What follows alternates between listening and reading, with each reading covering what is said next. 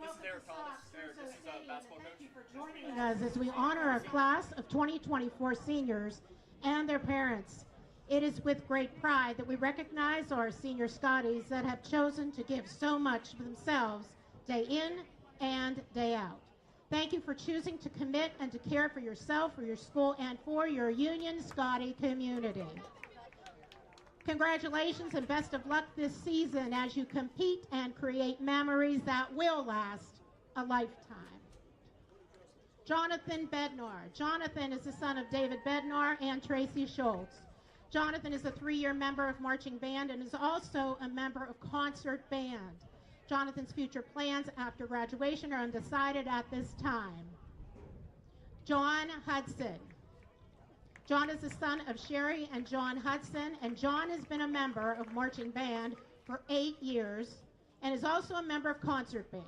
John's future plans upon graduation are also undecided at this time. Elliot Liskoka. Elliot is the son of Maria and George Liskoka. Elliot is a drum major and has been a member of marching band for 5 years. He is also a member of concert band, district band, National Honor Society, tech team, school musicals, and a 3-year letterman on the track and field team. And Elliot plans to attend Slippery Rock University and major in industrial engineering. That's Elliot Liskoka. Landon Pegley. Landon is the son of Sherry and Pete Pegley. Landon has been a member of marching band for 5 years, and he is also a member of concert band, National Honor Society, tech team, and head of the journalism club. Landon plans to attend Slippery Rock University after graduation. That's Landon Pegley. Veronica Llewellyn. Veronica is the daughter of Stacy and Doug Llewellyn. Veronica is a 3-year member of the Scottie Girl Dance Line, and she is also a 3-year letterman of the softball team, a member of the Scottie Girl Dance Line, and a 3-year letterman of the softball, as I said, 2022 WPIAL Championship softball team, a member of the 2023 WPIAL Championship and state runner-up softball team, 4-year letterman of the volleyball team, T-Net, school musicals, and National Honor Society. Veronica plans to attend college and major in early childhood education. That's Veronica Llewellyn. Haley Price. Haley is the daughter of Lisa and Scott Price. She's a member of the Scottie Girls Dance Line and T-Nets, and Haley plans to attend college and major in nursing. That is Haley Price. Ian DePietro. Ian is the son of Kim and Bruce DePietro. He's a 3-year letterman for the golf team, and he is also a 3-year letterman for the baseball team. A member of the 2021 and 2022 WPIAL Championship baseball teams, National Honor Society, and as a King candidate of the 2023 Homecoming Court.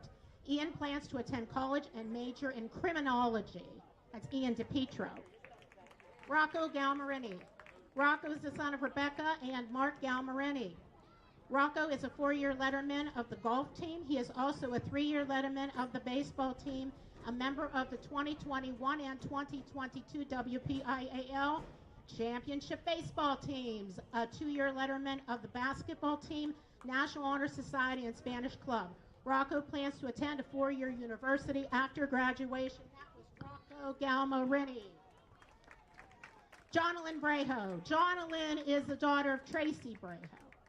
Jonalyn's a 2-year member of the cheerleading squad. She's also a member of National Honor Society, T-Nets, and Student Council. Jonalyn plans to attend a 4-year college after graduation. That is Jonalyn Brejo. JC Conti. JC is the daughter of Lou Conti and Tressa and Joe Chester. JC is the captain of the cheerleading squad and has been a member for 4 years.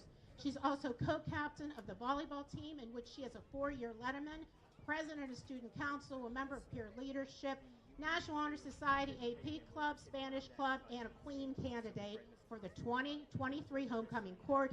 JC plans to attend college and major in elementary education. That's JC Conti. Kayla Eppinger. Kayla is the daughter of Marcia and Sean Eppinger. Kayla has been a member of the cheerleading squad for 3 years, and she's also a 3-year letterman for the girls basketball team, a member of the 2023 WPIAL and state championship girls basketball team. a 2-year letterman for the track and field team, a member of Teenettes, and her future plans after graduation are undecided at this time. Mallory Gorgas. Mallory is the daughter of Wendy and Brian Gorgas. Mallory is a 2-year captain of the cheerleading squad and has been a member for 4 years. She's also co-captain of the volleyball team, in which she is a 4-year letterman, a 3-year letterman for softball, member of the 2022 championship softball team, member of the 2023 WPIAL championship and state runner-up softball team. She's vice president of student council, distinguished young woman finalist, senior class treasurer, extreme leadership, treasurer of the entrepreneurship club. She's in National Honor Society tag team, treasurer of Teenettes, and she's a queen candidate for the 2023 homecoming court. Mallory plans to attend college and major in early education with a minor in special education, and that's Mallory Gordon. Emily Lipman. Emily Lipman is the daughter of Kylie Seafro and Michael Lipman. Emily is a member of the cheerleading squad, a 3-year letterman of the softball team, a member of the 2022 WPIAL championship softball team, a member of the 2023 WPIAL championship and state runner-up softball team. Mentoring, Teenettes, and National Honor Society are also in her, and Emily plans to attend college and become a physician's assistant in dermatology. That was Emily Lipman. Carter May. Carter is the son of Jennifer and Torrance May. Carter's a 4-year member of the cheerleading squad and is our Union Scottie mascot. He's also the treasurer of student council, and Carter plans on attending college after graduation. Allison Morozak. Allison's the daughter of Marcy and Robert Morozak. Allison's been a member of the cheerleading squad for 4 years, and she's also a member of National Honor Society, Teenettes, Student Council, Tech Team Entrepreneurship Club, Senior Class Secretary, Pee-wee and Midget Cheer Coach, and a Queen candidate for the 2023 Homecoming Court. Allison plans to attend college after graduation and major in business, and that is Allison Morozak. Ariana Pavelko. Ariana is the daughter of Valerie Peebles and the late Anthony Pavelko. Ariana is a member of cheerleading squad, and she's also a 3-year letterman for softball, a member of the 2022 WPIAL championship softball team, a member of the 2023 WPIAL championship and state runner-up softball team, 2-year letterman for girls basketball team, senior class president, member of student council, National Honor Society, and Teenettes, and Ariana plans to attend college and major in pre-medicine. That's Ariana Pavelka. Isabella Reichert. Isabella is the daughter of Renee Ryan and Matthew Reichert. Isabella has been a member of the cheerleading squad for 4 years. She plans to attend college after graduation and major in communications. That's Isabella Reichert. Caitlin Schuler. Caitlin is the daughter of Julie Kaplan McFarland and Nicholas Schuler Jr. Caitlin has been a member of the cheerleading squad for 2 years. She's also captain of the Scottie Girls Dance Line, in which she has been a member for 5 years. She's a member of Student Council, Secretary of Teenettes, member of the National Honor Society and Entrepreneurship Club. Caitlin plans to attend South College and major in medical sonography, and that's Caitlin Schuler. Acadia Vogan. Acadia is the daughter of Lisa and Charlie Vogan. Acadia has been a member of the cheerleading squad for 4 years. She's also a 4-year letterman for volleyball, senior class cheerleading squad, senior class vice president, member of student council, bocce, Teenettes, forensics, and You Belong Club. Acadia plans to attend college and major in journalism with a minor in communications. Acadia Vogan. Grayson Blakely. Grayson is the son of Marissa and Sam Blakely. Grayson has been a member of the football team for 3 years and was a member of the 2022 WPIAL championship and state runner-up team. He is also a 3-year letterman in the basketball team, a 3-year letterman of the baseball team, and a member of the 2021 and 2022 WPIAL championship baseball team, member of National Honor Society, peer leadership, and is a King candidate for the 2023 homecoming court. And Grayson plans to attend college after graduation with a major in engineering. That is Grayson Blakely. Denon Bowen. Denon is the son of Lori and Jeff Bowen. Denon has been a member of the football team for 3 years. He's also a 3-year letterman for baseball team, a member of the 2021 and 2022 WPIAL championship baseball teams. He's a National Honor Society and Tech Team. Denon plans to attend Slippery Rock University and major in physical therapy. That's Denon Bowen. Jordan Brown. Jordan is the son of Melanie Booker and Jordan Brown. Jordan has been a member of the football team for 3 years and was a member of the 2022 WPIAL Championship and state runner-up football team.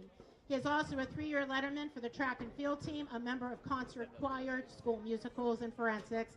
And Jordan plans to attend college and major in computer science. That is Jordan Brown. Andrew Cartwright. Andrew is the son of Aaron and Dale Cartwright. Andrew has been a member of the football team for 4 years and was a member of the 2022 WPIAL Championship and state runner-up football team.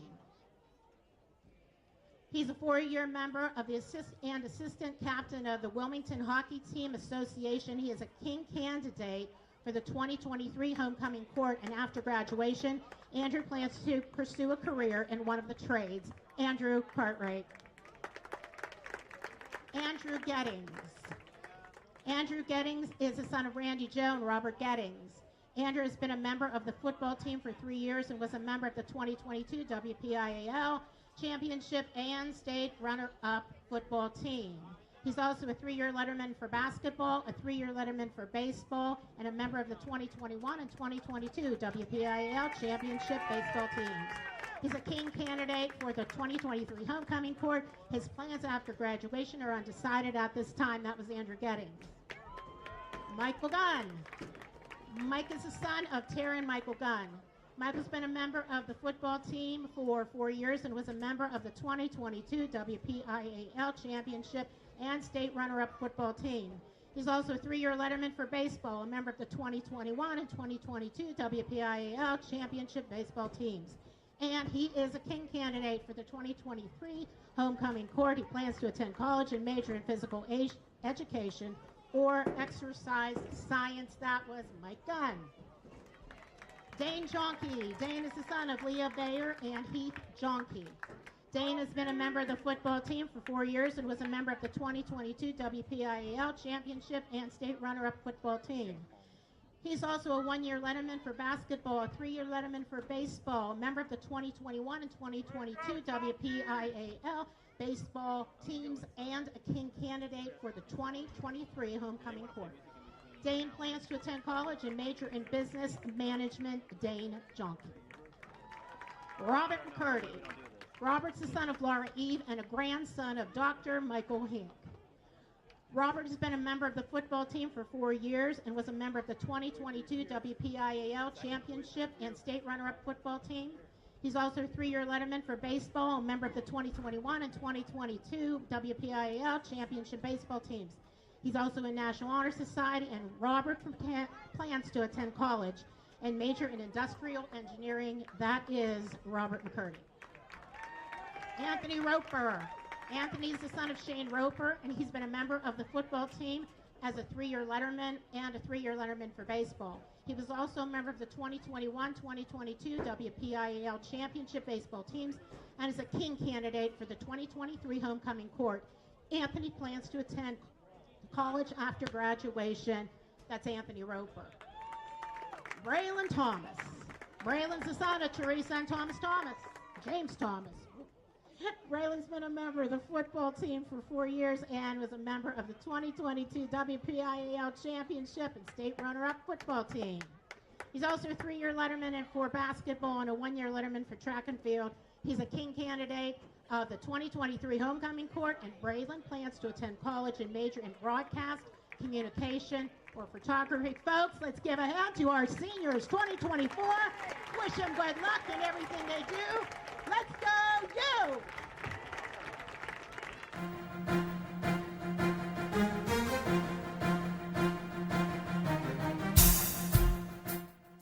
This is the Lawrence County SportsNet, powered by LCAP. About to bring gold back to Lawrence County. Your home for the County of Champions. And how sweet it is! A state gold medal for the Union Scotties! And the Shannock Lancers are your 2A softball champions. The trophy lifted high. The 10th seed Union Scotties are WPIAL champion. Not a Cinderella story, a championship story here. And your 2023 WPIL 2A Girls Champions, the Shenango Wildcats. The pitch from Bruce, here it comes. Look at this! Union wins it! The Union Scotties have rallied to win the WPIAL Championship. The top local athletes and the top sports moments all featured here, live or archived at lcsportsnet.com. Work it down inside and alley-oop to Young Good. She'll strike it and score! Featuring over 100 broadcasts of county events in over a dozen sports. Your voice for Lawrence County sports. The gold ball headed home to Newcastle. This is the Lawrence County SportsNet. Coming to you live from Sox Russo Stadium in Union, Pennsylvania. High school football at lcsportsnet.com, powered by LCAP, as the defending WPIAL champion Union Scotties host the Mohawk Warriors. Tonight's broadcast at lcsportsnet.com is brought to you by Maley Chiropractic, keeping you in the game. By Medor Bonner Law, community firm dedicated to protecting your possessions. By Health and Motion Physical Therapy, keeping you moving. By the Red Zone, score big at the Red Zone. By Pontius Insurance, love the life you live. By Penn Ohio Bottled Water, home and business bottled water delivery. By Washington Center Physical Therapy, serving the Newcastle community for over 30 years. By Gem Buildings, a creative edge in your contracting work. By Joseph's Marketplace, Newcastle's family-owned grocery store. By Works in Progress Paint Services. By BMF Tax and Financial. By the City Rescue Mission. By the Tri-County Principals Association. By the Union Area Education Association, the Mahoning Township Fire Department, the Union Volunteer Fire Department, and the Lawrence County Community Action Partnership. A bright and sunny Saturday late afternoon turned evening here from Sox Russo Stadium as the defending WPIAL champion Union Scotties get ready to kick it off in the newly dubbed Battle of the Border against the Mohawk Warriors. I'm James Dotson alongside with Eric Thomas, and hey, we are ready to go on two incredible games we had broadcast of last night, Eric, and I'll tell you what, we got another good one here cooking up with Union, the defending 1A champions, and Mohawk, one of the top 2A offenses in the WPIAL last year, and a local rivalry to boot. You can't ask for much more. Yeah, it's going to be really interesting to see, James, how hungry this Union team is. They got a taste of it last year. They won a WPIAL title, got to the ultimate prize, the state final, ran into a buzzsaw in Steelton High Spire with Alex Irby, their star quarterback, going to a Division I school. And, you wonder how this team responds, because the last game that they played together, and it's a brand new team, but the last game they played together was that state title game. There's plenty of holdovers. Are they going to be hungry? Can they repeat? They're going to have a target on their back, but at the same time, not everybody thinks that they're going to repeat as the 1A champ, so there's still kind of that underdog mentality. So how do they respond? How do they come out? How do they show that they're here to keep that title in 2023? And Mohawk, look, they were close last year. We know all the issues that they had. They were able to piece everything together later in the season, made a nice little run to the playoffs. Jay Warner, anytime he's on the field, that team has a shot to win.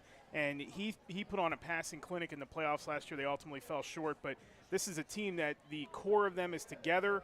Both have experienced lines. Both have experienced quarterbacks. Both have experienced skill position players.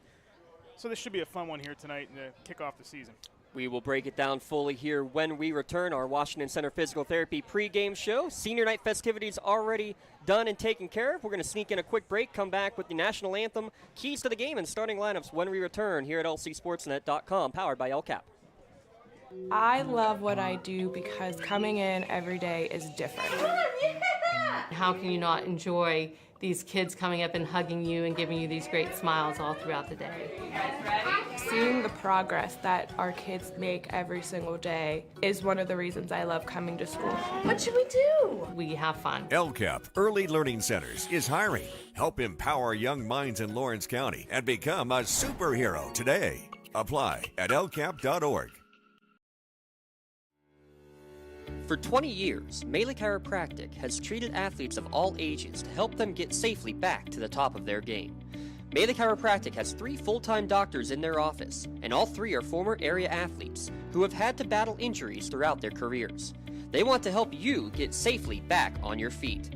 But more importantly, help stop the injuries before they happen. Prehab before you rehab. A Attention all high school student athletes. During your sports season, a $30 visit to the Maley Chiropractic office includes an adjustment and/or all therapy is necessary. From the athletes of tomorrow to the weekend warriors and everything in between. Let Maley Chiropractic keep you in the game. Looking for a unique way to expand your business? Advertise on the Lawrence County SportsNet and be seen by thousands of viewers in the area and around the country on over 100 broadcasts each year.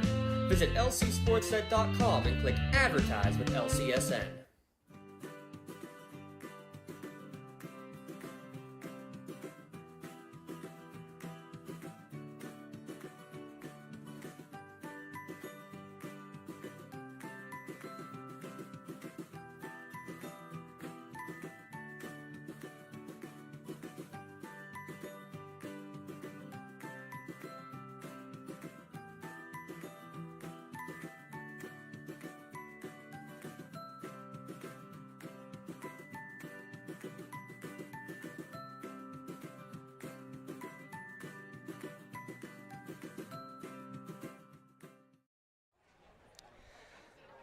Here on our Washington Center Physical Therapy pregame show, let Norm Gabriel and the staff at Washington Center Physical Therapy get you back on your feet. Visit WashingtonCentrept.com to schedule your appointment. Union and Mohawk, both teams postseason bound a year ago. Union obviously able to go a little bit further, Eric, but hey, it's a brand new year, and everybody's 0-0 going into, well, last night technically, but 0-0 for Saturday Night Football here for the Scotties and the Warriors. Yeah, interesting to kick it off on a Saturday. Kind of gives you that sense now that football is here after we all kind of got a night under our belt last night. But this is going to be an interesting matchup. Two teams that can score points, two teams that can put up big offense, two teams that can really, if they want to, control the line of scrimmage and try to keep ball control in their favor. But it's going to be, the matchup to me tonight is going to be the offensive front for Mohawk and this defensive line for Union. And I know it's cliche when you say, well, it's in the trenches, but the pressure that Union can bring, can they get Warner rattled? You know, he's not the kind of quarterback that's going to take off and run. We might not see him do that unless he absolutely has to. So that defensive front for Union is going to be the one that's going to try to cause all the havoc tonight. And if that Mohawk offensive line can stand pat and hold the ball and control the clock and control the line of scrimmage, that's going to help them out big time tonight. We're looking at the Union Area Marching Band under the direction of Mr. Devin Householder, drum major Charles Giralu, and Elliot Laskuka. I think we're going to pause now for the playing of the national anthem from the Union Scotties Marching Band.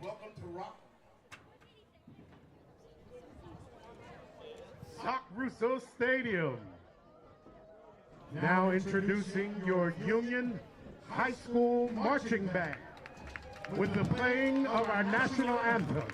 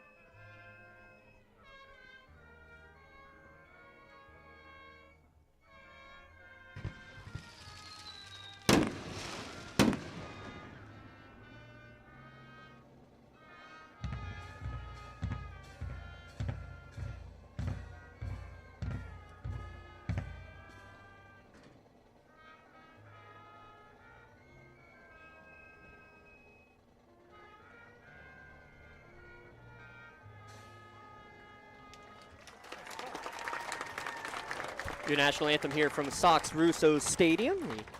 While the alma mater plays, let's take a look at this Union Scotties team a little bit more in depth, Eric. Obviously a new group, but still a big core of it, especially on the offensive side of the football. You lose two offensive linemen. You lose Matt Stanley, who was kind of a do-it-all, running back, wildcat quarterback, wide receiver.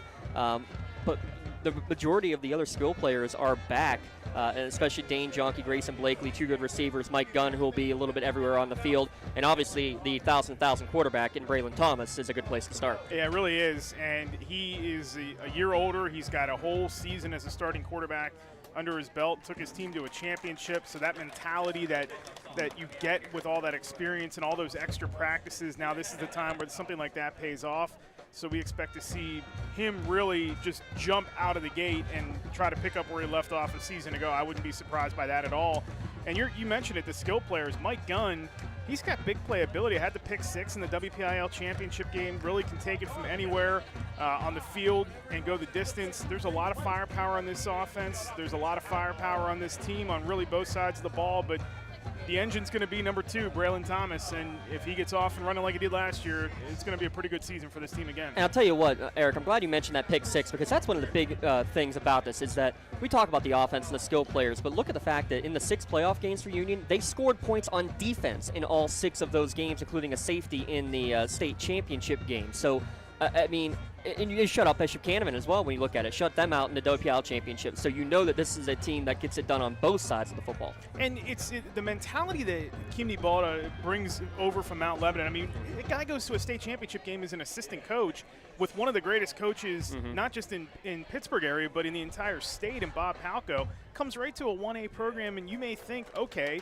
well, there's going to be a big drop-off. You're going from the biggest to the smallest classification.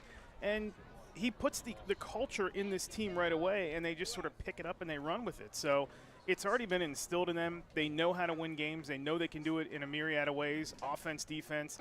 Probably could see them do it on special teams if they really need to with all the weapons that they have. But it's really going to be a team effort. But the offensive side is going to be the fun one to watch, I think, at least to start, because that's where a ton of firepower resides. The Mohawk Warriors making their way out onto the field. And again, you mentioned special teams. That actually was an issue last time these two teams played 2 years ago at Mohawk. A couple of special teams touchdowns, including a long return touchdown for both Mike Gunn and Braylon Thomas in that game, funny enough. So interesting that you mentioned that. But let's talk a little bit more about this Mohawk offense. Again, returning 8 starters on both sides of the ball for the Mohawk Warriors under Coach Tim McCutcheon, now in his 9th year with the Warriors. And it was a team that just never got they weren't in midseason form until the end of the season because of their, restricted preseason, basically, the way it worked down with the hazing allegations, everything pushed back a few weeks. They playing, handcuffed essentially for a majority of the year, but I'll tell you what, you see progression and teams getting better over the course of the year. Can't ask for much more than that, especially when you look at a freshman, now a sophomore, and Bobby Fadden, who ends up setting receiving records by the time the season was over. It speaks to the passing attack. You mentioned Rhoda, but he's got some good weapons to throw to as well. And Fadden, remember, had 15 catches the last 2 games of the season last year, so half of his production came in 2 of the biggest games that they needed to have that type of production in. So that tells you that how he developed last season as a freshman, not a freshman anymore, obviously has been in the weights for a season, an off season, has been through the practice grinder for a season, an off season, a preseason, now a second season. So he's going to be ready to go. He's going to be the guy, I think, that they're going to try to get the ball in the hands of a lot. Warner is, again, if he's on the field, this team has a chance to win. And they can score from just about anywhere. They've got the talent.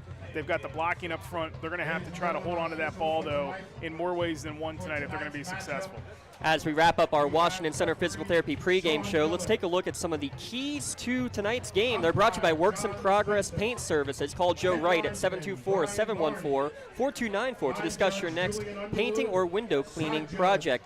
What are some of the keys? Let's start with the Mohawk Warriors. The biggest keys for you, Eric, tonight for the Warriors to be victorious. Well, I think they need to – we talked to Tim McCutcheon before the game, and he said, we are balanced as far as play calling. Yes, they definitely are balanced, but they have got to, yardage-wise, be balanced. This is a team that the last 3 games last season struggled to run the football, 74 carries, 124 yards in those games, and that includes a -5 performance against the Shannock. So they got to get their run game really balanced out in terms of yardage. That's going to help them keep the ball, keep possession, keep the key guys on offense for Union off of the field while they're running the show there. That's going to be the one there for them. And for Union, it's going to be start fast. And Tim McCutcheon knows that they can't fall behind by 2 scores, so their defense doesn't want to be on its heels early, but expect Union to try to strike something big early on.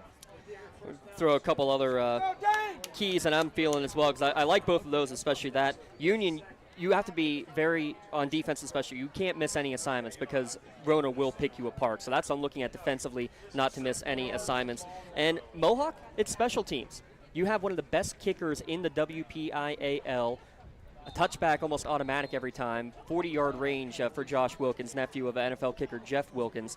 You know that he's going to have a leg, but at the same time, defending the special teams, not giving up those special teams touchdowns. Those are our keys to the game. Again, brought to you by Works in Progress Paint Services.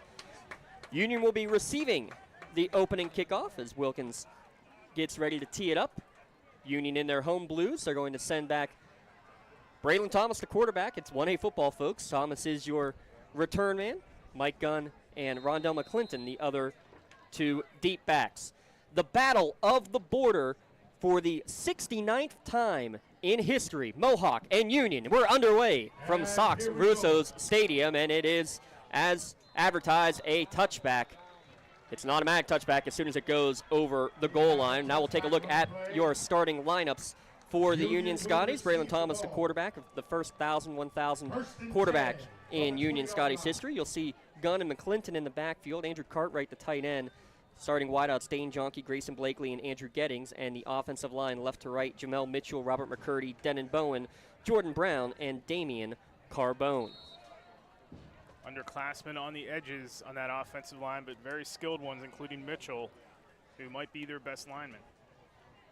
Yeah, I didn't get a chance to talk much about Jamel Mitchell, but he's played a big factor. You're going to go jet sweep action to McClinton from the slot, and good job to stretch it out defensively, and then making the hit from the defensive back position was Blake Logan for a loss. Yeah, cutting off the edge early on, get the ball in the hands of one of their speedy guys, does Union right away. Mohawk quick to react to it, get up the field, and cut off the corner. Nowhere to go on that one. We'll give it a loss of 2, second down and 12 as we stare directly into the sunshine. We'll be that way basically through halftime here, at least, with the 6 o'clock kickoff. One other game today, by the way, Neshannock up at Sharon. That is a 7 o'clock start. Second down. Gunn in motion out of the backfield. They're going to go throw short side of the field to him. Couple blockers in front, quickly up the field, but not a lot of room. Makes it a third and manageable, though. About 3rd and 6 coming up for the Scotties after that 6-yard pass.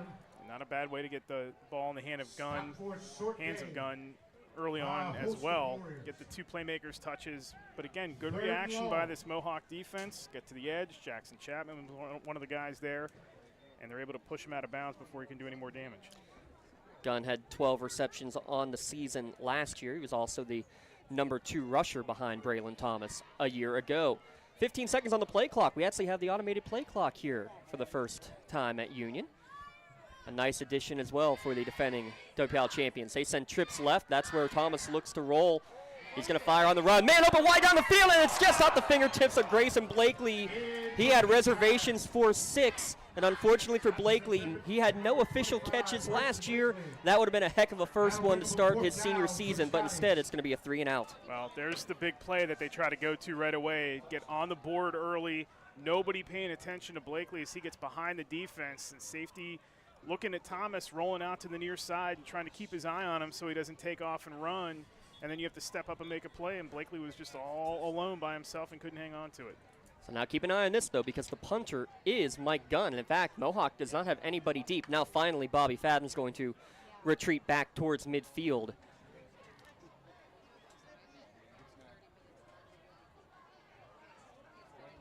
Thomas literally does it all. Quarterback, return, and the punter. Gets the snap. It's a low knuckleballing punt. Will bounce right in the middle of that Union U. Takes a good bounce and will be down about the 41-yard line. There are a couple of flags back behind the play as getting tangled up was Nick Cook of Union. Looked like with Scooter McPherson of Mohawk. A couple of hankies on the field, so we'll have to see how we will rule this. While we do, let's take a look at the Mohawk starting offense with Jay Rona behind center. Justin Boston and Sam List will be in the backfield. Dante Retort, Bobby Fadden, Blake Logan, the receivers. You'll see Lightning Leighton Wagner as the tight end. And the offensive line, Jack Mays, Alex Chapman, Don Monaco, Scooter McPherson, and Brian Birchfield.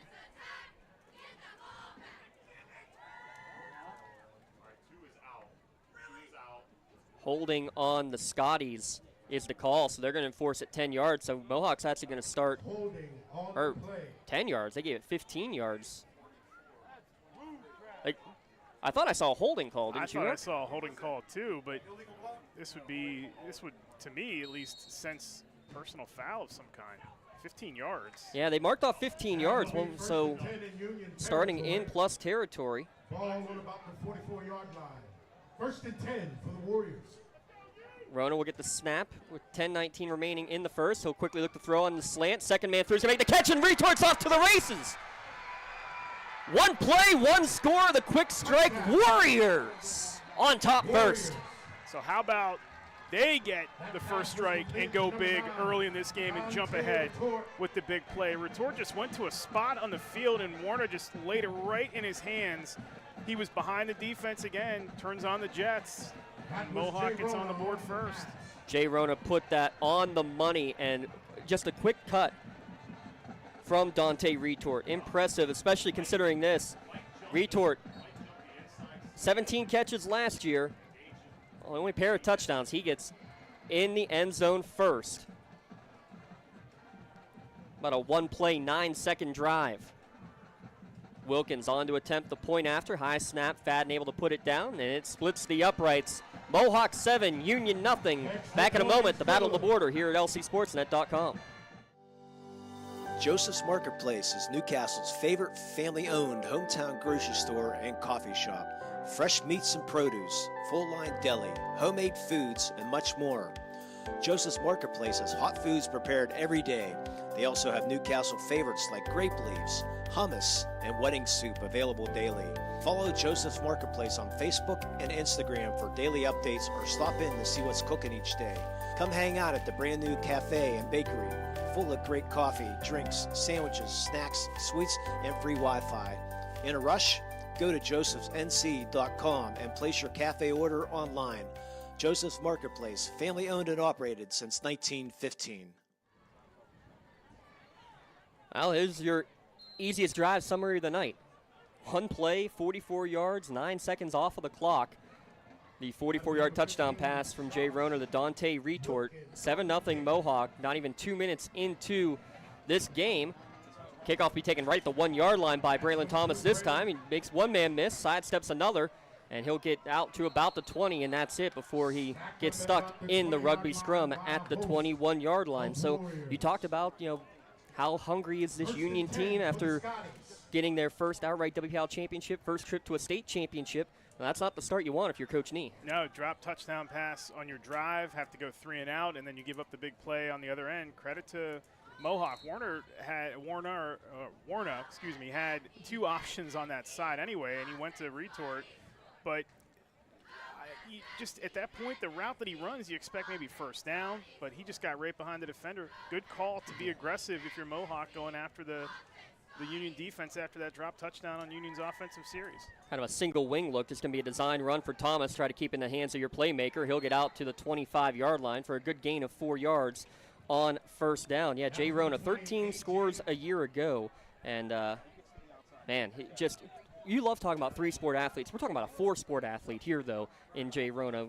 Also plays golf during the fall season. Anybody who shoots an 83 in high school at Oakmont, I think you're pretty good. Played for the state championship golf outing. Quick throw to the flat again for Gunn. Has some blockers in front, but he's met pretty quickly. Reaches forward. He'll be short, but still will make it again a 3rd and manageable. Call it 3rd down and 4. We'll give it a gain of 2 on that play. Retort and Joe Nail on the stop for Mohawk that time. Again, good reaction by Mohawk. Union trying to go to the edge, and Mohawk's defense is quick to react to it and make sure they get to that corner and cut it off. Retort, Blake Logan, Justin Boston, and Bobby Fadden, the starters in the secondary. Wagner, Sam List, Joey Nail, the linebackers. On the D-line, you'll see Chapman, Mays, Birchfield, McPherson, and some others rotating in and out. 3rd down and 4. Looks like it's Cartwright who is sidecar left. In the slot to the left is McClinton. It's going to be design run for Thomas. Makes one man miss, but it's going to be a smothering of Mohawk Warriors. But, hey, guess what? Thomas is still going. Now they blow the whistle as he stepped out of bounds. It's the Mohawk defense that's come to play early, Eric. Clogged up the left side where he initially tried to go. He had to bounce it back to the other direction, And by the time he got there, once again, the reaction of the Mohawk defense to get up the field and cut off any kind of running lane, but it really starts on that left side. Dan Monaco was there, and he was the one that clogged that hole early and gave Thomas no room to run. Again, the veteran men in the trenches for Mohawk. A lot of underclassmen playing these last couple of years. Almost everybody back on that line. They did have to replace an all-conference player, lineman of the year, I believe, in Colton Root, but everybody else getting the job done here for sure in the early going. A little interesting punt formation with men coming in motion. Now the snap back just in time. Thomas will boot it away. End over end kick. Fadden again is going to let it bounce. Takes a sideways hop and will be downed at the 38-yard line. And that's where Mohawk will get their second possession and their second offensive play of the game.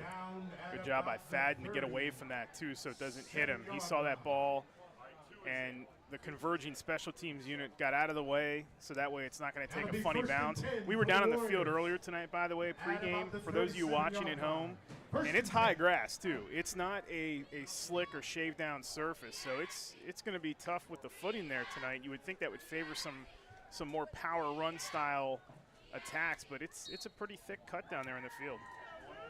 Boston to the right of Rona on 1st and 10. So we approach the midway point of the opening quarter. First carry of the game for Boston, and he's going nowhere. Met immediately, and you mentioned Jamel Mitchell. He said, well, if he was any quicker, he would have taken the handoff himself. Yeah, he just exploded off the ball. That defensive end, 6'2", 210-pound junior. He's got a lot of talent and a high motor, and he's also got a freshman opposite of him on that the other DN spot in Jordan Kelly that they really are high on. I think he's going to be a contributor right away. Yeah, 6'3", 180-pound is Kelly. Jordan Brown is the nose guard. Lucas Stanley, Andrew Cartwright, Rondell McClinton, and Denon Bowen, the linebackers. Gettings, Gunn, Blakely, and Jonke in the secondary. Trips to the right of the formation. They're going to hand it off the other way, though. Boston again gets back to the original line of scrimmage. It'll be 3rd and 9 after the tackle there from McClinton. But I like the commitment to the run, though. If you're Mohawk, you want to get that established and your line to settle down. You want to protect Jay Rona as much as you possibly can so that pressure doesn't really get in his face and force him into a mistake. So you stick with the run. They're in a passing down now, but if their offensive line continues to gel and they can find some running lanes, they're going to be able to start picking up some yardage and lead themselves 3rd and shorter. Give that last play a gain of 4, so 3rd down and a long 8 to go. Again, trips to the right. That's where Rona's looking. Steps back, now steps up in the pocket, has some room, has a blocker in front. It's going to be a race to the sticks. A great block down the field is going to allow him to get the first down. Making that block was number 84, Jackson Chapman. Called his name a couple times early, and how about the quarterback taking off and recognizing the pocket starting to collapse, didn't really have anything open down the field, and the angle that he takes running up the sideline to know that he has the ability to get to that stick and just stick his foot down right in bounds to get that extra yard in the first down. First 3rd down conversion for either team tonight. Needed 8, picked up 9. How about this? Rona, 17 carries for negative 67 yards last year, but you can see when he's got the space, he knows what to do with it. He's going to look left again on the quick slant, and it's caught right at the sticks, falling forward for the first down. And that, to me, Eric, just looked like a, hey, check with me. If we got the space, I'm going to throw it to you, Dante. It retorts now twice. Run up the field and just got into a spot. Ball's been right on the money. The timing between those two seems like it's down, and really in midseason form already with their 2 routes that they've hit on.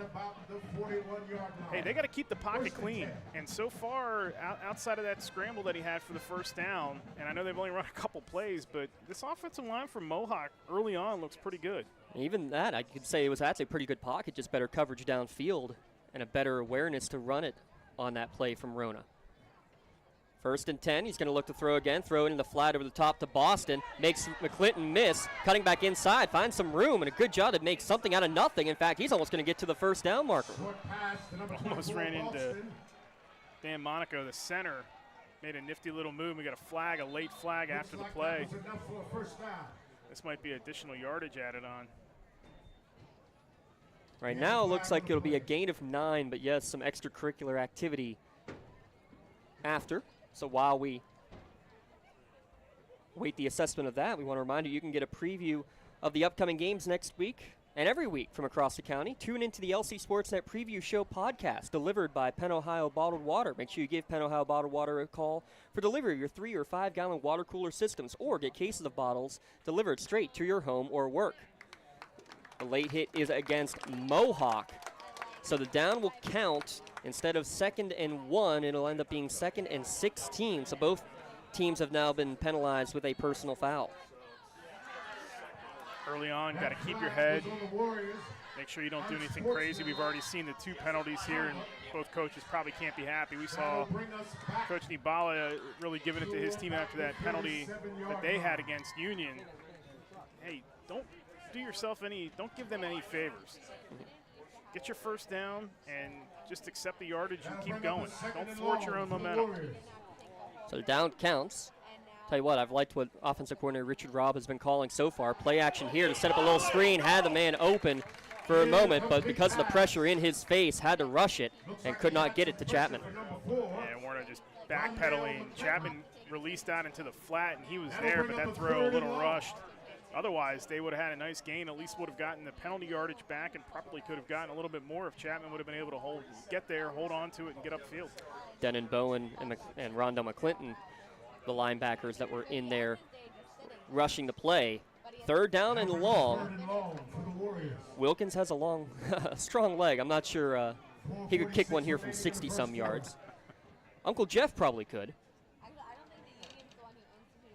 So we'll see how Mohawk does with the play calling here. Throw on the slant. It's going to be high, deflected, and picked off. Reading the slant that time, Grayson Blakely. 8 picks last year, and he gets one on opening night here tonight for your Maduro Bonner Law change in possession. Well, the pressure off that, it's on the Union right side of the defensive line, so they're attacking the left side of Mohawk's offensive line, Jack Mays and Brian Birchfield, and they just brought a ton of pressure, threw it right at the backfield, and then an excellent play by Blakely to tip that ball, turn around, get his feet under him, and make the great interception. That's the little momentum boost that Union needed. And they get their best field position to start a drive, starting at their own 40-yard line. Gun to the left of Braylon Thomas. That's Cartwright in motion from right to left. That's where design run for Thomas. Good seal of the edge to now cut it upfield and get a 5-yard pickup. Good kick-out block from Cartwright to set that one up. Yeah, it really was.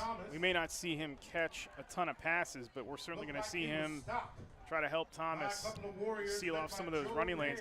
And also, when you're Union, you come back, get your top player, get him comfortable right now. Let him get that game feel and get a couple of hits, but also get some positive yardage. I like the design calls and the design runs with Thomas. Cartwright, I'll tell you what, he's not afraid to hit somebody. He plays hockey for the Wilmington Club team as well in the PIHL, as we're going to get a Pontius Insurance timeout called by Coach Nibala of the Union Scotties.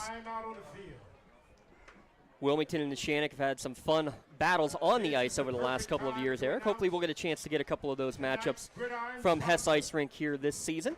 Glad to have you on board for Lawrence County SportsNet action. You got your feet wet with WPIL action last night down at Ambridge, and now you get to see what the Sox Russo Stadium is all about in Lawrence County. Packed house here tonight between Mohawk and Union. Yeah, good crowd on hand. You expect that. It's a nice night, Saturday. And, you know, I dig the week 0 philosophy because high school sports gets a chance, high school football particularly gets a chance to kind of breathe on its own. You know, there is football, college football today. Obviously Notre Dame played earlier, so a big school played earlier. USC tonight, but those are the only 2 top 25 teams playing, right? Yeah, you get your high schools a chance to just kind of breathe and have their weekend to themselves, and then everything just kind of meshes together the rest of the way. But a nice crowd here tonight, and it's a good way to kick off the season. No bad weather. It's a gorgeous night. And it gives a chance to get these two teams to play because they played in 2021. Before that, the last time they had played was 2007. These schools are 5 miles apart. You should be playing every year. Yeah, that a shame last year that Mohawk couldn't start their season on time either. But, yeah, you're right.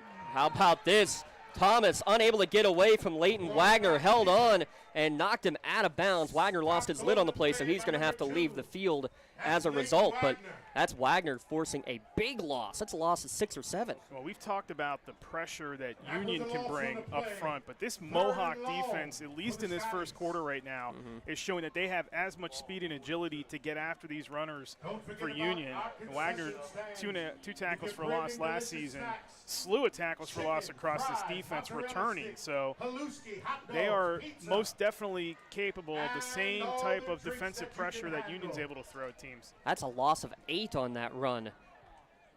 But Wagner has to be off the field for 3rd down and long. 3rd and 13. Thomas rolls out, throws to the right. It's going to be picked off. Joey Nail with the hands. He gets the catch. He's off down the sideline, but he's going to get knocked out of bounds. The question is, though, Thomas got hit. Was it before or after the interception? Is this roughing the passer that may give the ball back to Union? Yeah, there's one thrown right in the area where he threw the pass. There's another flag thrown over near the Mohawk sideline on the far hash. And that first one back where Thomas let go of the ball might, as you said, James, be for a late hit. But how about Nail just in space, watching Thomas the whole time? Thomas trying to feed that pass. Nail was right there. Nobody else was going to catch that ball. It was either going to be Joey Nail or it was going to be knocked down and incomplete. Joey Nail, who really impressed in camp, according to Coach McCutcheon. Illegal block in the back against Mohawk on the return. That penalty is declined because there it is, the personal foul roughing the passer, and that's going to give Union a 1st down because that'll be 15 yards from the previous spot. So Union catches a break. Joey Nail's interception goes for naught. That's 2 times now in this game already that we've seen a mistake cost each team now. So if you're Union and you now were just bailed out, I don't want to say bailed out, but you got on a 3rd down that's picked off, you now get a redo and you get a fresh set of downs. So if I'm that Union side right now, I'm thinking the same thing Mohawk thought after that turnover, and that's I want to try to go downfield. I want to hit a big play here. And with 3:40 remaining in the first quarter, that's the first down for Union and the first time they've been in Warrior territory at the 48-yard line. Blakely and Gettings, the receivers to the right, Jonke to the left. 2 tight ends in front of Thomas. Actually, one of them was Mitchell, who lined up as a tight end, and just going nowhere is Thomas. Good job to hold him up and allow the convoy to come and make the play. And guess what? It's Joey Nail who started it again. They are clogging all of the running lanes for this Union offensive line. Verdi also had a hand in that one too, but the line up front is doing such a good job of occupying those offensive linemen. They're just getting the other guys in the space to clog up the running lanes. There's nowhere for Thomas to go. They've cut the outside off. They've jammed up the middle. This has been a great job by Mohawk here in the first 12 minutes up front. Good job by A.J. Verdi to help clean up the mess. Wanted to mention, too, Wagner a couple times been called. He has the nickname Lightning, Leighton Wagner. That's because he's basically a semi-professional racer already, doing sprint races in the area. 3 on the play clock, having to hurry is Union. They send gun in motion, barely get the snap off in time. Thomas quickly flushed out of the pocket. He's going to have to try to make a man miss, makes 1-2 miss, but he's going to get run out of bounds for no gain. Yeah, Retort again steps up. They're really, you hear that term spy with a defense. Everybody on Mohawk's team is just basically right now watching Thomas and reacting to wherever he goes. And they're allowing nothing. He shakes loose a retort there, but then right away you have backup Boston right there to push him out of bounds. Haven't seen Union really go down the field except for that first 3rd down play. Yeah, it's almost like they have shied away now from taking any kind of chance. Thomas is shaken up, by the way. He's got his helmet off almost directly below you on the sideline here. Yeah, I think they're going to let the clock run down here, give them as much time as possible, and they're going to take their second Pontius Insurance timeout. Let's take a quick 30-second timeout as well here on the Lawrence County SportsNet, powered by LCAP. When it comes to protecting those you love, the businesses you've built, or the things you've earned, you need someone you can trust. Who better to protect your interests than a local insurance agent? Pontius Insurance is a team of local agents helping local residents in Lawrence County and surrounding areas, specializing in auto, home, business, and life insurance. Come see Dan Pontius, Jessica Dix, and Tracy Giddings, and the rest of the team at Pontius Insurance, and receive the personalized service you deserve. Well, with just under 3 minutes to go in the first quarter. I'm not sure I was expecting to say this stat line. Braylon Thomas, 6 carries for -7 yards. Union as a whole, negative total yardage here in this first quarter. No, and they had to wait and get that timeout to let him compose himself, because we just talked off air during the timeout. He's taken some hits in this game early on, and you can tell it's starting to wear on him early. I mean, it's a hot night. It's your first game. You're not, now you're playing for real. This isn't a scrimmage. And he's getting rocked on just about every carry that he's had in this first quarter, and you can tell it's starting to get to him just a little bit. He's a tough kid and hopefully can shake it off, but they had to use that time out there. Otherwise, he was not going to be in on that play. You can't afford to not have him on the field right now with your offense sort of stuck right now and trying to find some kind of momentum. And Lucas Stanley was ready to go and check in on that play. Lucas, kind of like big brother Matt last year, hadn't played since middle school. Glad to see. He's got to be 6'3" or 6'4" now. Definitely taller than Dad, I know that much. Rolling out to his right on 3rd and long is Thomas. He's going to fire one down the middle of the field. Has a man open. It's Jonky caught over the top. And he's in the end zone. Right on cue. Go deep. Find the big man. A 53-yard strike. How important was that timeout now to allow him to compose himself? Blake Logan, the safety, had the coverage, and Thomas just put that thing on the tip of Logan's fingertip and into Jonky's hands. That ball was razor-thin margin from Logan knocking that away, and it just sailing right over the tip of his finger. Sideline warning was the flag there at the end of the play. So just the warning. It does not affect the score. We saw that last night in the Newcastle game as well. But sideline warning, and now we'll see what Union will do, because they did not attempt an extra point all of last season. Did not attempt one. And guess what? Coach Nee said we'd see it at least once. And it is Lucas Stanley who is on to attempt the point after. Grayson Blakely will hold. You talked about it in your preview show a couple weeks ago. Snap back. It's a bad snap and unable to get the hold in time. And the kick is no good, so it remains a 7-6 Mohawk advantage. Back in a moment, the Battle of the Border here on the Lawrence County SportsNet, powered by LCAP.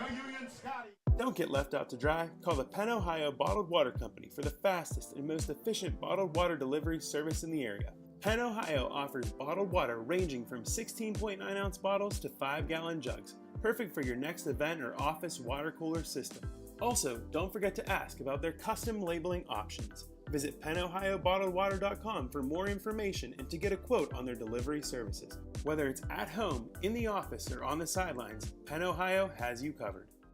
Cold winds blowing, temperatures dropping, and snow is beginning to fall. And then your furnace goes out. LCAP's LIHEAP Crisis Program is here to help. If your furnace is blowing cold air, not turning on, or not reaching the desired temperature, help is right around the corner, whether it needs fixed or replaced. For information, call the Department of Healthy Homes at 724-656-0090. LCAP's Healthy Home programs are the key to safer living. Make sure you check out the new cafe at Joseph's Marketplace. Proud sponsors of our drive summary coming up to you right here. 2 minutes and 8 seconds off the clock. A 6-play, 60-yard scoring drive. 53 yards from Dane Jonky to Braylon, or from Braylon Thomas to Dane Jonky, excuse me. Kick no good while we're at a 7-6 score line. But a big answer from the Union Scotties as Thomas kicks this one off end over end, taken at the 16-yard line by Dante Retort, trying to go up the middle and find some opening. Actually gets out towards the 37-yard line, but a flag thrown right at the end of that return while they sort out the penalty, Eric. Just talk about how big that whole sequence is. You have the hit, the timeout called, and then the big strike. Well, you have to make teams pay for the mistake. So Mohawk makes the mistake on the penalty. You know, they're going after Thomas. They're trying to lay into him a lot, punish him with some of these hits. Kid's resilient. I mean, you're going to have to really put him away if you want to make sure he's not going to make plays. But I go back after that play, and then they get the fresh downs. But that timeout that they called basically saved him from missing a play. So they call the timeout. He gets to recoup himself, gets back in the huddle, is fine, and throws a touchdown on the next play. That's almost it's one of those things that they had to do to keep him on the field, but what a great call to get that timeout to make sure he was in on the play. After the holding penalty, they'll start at the 28-yard line for Mohawk. Play action, Rona looking down the field, fires one down the far sideline. Going across the field is Fadden. What a perfect dime! And Fadden stays in bounds. Yes, he does. 72 yards from Jay Rona to Bobby Fadden. You couldn't have handed it off better than that. Talk about a Maley Chiropractic Play of the Game nominee. Grayson Blakely is staying stride for stride with him, but Warner does a great job of leading the receiver. Fadden, of course, has the speed. He's a year older. He's a year stronger. Great chuck down the field, and a nice job by Blakely really to stay stride for stride with them. But that was all the throw on that touchdown, to lead the receiver and just give Fadden that little extra extension he needed to beat the coverage. So you have a 9-second scoring drive and now a 22-second scoring drive. Where's this ball control offense we thought we might see? Oh, yeah. Isn't that what Coach McCutcheon said? We're going to be balanced. We're going to control. Yeah. When you got the receivers that they have and when you have the quarterback of Jay Rona throwing some dimes. Impressive stuff as a point after is good. 14-6 your score. While you have a moment, I want to give a shout out to a couple of union sponsors here tonight. The Union Area Education Association, again, supporters on the Lawrence County SportsNet. Also want to give a shout out to the Union Volunteer Fire Department. They have their pasta night coming up. I have the information on that here real quick. The pasta dinner fundraiser coming up on Sunday, October the 1st. Courtesy of the Union Volunteer Fire Department and also the Mahoning Township Fire Department, proud supporters of Union Scotties Athletics. They ask you to go check out all the raffles and lottery ticket giveaways that they have on their Facebook page. We thank all of our sponsors, and especially some of these Scotty Proud sponsors. They were big for us to be able to get all the broadcasts on the air throughout the postseason runs of basically every Scotties team, it felt like last year. We were glad to have them again with us this season. But right now they see their Scotties trailing by a 14-6 scoreline.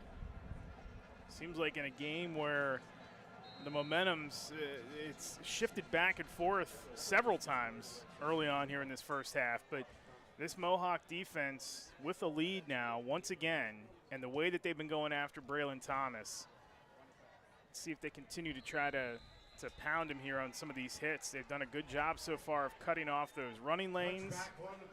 And outside of the one play where Thomas just threw a perfect pass, beat the coverage. How about the last two touchdown throws by these guys? No kidding. With coverage stride for stride, and both guys are throwing their receiver open. Well, probably a couple of top quarterbacks definitely in the county, but in all the WPIL, and you don't get a lot of notoriety because you're in a small school. You know, you're not exactly in the the Pittsburgh hotbed of markets. So a lot of times these guys get overlooked, but they're showing it off when they have this opportunity. Yes, on Saturday night. Thomas now with a chance. Can he respond? He goes. He pumps. He looks. He pumps again, and now he's going to go upfield and fights forward. That's a good job of showing patience. Something that Coach Nee said he like that development, not just tucking and running too quickly, and that's a great example right there. He let that play progress as long as he could. Well, they had McClinton down the field, but Retort, again, sticking to him. The coverage was very tight, so Thomas didn't want to force anything down the field. And you're right, he stays patient, gets what he can, avoids any kind of major contact, avoids a mistake. Trying to stay ahead of those sticks. It's been tough for this Union running attack here in this first half. Giddings and McClinton to the left, Blakely and Jonke to the right. That's Andrew Cartwright, who is the lead blocker, and that's going to be Mike Gunn taking the direct snap, his first carry, and he'll fall forward for the first down. Gain of 3 on the first carry for Mike Gunn out of the Wildcat. Nice job to switch it up, too, because Gunn, we talked about it in the pregame show, just as explosive as anybody on this field. And they've had trouble getting the ball in the hands of some of their playmakers in these early series. So line up your next most explosive guy, let him take the direct snap, and hope that the running lanes can open up. And actually, take a look at this. Braylon Thomas again on the sidelines, actually talking with the trainer, trying to get something sorted out there. So Gunn again will be behind center. Cartwright to his left, 3 receivers to his left. That's where Gunn looks to run. Cuts it upfield immediately. Almost lost his footing. Good job to maintain just long enough to at least gain a couple of yards. Yeah, found a little seam, but again, that Mohawk defense, Leighton Wagner that time, also, yeah, Boston also was in the mix, but again, trying to cut those lanes off, but a nice job to cut back, get what he can. We'll keep an eye on this Thomas situation as far as Yeah, he's back ready to go on the field, but the team's going to come off the field because that is the end of the first quarter, and an entertaining one. 3 long touchdown passes, 2 for Mohawk, 1 for Union. 14-6. Warriors lead. Back in a moment at lcsportsnet.com. When the high school season heats up, make sure you have the best gear to support your school.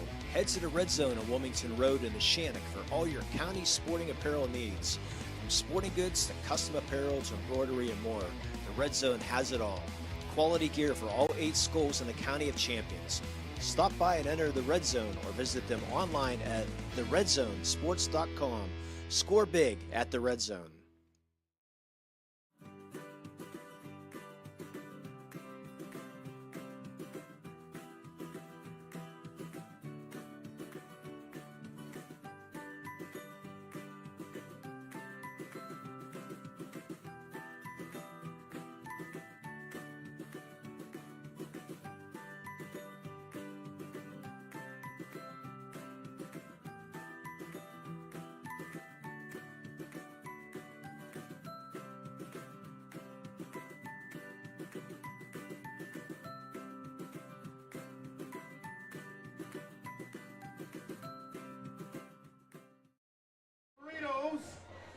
Second quarter coming your way as the teams switch sides. Get ready for quarter number 2. We're going to be ready for game number 2 next week. Quick shout out. We'll be seeing the Scotties again. Eric and I will be down at Helling Stadium to check out the Elwood City Wolverines. They were in a barn burner last night. 27-26 victory over Brentwood, and had to stop Brentwood on a 2-point conversion try with about a minute and a half to go, and then recovered the onside kick. That was a wild game last night. Had a chance to go back and watch all of that this morning, and just an exciting way for them to pick up a win. That's a young team. Looks like they got a lot of promise. A lot of exciting action in week 0 last night in Lawrence County games as Thomas throws this one on the crossing route and just waiting until Blakely got open, and that's Blakely's first official catch in 2 seasons. He had no joke last year, 8 interceptions. He also had a bunch of 2-point conversions, but never had an official catch on offense until that one right there. Good job on the route too, just dragging all the way across the field. Thomas again staying patient, good protection up front by Union to make sure he had time to throw the football. Puts a great throw right on the sideline. Blakely's outside the defender, and the throw was right on the money. Gain of 9. Blakely now in the slot to the right, 2 receivers each way. Cartwright again lined up as the running back. And he's going to be a lead blocker, kind of on a design quarterback draw. Thomas had a hole, but it was closing up quickly. Still a gain of 5 on first down. Well, that's the key, though. It looks a lot of times teams will run to set up the play action pass. In this case, they probably may need to throw the ball to set up the run better, and that's to get that lid off of that Mohawk defense and get those guys away from the line of scrimmage and respect the downfield ability of this offense. That'll open up some more running lanes, and that's what they've done on those last 2 plays. And that's interesting, Eric. We'll talk a little bit more about that because usually you hear it the other way around. Yep. You use the run to set up the pass. Trips to the right, and we'll see what direction Union does go. They will look to throw as Thomas rolls that way, throws on the run, and making a sliding effort. Did he drag the feet? Yes, he did. Andrew Gettings, beautiful job going to the ground. Kept the knees off the ground, but kept the feet dragging the whole way. On the position of where Thomas is throwing that football, you can tell he's a year older and much, much more wise as a quarterback than he was a season ago. Trusting his arm, puts it right on the money, right in that pinhole. He's getting that ball pinned up on the sideline. There's little room for error on a throw like that, but he trusts himself and he trusts his receivers to make sure they're in the spot, and he puts it right on the money. And getting some good coaching from the quarterback's coach, also calling a good chunk of the plays. Rob Nogue, who hasn't been on the sideline for about 17 years, the girls basketball state championship coach, former football coach at Neshannock, calls this one as a throw out to the flat and a good quick hitter. Again, getting these 4 or 5 yard gains. We didn't see that much in the first quarter, Eric. They're ahead of the sticks in here in this quarter. Routes quicker and the throws quicker too. They're getting the ball out fast, and Mohawk, again, you're pushing that Mohawk defense back when you throw the football, and if it gets them away from the line of scrimmage, now you come back and try to hit them with a run up the middle or a run to the outside with all those guys trying to chase all those talented receivers down the field. it should open up some running lanes for him. But right now, Thomas, it's his arm. They've gotten the offense jump-started here. Thomas will get a breather, though. It'll be, again, Gunn in the Wildcat on 2nd and 5. This is the 8th play of the drive that started back at their own 20-yard line. Gunn with Cartwright as the lead blocker, trying to find some room, and he does. He's got a first down and still flying forward inside the 30. We'll mark it down at about the 27-yard line.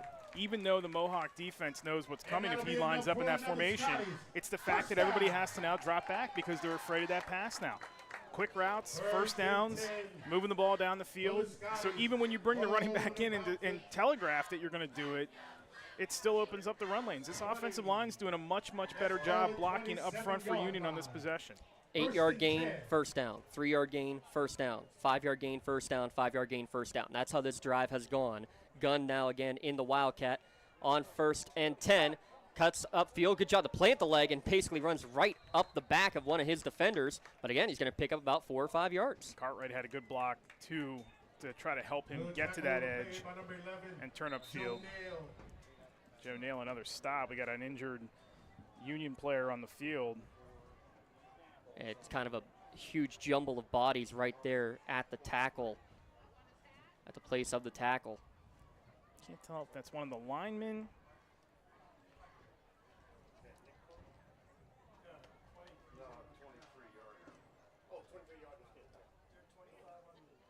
Yeah, that's one of the linemen. It's Damian Carbone who's down. One of the 2 new starters on the offensive line. Damian Carbone, just a sophomore, battling for one of those spots. I want to give a shout-out to Denon Bowen, because how about this? Played football his whole life, decided it wasn't for him, decided not to play last year. And look what happens. The team ends up going on that long run all the way to the championship. Well, guess what? His cousin Mason, the old center, no longer here. He's probably saying, thank goodness. You know what? Now my cousin's not there, I'll go back out and play, and I'll take his spot. Now the starting center is Denon Bowen. So glad to see him back out there. And he's kind of a vocal leader out there. For somebody who wasn't on the team last year, to be a vocal leader on that line is something pretty impressive as well. Something you don't want to see, though, is Damian Carbone not putting any weight on that right leg as he hobbles to the sideline. Yeah, it looks like it's a right ankle injury or right leg injury. We're able to get him over on the bench. And, you know, you were talking single-A football, so there's some depth on this team, but, you know, not a lot. I mean, they had 32 players when they opened camp. They only had 27 last year, and were able to take that all the way to a state championship game. But the numbers are a little bit better, but you're still spread pretty thin when you're in single-A level. I mean, it's nice, though, in single-A that you have a junior who's listed at 6'2", 220 coming in to replace him in Rogan Hupp. Nice luxury. He's now at the right tackle position. Quick throw out to the left flat. A little low throw, but good job by Jonke to come and make the catch, but he made it with the knee on the ground, so he's going to be just shy of the first down marker. But again, quick route, quick throw. They're not allowing that Mohawk pressure to get at Thomas, and they're not allowing the defense to drop back far enough. These are quick, very timed out routes that they're running right now and getting the ball out of Thomas's hands, and they're also limiting the hits too, which they needed to figure out a way to start limiting some of the punishment that he was taking early in this game. 11th play of the current drive, Eric, and this is the first third down that they have faced. They will face it in the Wildcat with Gunn.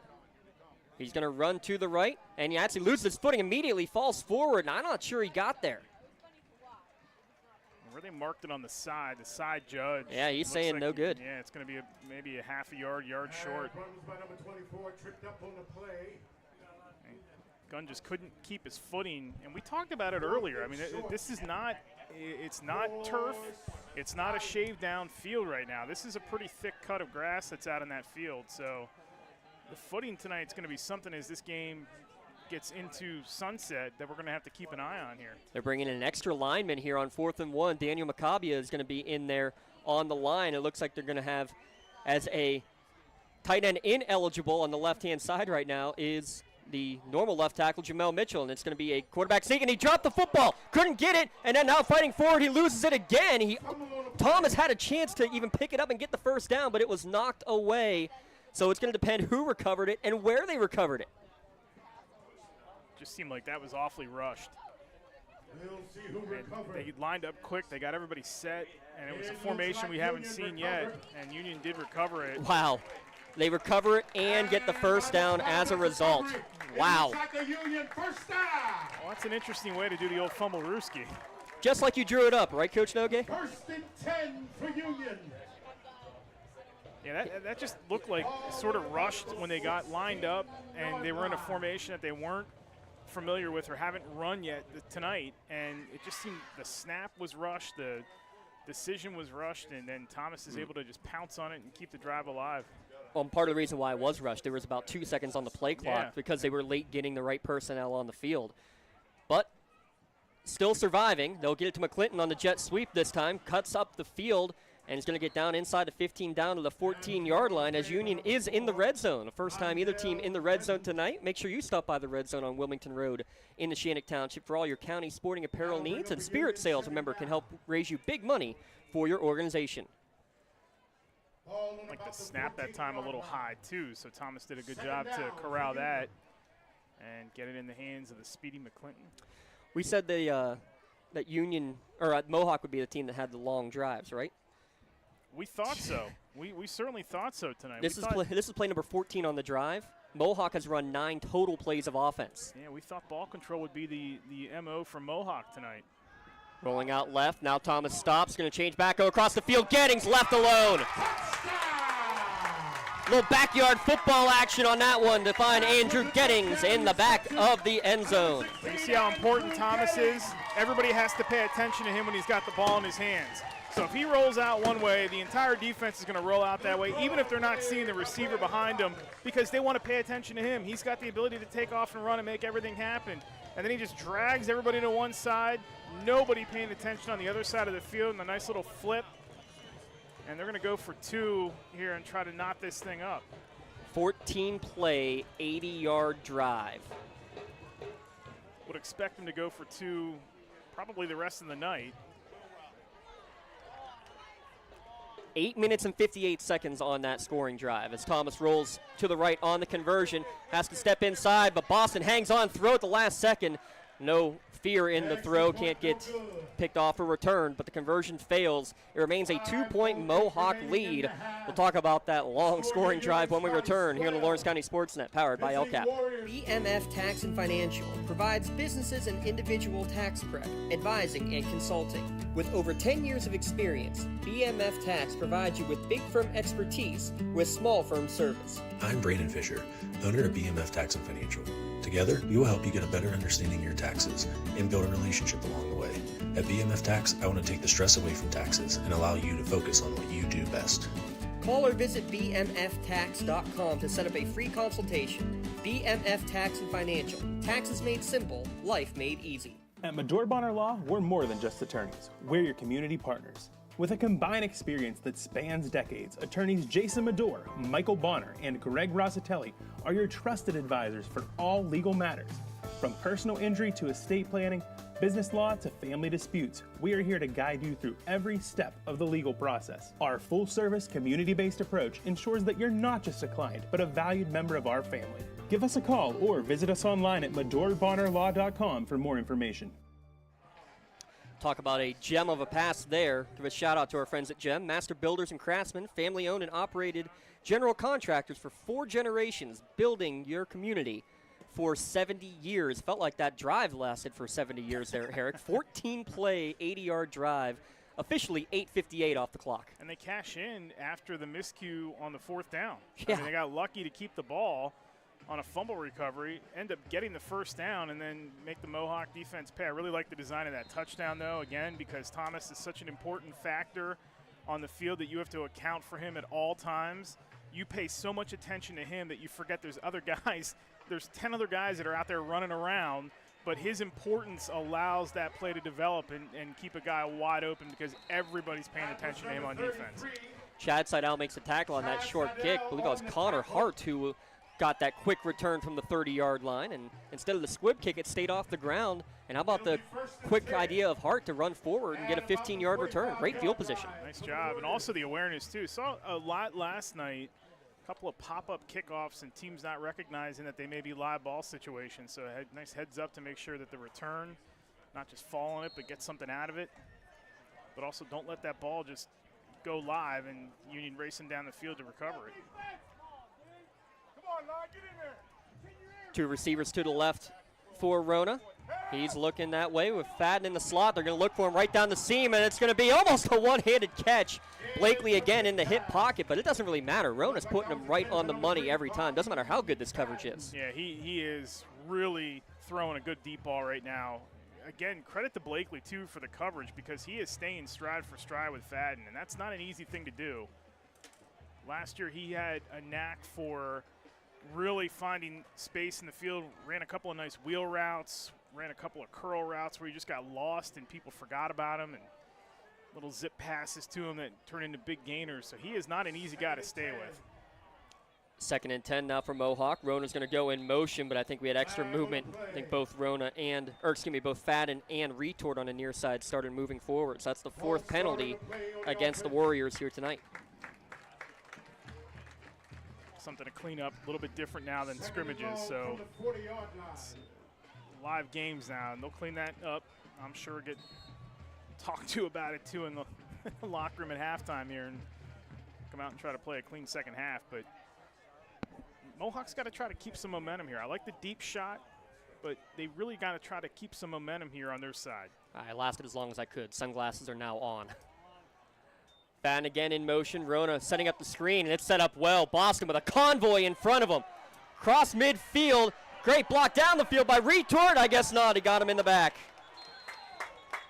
That was so well set up. Retort just a little too much, a little too aggressive from that backside. But, man, you got 3 linemen blocking downfield, and Retort doing his job on the near side. Credit to those linemen for getting down the field and really sealing off that wall. Good field vision by Boston to make the cut to the outside, and Retort just gets a little too much of that backside on the block. Okay, so it will be a block in the back. It'll go down as a 12-yard completion to Boston, and then the 10-yard penalty to bring it back.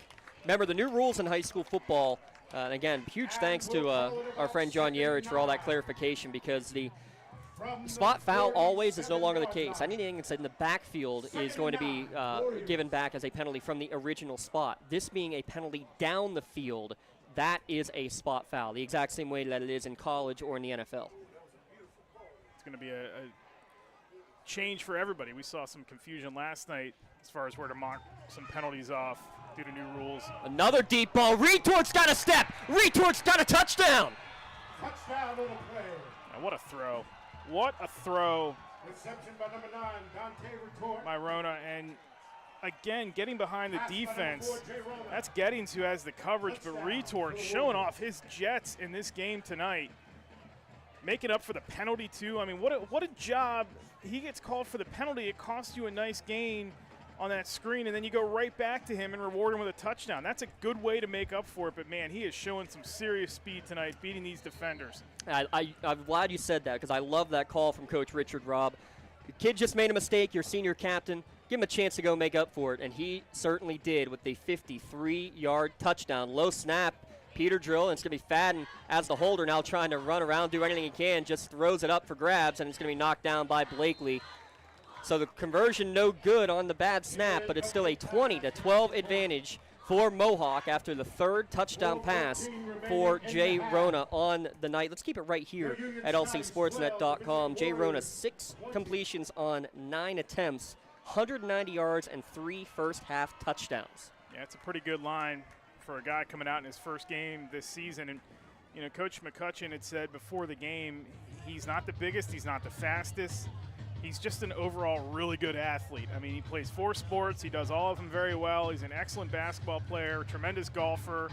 And, you know, when you think of the strategy that goes into all these different sports and how much you have to retain and the difference, you know, you're out here in a football field, you have to read 11 other guys and make sure timing's down, routes are run right, blocking lanes are set up, communication with your center.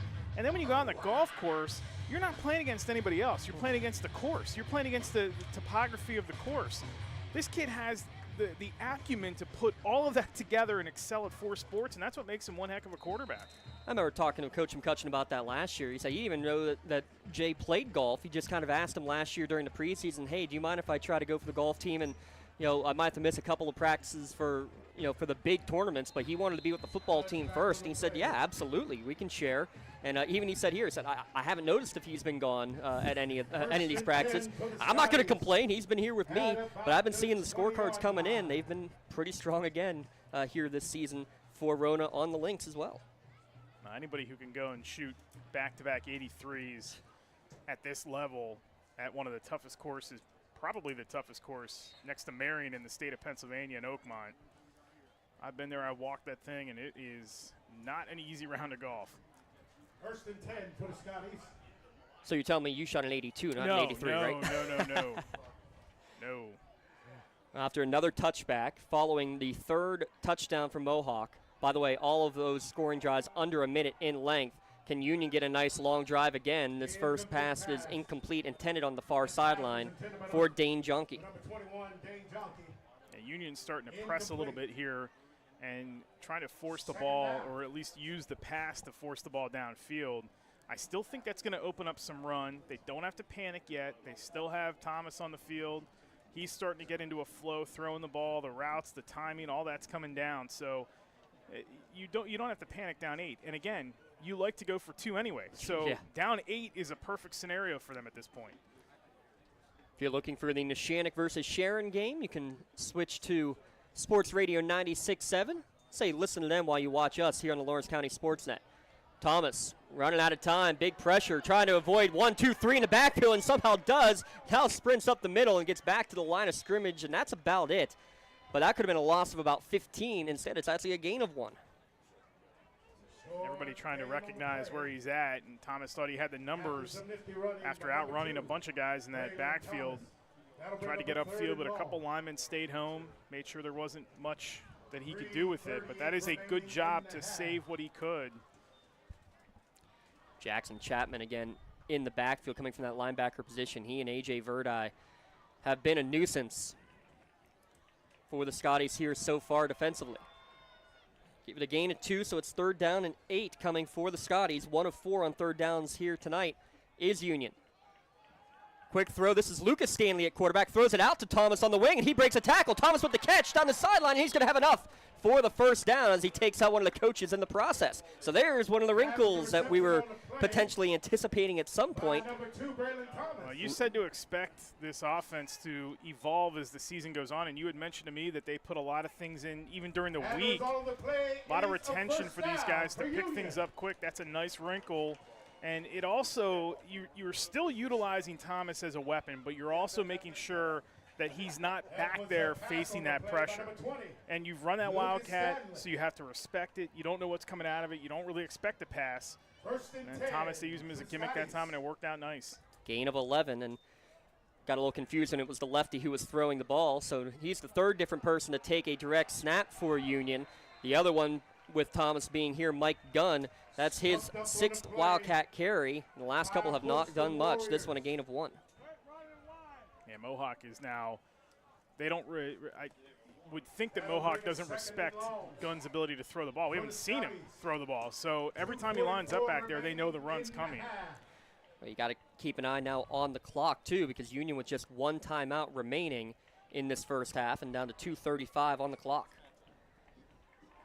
Thomas back behind center with Cartwright to his right. Jonke in the slot to the right. That's Blakely in the slot, and he's the one that's going to be looked for. Nail makes another interception. Full extension yet again. Joey Nail from his linebacker position.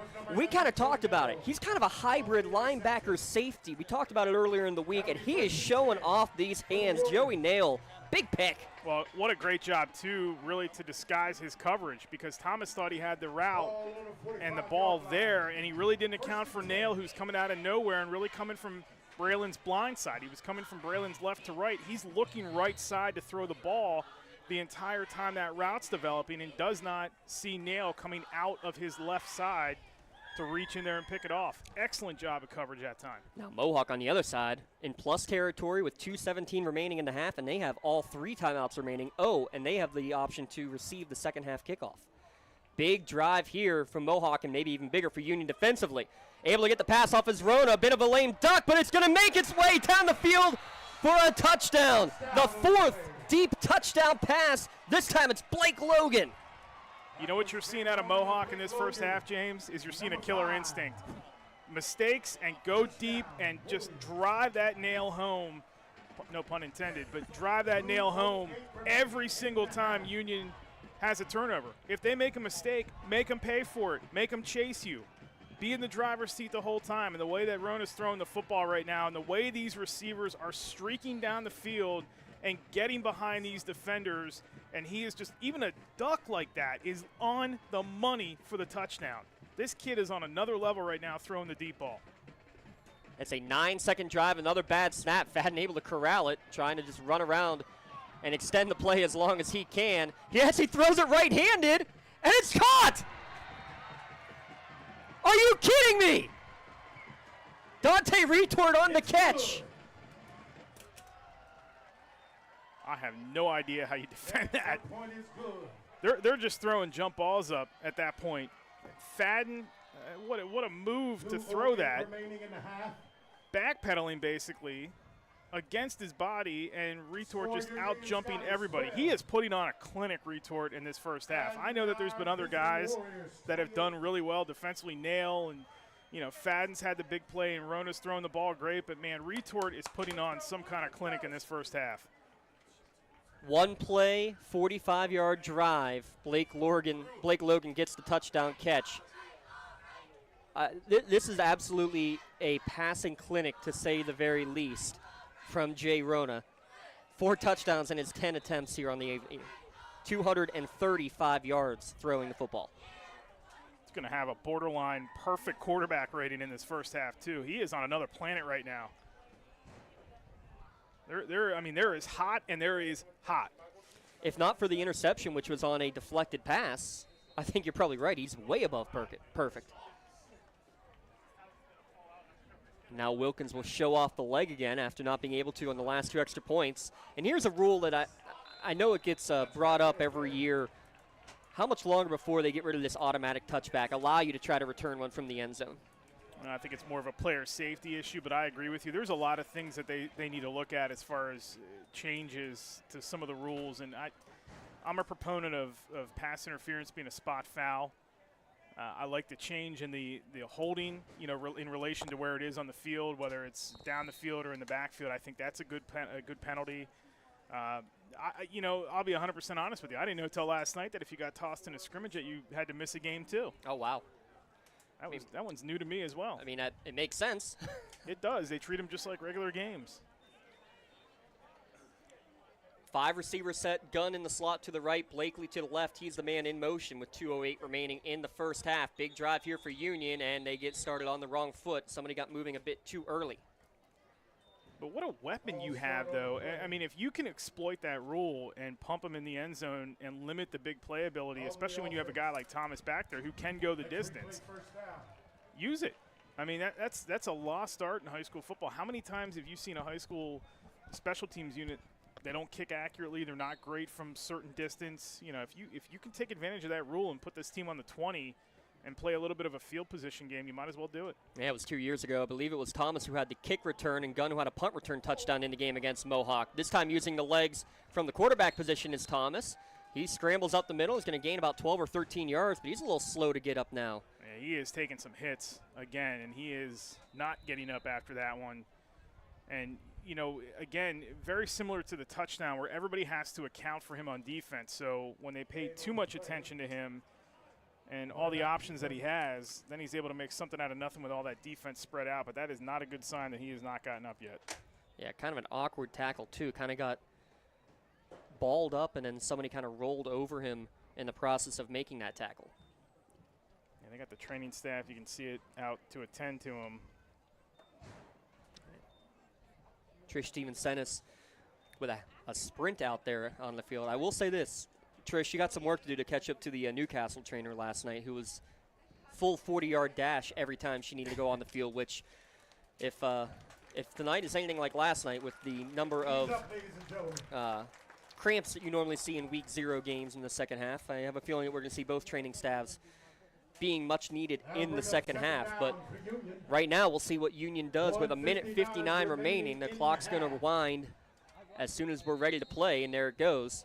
And we're going to see we'll see Lucas Stanley back at quarterback. No, we'll see Gunn in the Wildcat on 2nd down and 1. Not sure if Thomas just took an awkward hit, needs to catch his breath, but he is down on one knee right now. Gunn fakes left, runs right, and well read. He's still up, though, folks. He kept the hand down, did not go to the ground, and is able to get a first down as a result.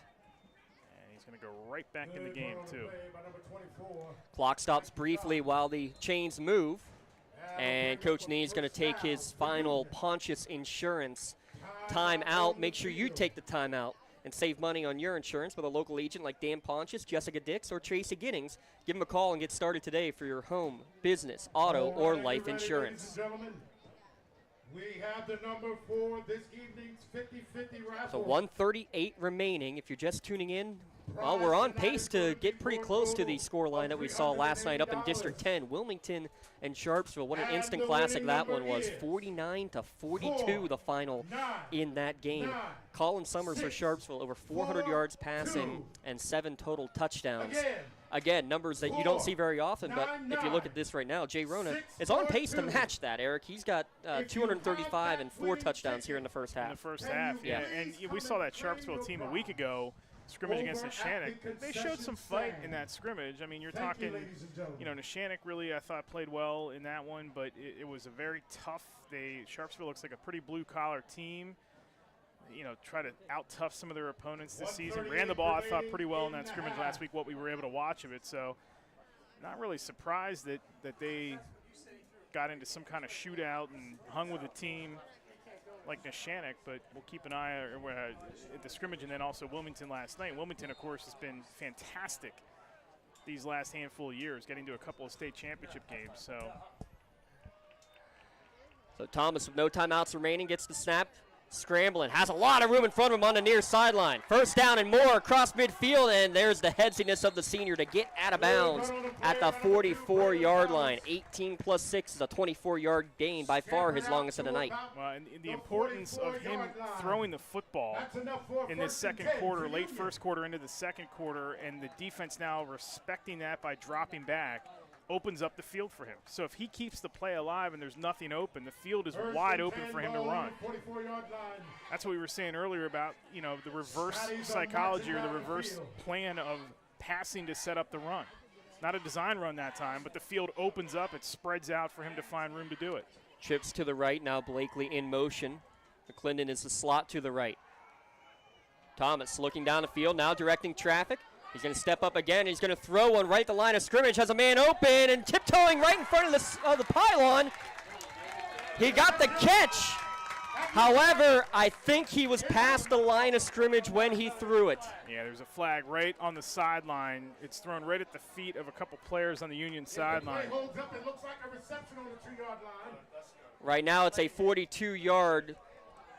And there it is. He was past the line of scrimmage. Illegal forward pass is the call. I want to go back to the play, though, itself. And the bull rush up front by Alex Chapman from Mohawk. And Thomas almost just stood there anticipating that he was going to come after him and then stepped away from him and evaded another defender. That's just such a heady play to keep it alive. But, man, I'm telling you, when that ball was snapped and Chapman basically put one hand up and shoved 2 dudes back and said, no, I'm going after your quarterback right now. That was a strong move by Chapman. A heck of a catch that goes for naught, by the way, for Andrew Gettings. So it's a 5-yard penalty and a loss of down, 2nd down and 15. 3 receivers to the right. We're down to 5 on the play clock.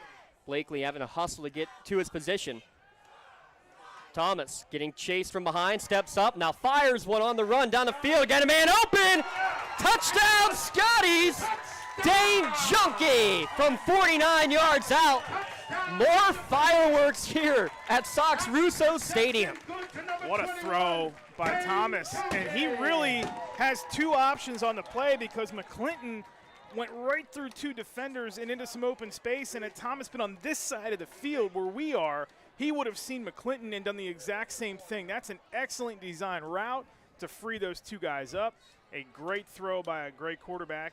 And here we go. It's, you talk about going for 2, and this puts them right back in the situation here. If they get this, they're only down by 8 again. So no panic, have to feel comfortable, still have a guy in Thomas on the field, and they can still make things happen. McClinton in motion, jet sweep to him, cuts up the field, and he's upended. Falls forward, I don't think he's going to get to it. Good job making the tackle, A.J. Verdi.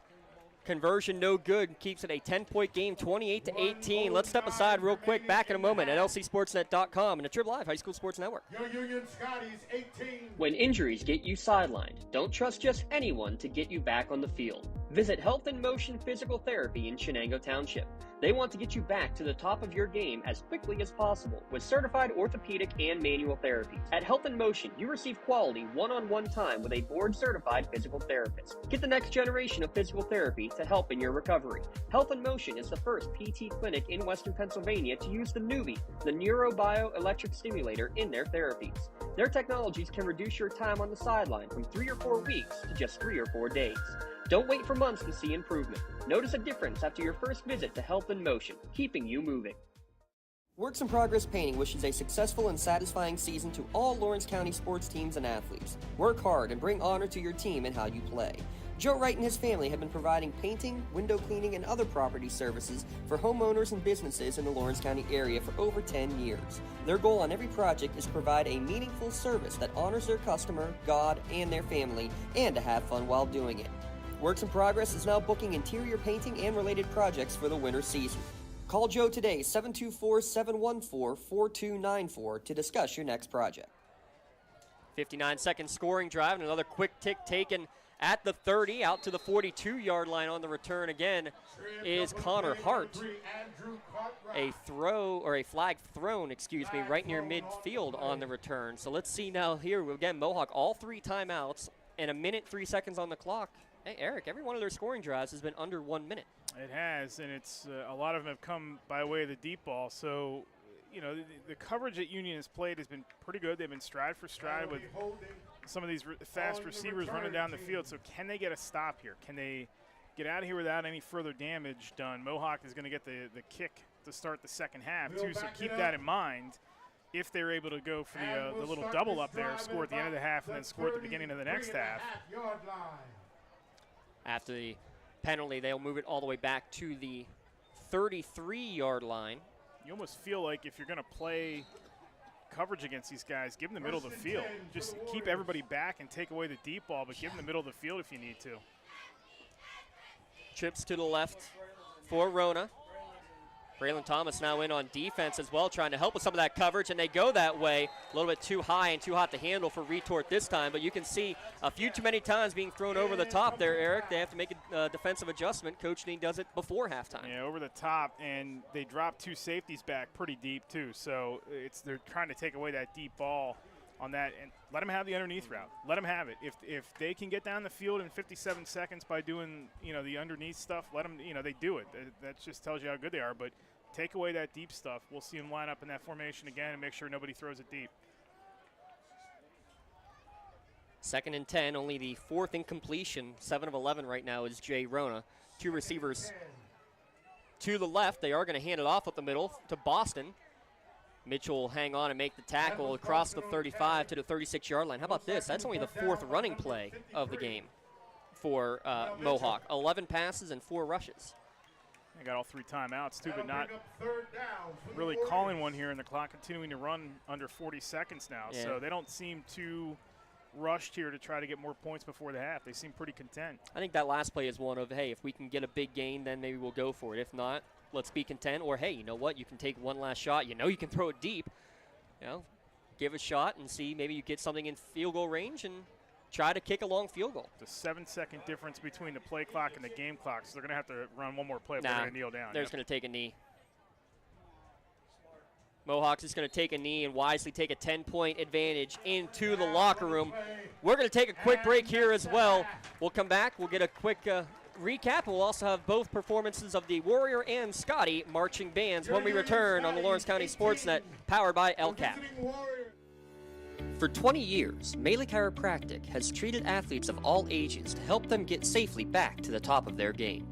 Melee Chiropractic has 3 full-time doctors in their office, and all 3 are former area athletes. who have had to battle injuries throughout their careers. They want to help you get safely back on your feet. But more importantly, help stop the injuries before they happen. Prehab before you rehab. Attention all high school student athletes. During your sports season, a $30 visit to the Maley Chiropractic office includes an adjustment and/or all therapy is necessary. From the athletes of tomorrow to the weekend warriors and everything in between. Let Maley Chiropractic keep you in the game.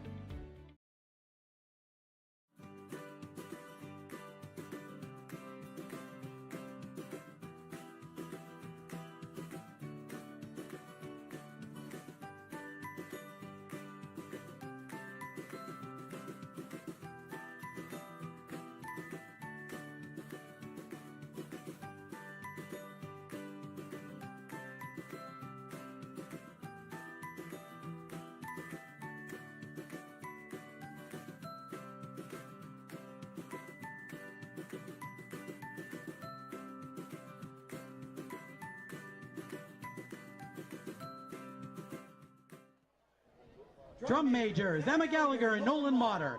Let's start the show.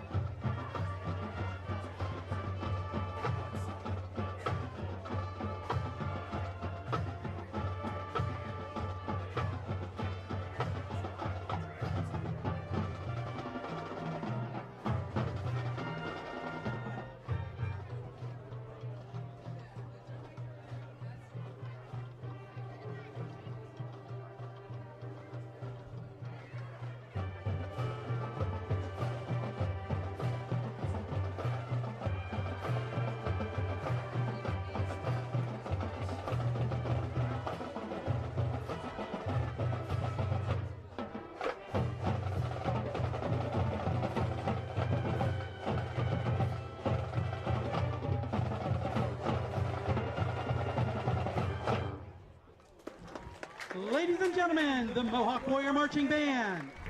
Thank you. Have a great evening and go Warriors. That was the Mohawk Warrior Marching Band under the direction of Mr. Jason Zay. They're all in with their drum majors, Emma Gallagher and Nolan Motter. I want to give a shout out too because the Chapman boys wearing the uniforms were out there as well. Give a shout out to Jackson and Alex. Love seeing the football players out there on the field with the marching band there as well, Eric, as we await the Union Marching Band. Just real quick, 28-18 just in general. Talk about this first half that featured nearly 500 total yards of offense. Big plays and great throwing by Rona. I mean, gets the ball down the field. Coverage has been there, but he is just putting the ball in a spot right now. He's throwing his guys open, so to speak, and they're making the big plays. I like the aggressiveness of Mohawk, capitalizing on the Union turnovers and making them pay. And for all the talk that, we've talked about this game all week long leading up to it, thinking like, okay, balance the offense out, not in terms of plays run, but in terms of yardage, ball control, try to play keep away from this team, and it's been the exact opposite. They come out swinging. Union, you just wonder what happens if they hit that early pass down the field. If that's complete and they score a touchdown right away like that, what happens? Instead, they go 3 and out, and then Mohawk's like, okay, well, we're going to take advantage of this. We're going to make them pay for what they did going 3 and out, and it's been their ball game now. We'll talk more about that here in a moment. Ladies and gentlemen, we'll now turn it over to PA announcer tonight's Allie halftime Ross. performance is the Union Area Scotty Marching Band.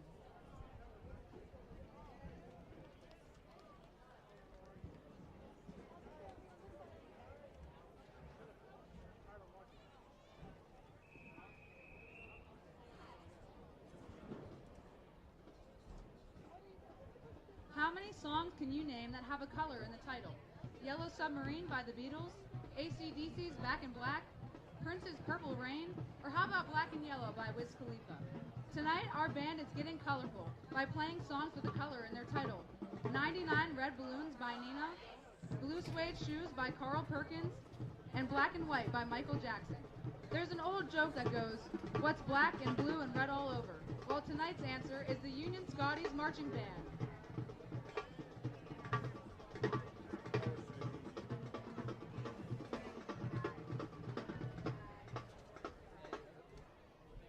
Drum major, senior Elliot Lyskuka, and sophomore Charlotte Durallo. Is your band ready?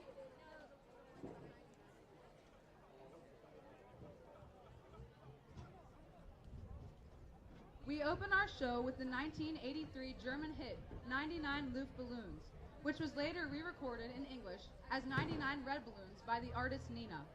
Our version features a trumpet solo by our rookie 7th grader, A.J. Kulkin.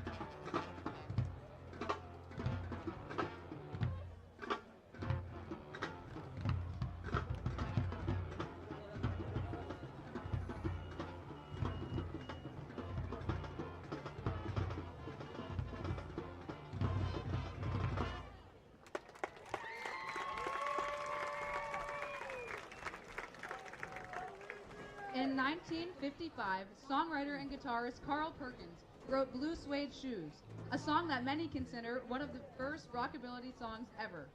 Perkins incorporated musical elements of the blues, country, and the new popular rock and roll music into this catchy tune. The song was such a hit that Elvis Presley covered it barely a year later as the opening track on his first album.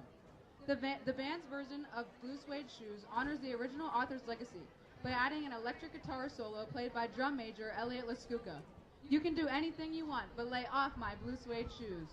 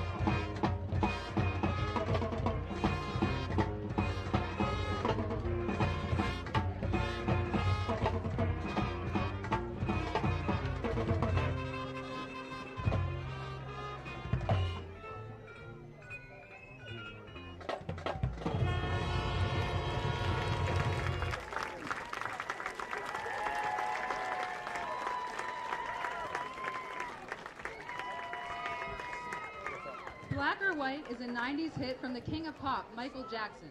The song, which took over a staggering 18 months to write, instantly became one of the fastest chart-topping songs of all time. An estimated 500 million people tuned in to watch the premiere of the music video when it was released in 1991. This infectiously energetic piece closes out our colorful show. Please enjoy Black or White.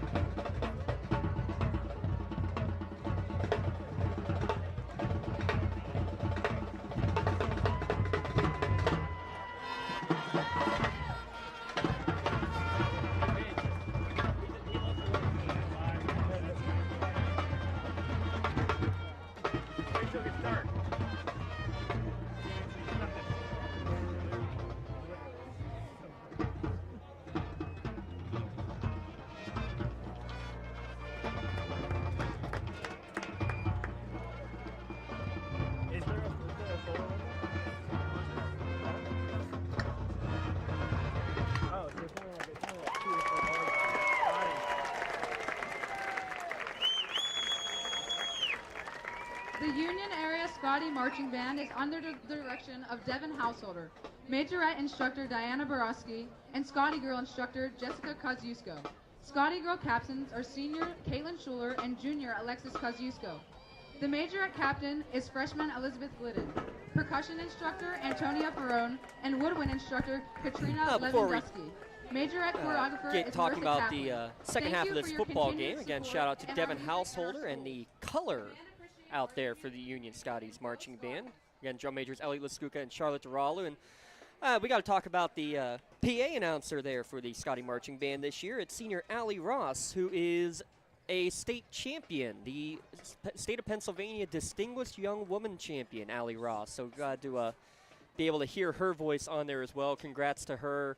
Congrats to all the Scotties from the previous school year with all the incredible accolades, and now a chance to start it off here with the 2023-24 campaign, trying to pick up right where they left off from a year ago, Eric, but they're going to have an uphill battle to start this second half, trailing Mohawk by 10, and Mohawk will get the ball first to start the second half. Yeah, I would say it's pretty safe to say that this is going to be the game right here, because if they get a stop defensively, Union, and get kind of momentum back, there's going to be no panic in their offense. The game is not out of hand by any stretch. Yeah, they have to chase some points here. Yeah, they have to convert a two-point conversion when they get their next touchdown. We know the kicking situation, so it's a touchdown and field goal game. So we know that it's going to have to be touchdowns likely, but the onus is going to be on their defense to come out here early in this third quarter and really set a tone. And they did a nice job at the end of the second quarter with the two safety look, trying to prevent those over-the-top passes and really just give Mohawk the underneath stuff. If they can continue to do that and limit the big playability, and at the same time start dialing up some pressure. Rona's barely been touched in this first half. They have to get some pressure on him in this second half to start things here if they're going to feel comfortable putting the game in their defense's hands. They won't panic offensively. They know that they can score points. They know they can get the ball down the field, but they have got to get a stop on this first series here to start the third quarter. That's Eric Thomas. I'm James Dotson. Glad to be here at lcsportsnet.com. Lawrence County SportsNet powered by LCAP, our third game of the opening weekend. Some of the scores from last night, a great Our Lady of the Sacred Heart team. How about their new quarterback? Put up over 300 yards and 4 touchdowns in their victory. 32-10 was the final in that one. Elwood City, we talked about earlier, 27-26 win over Brentwood. A great game there. How about the great game up north, 49-42, Wilmington losing to Sharpsville. I saw a great one in Newcastle last night. Double overtime, but falling to USO, that's University Prep, SciTech, and Obama Academy. That was a 26-20 final score. And Laurel, 37-6. They scored the final 30 points in that game to defeat New Brighton. So the Spartans starting 1-0 on the season. The other game going on tonight, Neshannock up north at Sharon. They're currently trailing early second quarter to the Tigers, 7-0 in that one. We'll keep tabs on that one, and thanks to Professor Briggs, ProfessorBriggs.com.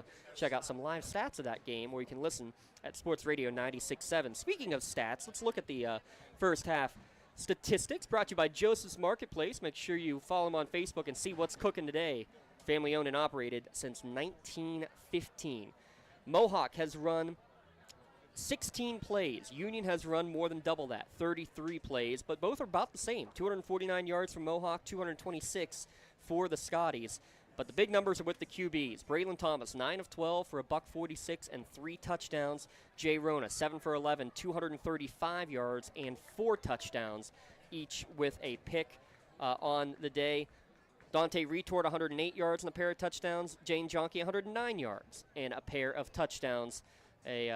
A lot of numbers that are very, very similar all across the board, but the big one right there is just one more big play touchdown for Mohawk, and that's why they have the 10-point advantage here at the half. Yeah, it is. And again, stops on this possession. Don't allow the deep ball. Stay patient. Don't have to get all 10 points back on one possession when you get the ball back when you're Union, but they must amp up their pressure, and they must prevent those over-the-top passes, especially early in this. If Mohawk has done one thing in this game to their absolute best ability, it is capitalizing on their chances in the first half. Turnovers, big play. Turnover, big play. throwing deep, beating coverage, having the right matchups when they throw a retort down there, where Logan had the long touchdown one too. They've really taken advantage of every opportunity that Union has given them in the first half. Union has to stop that, and they can stop that by just amping up the pressure up front. They had it early, and then Rona started throwing the ball deep, and it just kind of loosened all that up. They had to respect the pass and really drop guys back. They weren't able to tee off up front. Mitchell, Jordan Kelly, those guys up front have got to amp it up here to start the second half. Real quick, before we kick it off the second half, we talked about our keys of the game. Let's see how our teams are making progress. Taking a look at those works in progress plays of the game there, Eric. Yeah, we said about balance for Mohawk, and there hasn't been any. I mean, they haven't run the ball much, but they've been so effective at throwing the ball and limiting the big plays on their end. You know, Union's had a couple of big plays, but Mohawk, for the most part, has held true to that one and not allowing them to really get the big chunk plays. They're up by 10. They've had a couple of stops. The one Union touchdown drive seemed like it took an eternity. So they have limited the big plays, and I think it's kind of gone according to script really in this first half. Minus the balance thing, really. But you'll throw that out the window if you got a 10-point lead and your quarterback's almost perfect in the first half. Works in progress, now booking interior painting projects for both residential and commercial properties.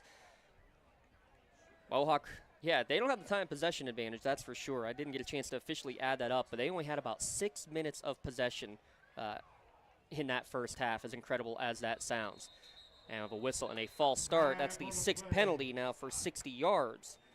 Against the Mohawk Warriors. That's something I think you'll, if you're Coach McCutcheon, you'll want to see cleaned up. Yeah, certainly will. And, you know, you're talking about time of possession. This isn't, you know, the basketball and grass or like a run and shoot style offense. This is just chuck it down the field and have a big play happen because you have playmakers out there. They wasted no time in that first half on any of those drives.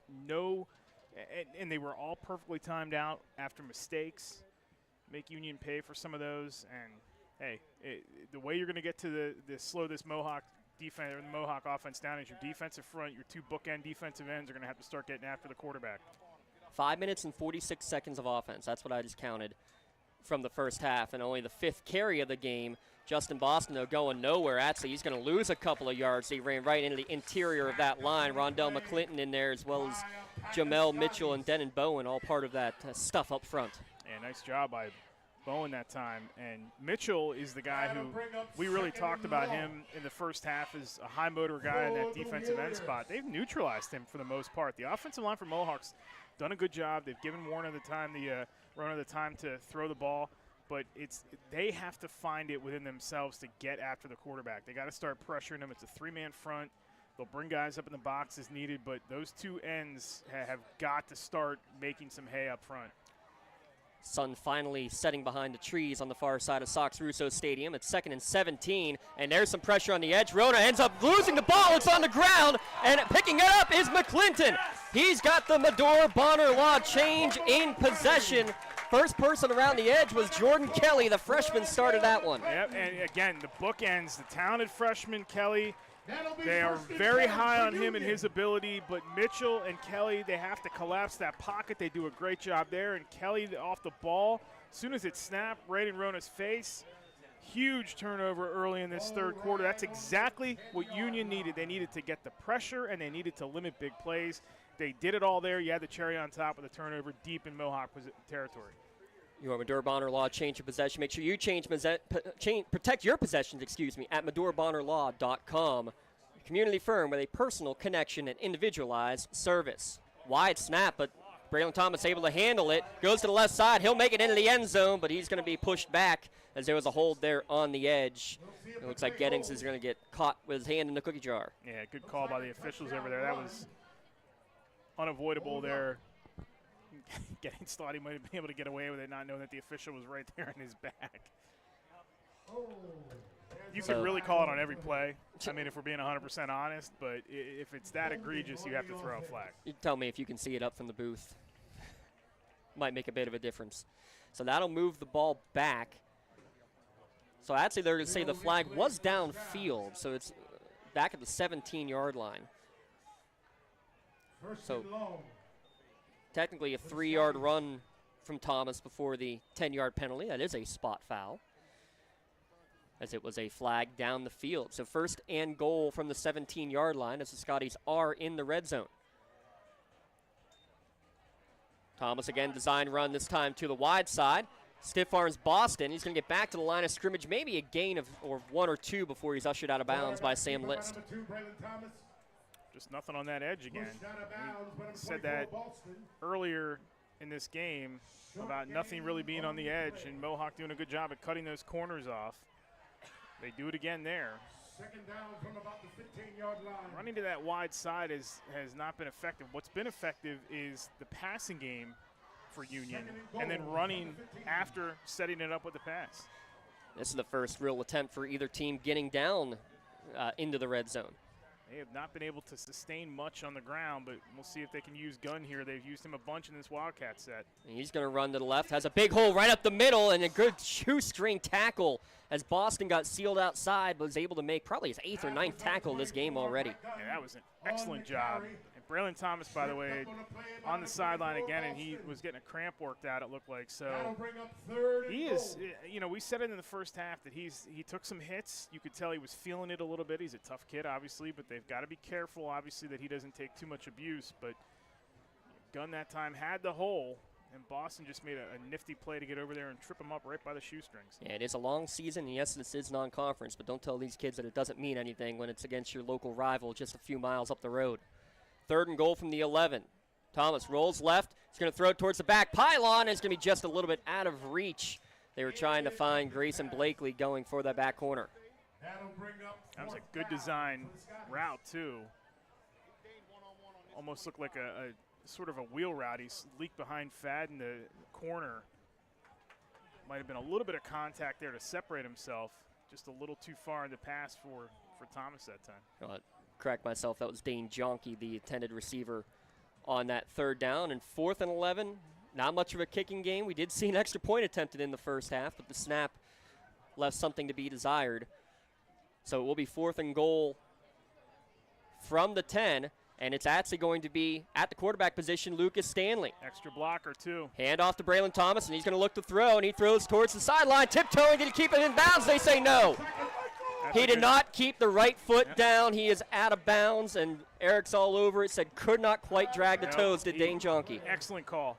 The official was right on it. It was a great design play. They had the extra blocker in there to make sure there was protection. You mentioned Stanley getting the snap and then the little pitch to Thomas to throw it. It was a very well-designed play, but you could just see that back foot not able to stay, or that front foot not able to stay and drag with the ball in his hands. Good call.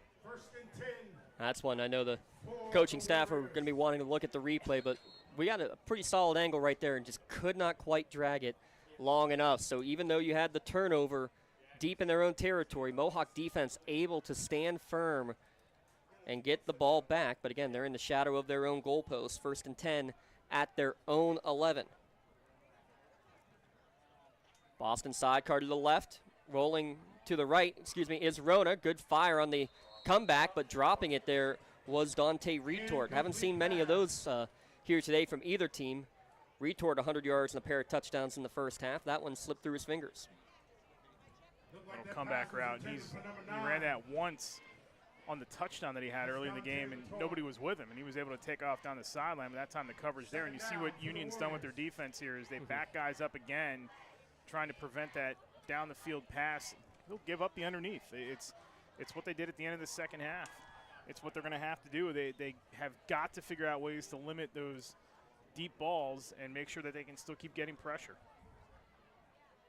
Down to 2 on the play clock as Rona gets this snap. He's rolling out, scrambling, running for his life, being chased by Kelly. He's going to throw it away. Diving attempt, and no, it hit the ground. Braylon Thomas thought he had it, and it just barely nipped on the ground as Thomas thought he had a diving pick. I thought he had it too, but just couldn't hang on to it. But again, you know, you're seeing nothing down the field for Rona to throw to. And they're closing out the spaces that he has underneath, making it very tight windows. They're also getting pressure. This defense for Union has figured it out here the last couple of series. They're not allowing those deep passes, and they're really tightening up those windows. That was close. So we just saw the replay on our feed. 3rd down and 10. Rona again looks to throw, fires over the middle on the slant, and good defense by Dane Jonke to knock it away. Maybe slightly behind Blake Logan, but Jonke all in his hip pocket. Yeah, he was, but makes a nice play, recovers that time. 6'2", used the frame, the long wingspan, stuck his hand in there, knocked it out. Good stop by the Union defense. So that drive had as many incomplete passes for Jay Rona as he had in the entire first half. And believe it or not, that's only the third time that Mohawk has faced a third down, and this is the situation they don't want to be in. Blake Logan will punt it away from their own end zone, and you got the big guns, well, one gun and a Thomas back deep, standing at midfield, awaiting this punt.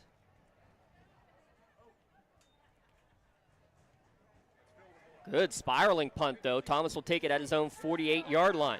Gets upfield in a hurry, though, 40 to the 30. Blockers in front, and that's what you want to get for Union. Room in space, and that is a 33-yard punt return, and Union right back in the red zone. Yeah, and they have got to capitalize on this too. And you can't. You're only going to get so many chances deep in the opponent's territory, and it looks like Thomas is down again. Yeah, this is just a cramp. Yep, that's what he had worked on. Well, last series too, so hopefully they can get that knocked out of his calf or his leg and get him some fluids in him too to make sure he's all right. Now, this delay on the field brought to you by Creative Edge, where design and construction come together with expertise from concept to creation. Creative Edge combines their extensive construction experience with creative design to make your project into a reality. Well, coming up after the game, we'll have our Tri-County Principals post-game show. We'll have a play of the game, and we'll also have, or our player of the game, excuse me, we'll also have our Maley Chiropractic play of the game. And I'll tell you what, we got a bunch of options already to work with, Eric, and I have a feeling, though, we probably have not seen what our play of the game is going to be with this one. We're going to have our work cut out for tonight. Good thing we have a good staff working with us here tonight to make those calls. I think we have a couple of favorites, maybe. You know, a couple 3-1 Early guys favorites, yeah. or 3-2 guys, but you know, in terms of odds, but not necessarily a sure thing yet. Your out-of-town scoreboard tonight is brought to you by Health in Motion Physical Therapy. Make sure you give Mike Mirko a call. Get better, faster, and get back on the field using Health in Motion Physical Therapy techniques. You'll find yourself back on the field 60% more quickly. Taking their time to make sure that Thomas is properly stretched out. Your out-of-town score coming in, it's now a 20-0 lead for Sharon over Neshannock after a pick six. 2 touchdowns just about 20 seconds apart for the Sharon Tigers. And Thomas finally up, but he's hobbling. And he is going to have to come out. He can't put any weight on that left foot. Left ankle, left foot. They gotta get him worked out here. So we'll see. Will they go with Gunn back in shotgun or no? It looks like it will be Lucas Stanley out there. Taking the reins, 1st and 10 from the 19-yard line. Get that man some electrolytes down on the sideline. He is in some pain. High snap, able to get the snap and get it to the jet sweep of McClinton, but good job to stretch it out by Boston and by Logan, and that's going to be a loss of a couple yards. Yeah, we said it in the first half and just said it a couple minutes ago about the Mohawk defense reacting and cutting off the edge. They're back at it again. They have enough speed to match this Union team on those edges. Those corners, the fast linebackers, and they continue to work on Braylon Thomas. He's got a towel over his head too. Like, he is in some pain down on that sideline, James. They're trying to get any fluids that they can into him. But right now, you got to now trust a junior quarterback. Again, hasn't been playing football for a couple of years now. Lefty back out there on the field. He's going to have Cartwright to his right. 2 receivers left. Grayson Blakely is in the slot to the right. He's going to throw it on the run, and it's going to be caught by Jonke at the 15, dragging a tackler. And it's finally knocked out of bounds at about the 9-yard line. Looks like he's going to be just shy of the yard to gain. Needed to get to the 9. They're going to mark him at the 10. How about that for throwing it across his body? That's a lefty throw into his right. Yeah, that was a tough throw, tough angle to throw. Cash Stratton was the one who had the coverage that time. You're asking a 5'11" freshman to hang in there with Jonke, who we just said on that last defensive play, he's got the reach and the wingspan. Tough physical play to fight away from that, and a good throw by Stanley. And they're going to go with Gunn back in that Wildcat look. Yeah, 3rd down and about 2 to go. And they are still working on that left leg of Thomas. High snap. Good job by Gunn to corral it, knowing he didn't need much, and he got enough. Needed to get to about the 9. They're going to mark him down at the 8. We'll give him a gain of 2 and the 1st down. Good physical run that time. Tough to get those 2 yards. 3 of 7 now on 3rd down are the Scotties. When there hasn't been that consistent run option for this team, not the run option, but the ability to run the football, up the middle, little power type football, but you fight for those 2 yards. You're seeing a little tougher of a Union output here in this 3rd quarter. They got to cash in, though, on this possession. And it's Gunn in the Wildcat. He's going to take his 10th run right up the middle, waiting for his blockers. Now cuts to the near side. It's going to be a race to the pylon, except he's tripped up by Blake Logan. Yeah, excellent play by Logan, and then Chapman cleans him up. We got another player down on the field towards the middle of the field, and that's another Union player. That looks like it's Cartwright. And he's going to get stretched out for some cramps as well. So far, we've seen probably, 2 or 3 Union players go down with the cramping. You wondered how conditioning was going to be. And right now, looks like Mohawk might be the ones who are, or at least tonight, better hydrated. They are, they're still working on Thomas down here, too. He is in a lot of pain right now. And they're trying to, you can see down on the bottom of the screen, right over the score bug, the Mohawk score there. That's the trainer working on him, or one of the coaches working on him. And he earlier had a towel over his head, and he has been sort of writhing in pain down there. That is a tough cramp to be working out. So if you're just tuning in, you missed an incredible first half that featured 7 total touchdown passes. 4 of them were at least 44 yards. 4 touchdown passes for Jay Rona, 3 for Braylon Thomas in that first half. Union had a chance early here in the second half after getting an early turnover. Couldn't capitalize after having 1st and goal from the 10 to start their possession, but they hold Mohawk to a 3 and out and again started this possession in the red zone again. Now going to be facing a 2nd and goal from the 5 when they get back to the action, but they're starting running back / tight end and Andrew Cartwright. He's hobbling off the field with a cramp. Braylon Thomas still trying to get fluids back into him. Since that long punt return, he has been unable to return to the action. Cartwright's been more of a blocker here tonight. And go back to Stanley. Has there been a threat to throw? He would be the one of the 2 other guys that have taken snaps to do it. Rolling left, now steps inside, looking for the goal line, dives forward. He's not going to get there, but he is close. Mark it down about the 1 yard line. Gain of 4 on his first carry. 3rd down and goal from the 1, and now you might say it's probably when you would more likely see back to the gun show. Yeah, they are going to do that, it looks like, as Stanley's over on the sideline, but Gunn is back there in the lineup too. They're going to keep Stanley, so they're going to have their 2 run threat. I like putting the 2 of them out there. If you know what's coming from a Mohawk standpoint, but you don't know who's going to have it, you have to have those 2 options if you're going to run this type of formation. 10 seconds on the play clock. 2 receivers each way. It is Gunn to the left of Stanley. It's going to be a keeper for Lucas Stanley, and he is eaten up immediately. The bull rush right up the gut. That's going to be a loss of probably 3. Alex Chapman again, Joey Nail. Bunch of guys that we have called out here tonight, up the middle and just pushing the Union front back. Still working on Thomas, or rather he got up, but he is not, I'm not sure, ready to. Yeah, he's to still come walking back. around. He's still walking it around. They're still working on Cartwright down there too. These guys are having some major cramping issues. No chance here you would kick. No need to kick it here. You got to get this 4 yards here, and you got to capitalize on this drive. McClinton slot left, Blakely slot right. Stanley gets the snap, rolling to his right. He's going to throw towards the end zone. Touchdown!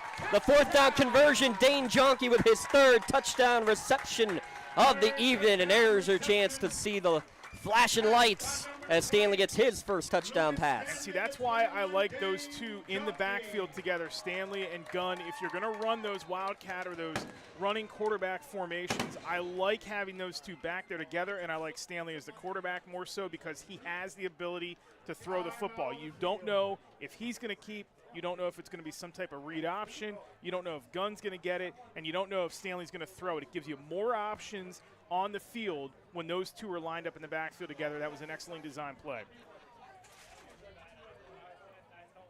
4 yards. Dane Jonke getting his third touchdown catch of the night, but this time it's from Lucas Stanley.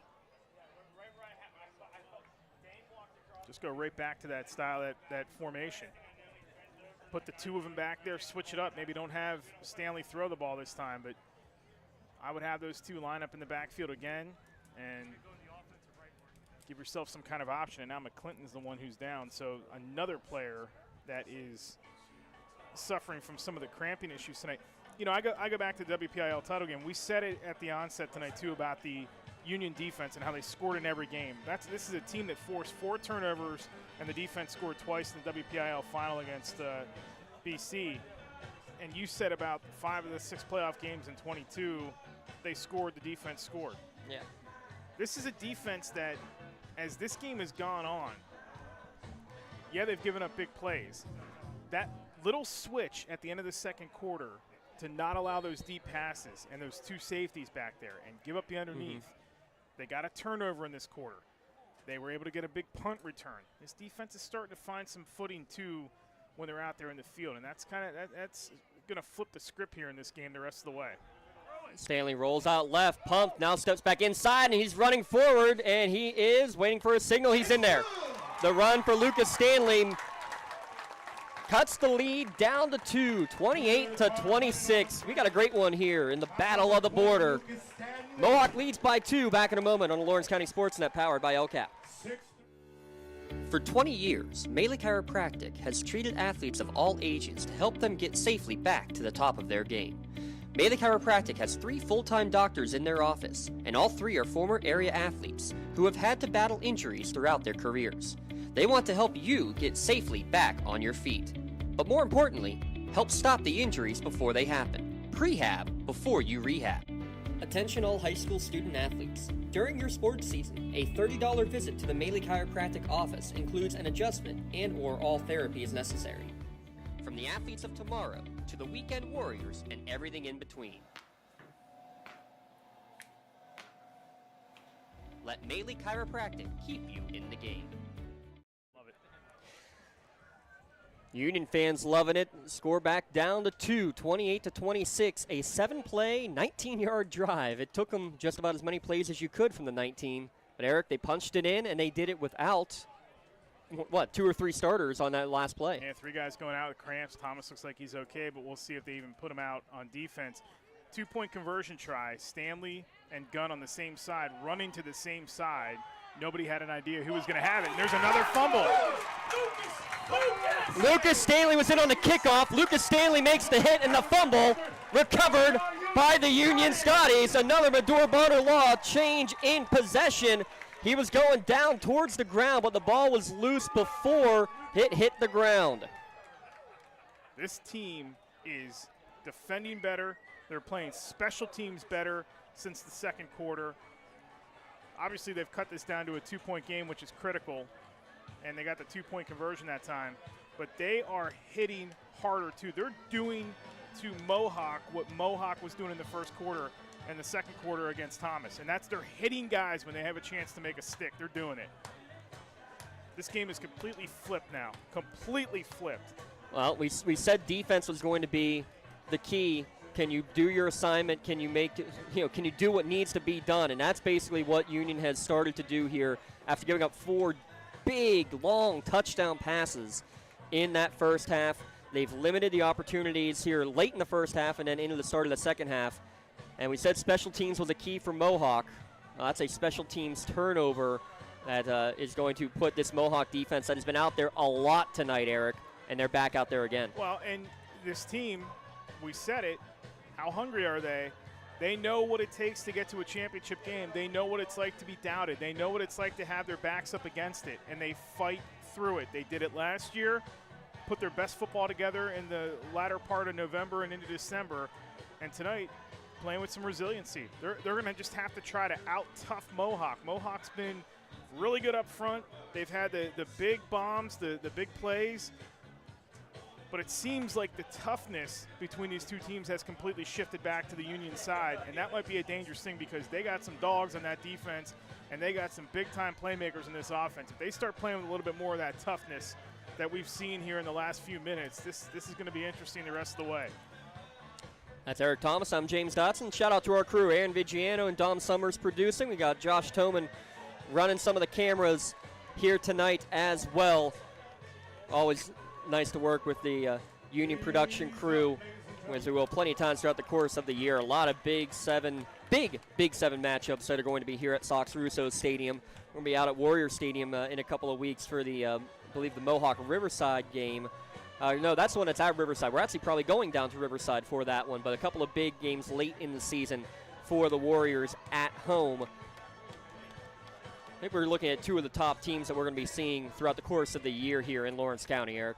Yeah, I'll be curious next week what Elwood City brings with Union. And, you know, they had to fight through a tough one last night with Brentwood, stop that two-point conversion. They're going to get a Union team that's going to be coming off an emotional game either way. Mm-hmm.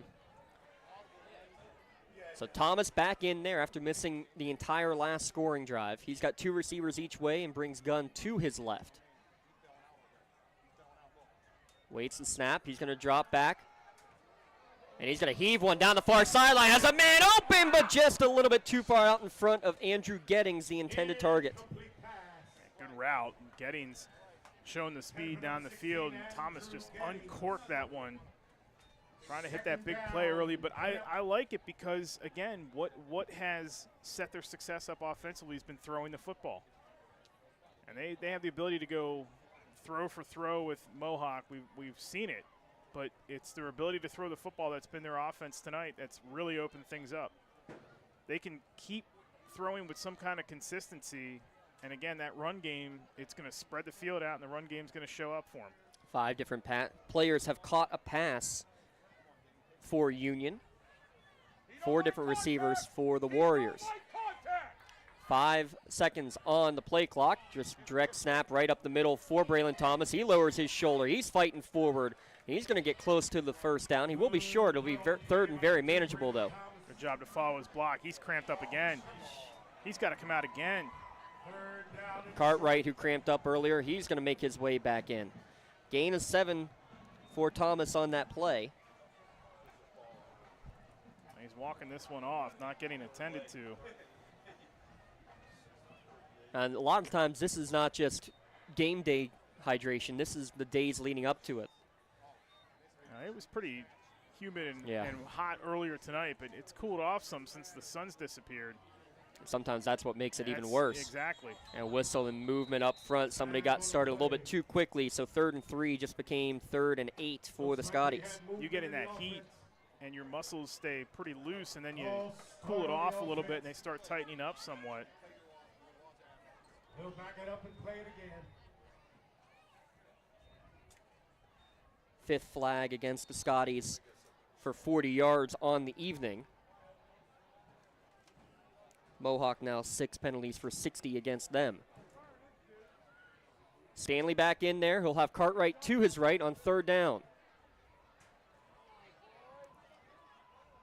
Jonky and Blakely to the right. That's where Stanley is rolling. He's running out of time, and he's going to get sacked.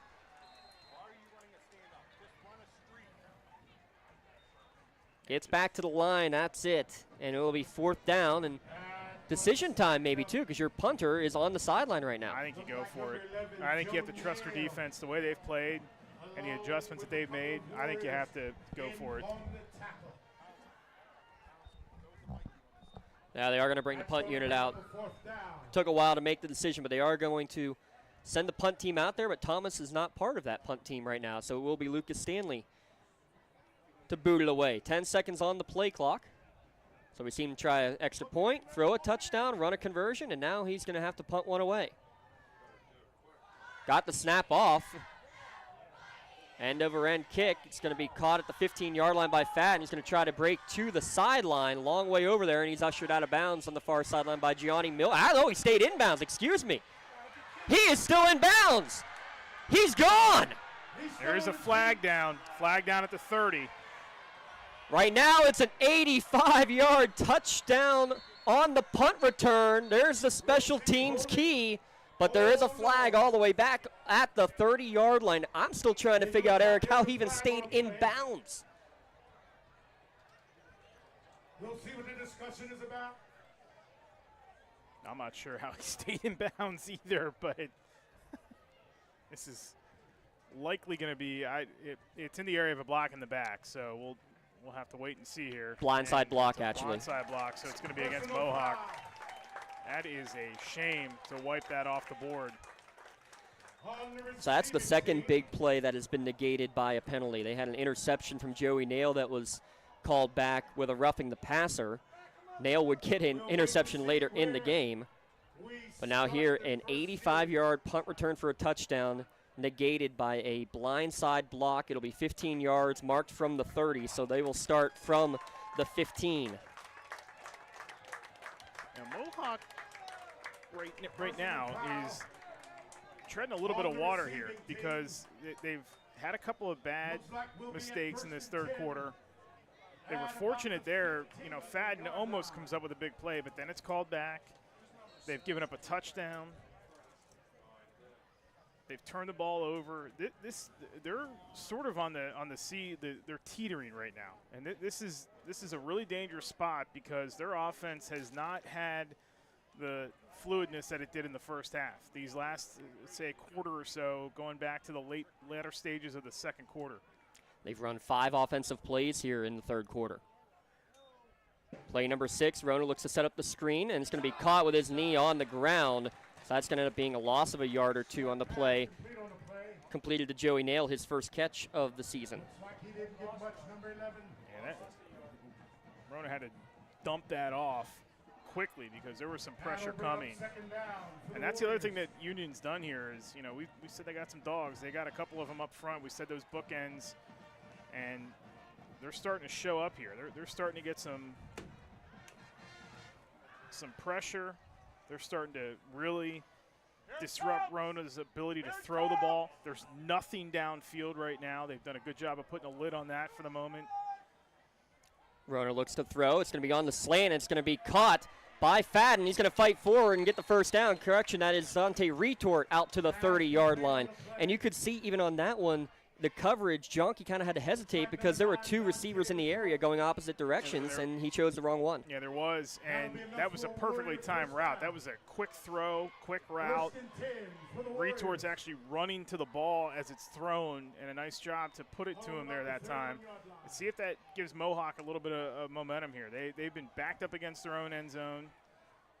Haven't been able to find any kind of consistency here in this third quarter. That might be the play that gets them going again. That was a similar play to what Mohawk scored their first touchdown on. Now a big hole up the middle for Boston. Ball's on the ground, and Union's trying to fall on it. They're not down yet. This play's still going, but it's finally picked up by Union.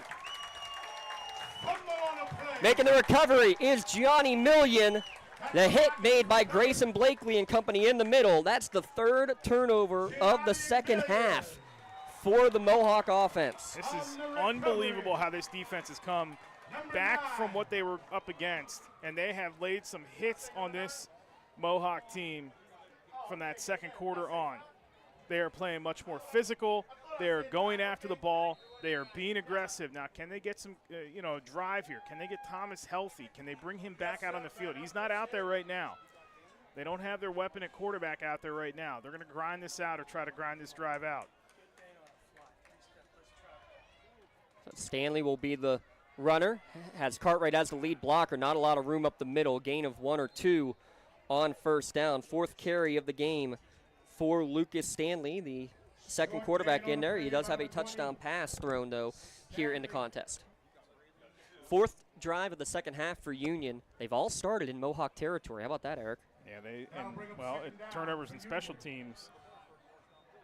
You know, one of the keys into this game that Coach Nabala has talked about we have to be able to hold on to the ball, create turnovers, and make big plays and not give up big plays. They've taken away big plays here of late, and they have certainly caused the turnovers of late too.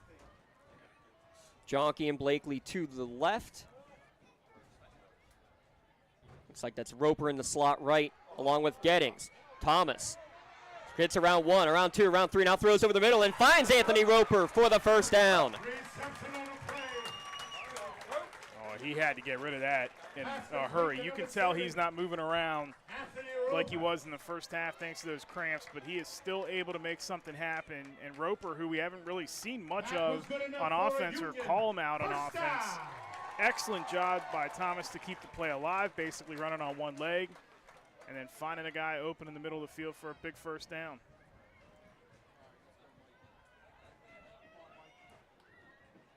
First catch of the year.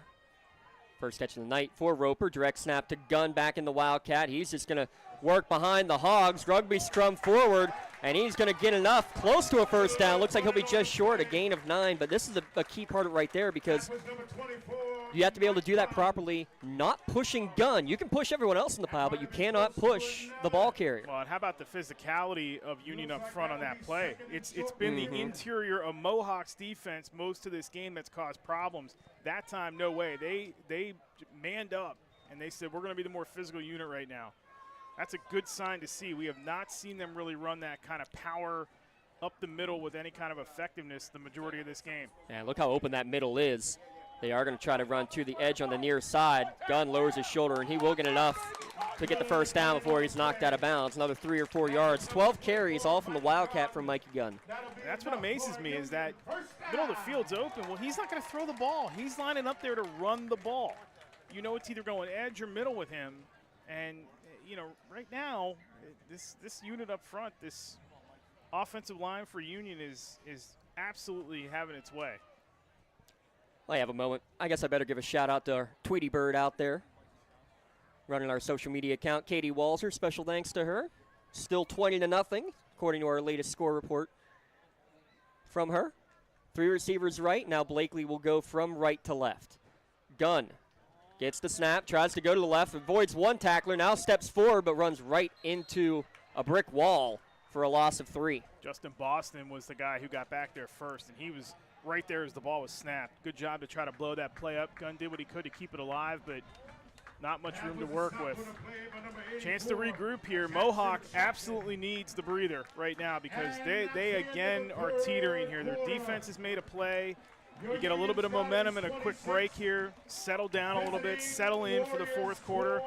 They face a 2nd and 13 here. We'll see if their defense can get a big stop when we start the fourth quarter. Make sure you settle in because we got a dandy of a fourth coming. 2-point lead for Mohawk. Back in a moment on LCSportsNet.com. Works in Progress Painting wishes a successful and satisfying season to all Lawrence County sports teams and athletes. Work hard and bring honor to your team and how you play. Joe Wright and his family have been providing painting, window cleaning, and other property services for homeowners and businesses in the Lawrence County area for over 10 years. Their goal on every project is to provide a meaningful service that honors their customer, God, and their family, and to have fun while doing it. Works in Progress is now booking interior painting and related projects for the winter season. Call Joe today, 724-714-4294 to discuss your next project. When it comes to protecting those you love, the businesses you've built, or the things you've earned, you need someone you can trust. Who better to protect your interests than a local insurance agent? Pontius Insurance is a team of local agents helping local residents in Lawrence County and surrounding areas, specializing in auto, home, business, and life insurance. Come see Dan Pontius, Jessica Dix, and Tracy Giddings, and the rest of the team at Pontius Insurance, and receive the personalized service you deserve. You have to check out the light show on our social media page. Eric Thomas will shoot that one out later. Nice little light show they had between the third and the fourth quarter. All the fans with the flashlights on, the field lights flashing on and off as well. Big shout out Dom Summers, Aaron Vigiano. I know they've done a lot of work with that. Brad Schaefer as well here at the U. Yeah, nice little entertainment.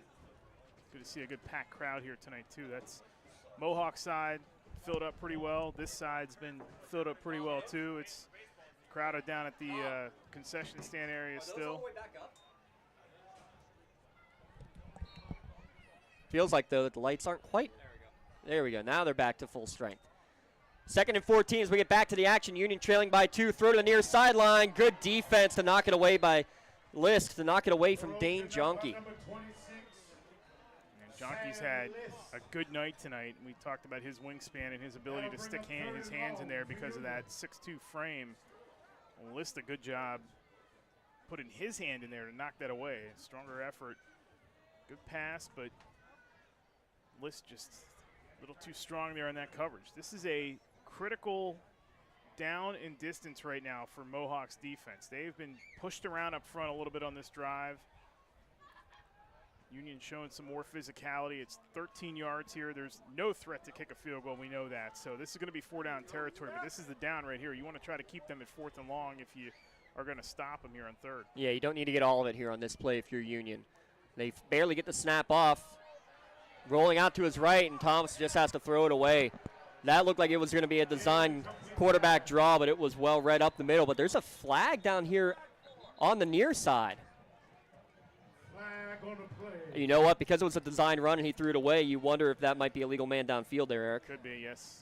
Nobody was in the area to catch it, though. I mean, he chucked that well out of bounds. Yeah, he was out of the free blocking zone, so you're allowed to do that now in the high school game. Well, Braylon Thomas, he's pointing to the clock. They want the clock stopped, add the time back on. You know, it's the pressure by Mohawk there because they know he's not 100%. They're trying to get after him and really disrupt his throwing motion and making him scramble some. He does not look comfortable scrambling right now, so it's a good idea to keep the pressure on him to disrupt it. But he is trying to gut this thing out, and it's been tough for him here in this second half. 4th down for Union. So now 4th down, 11:31 remaining in the contest. Stanley is in at quarterback on 4th and long. Thomas on the sideline. Gets the snap. Gonna jump pass, and no one was there. Pressure up the middle kind of forced his hand. A.J. Verdi, the first man in there for the sack and the turnover on downs. Yeah, Verdi with a great job. And it almost looks like Stanley decided, I'm going to throw this. No, I'm not. I'm not sure. I don't know what to do with it. And by the time he was able to really try to do anything and bring the ball down, that pocket and that opportunity to throw that ball had completely collapsed. But, I mean, still, look, 2-point game, plenty of time. The momentum's still with Union's defense. They have really disrupted Mohawk here in the second half. So now Mohawk's got an opportunity. And this is where, if they can get some physicality up front and can run the football and play keep away, that might be what really can decide this game for them. They need to sustain a drive here. 8 runs for 16 yards all night, but here's going to be one of the bigger ones of the evening as Boston fights forward. That's Sam Lisk getting his first carry of the evening across the 35 to the 36-yard line. Yeah, I like that start. Loosen up the interior Union's defense. They've been strong up front, and that's what Mohawk has to do. They've got to have some consistency running the football here, and it's not about clock. It's just really about sustaining a drive. It's about clock later in the drive, but it's about getting the drive going. It's about getting down the field and trying to get some points. If nothing else, start to eat up that clock a little bit. Yep. Another handoff up the middle for Lisk. Sidesteps the first tackler, but runs into a wall of blue at the line of scrimmage. It will be no gain, and now a flag thrown afterwards.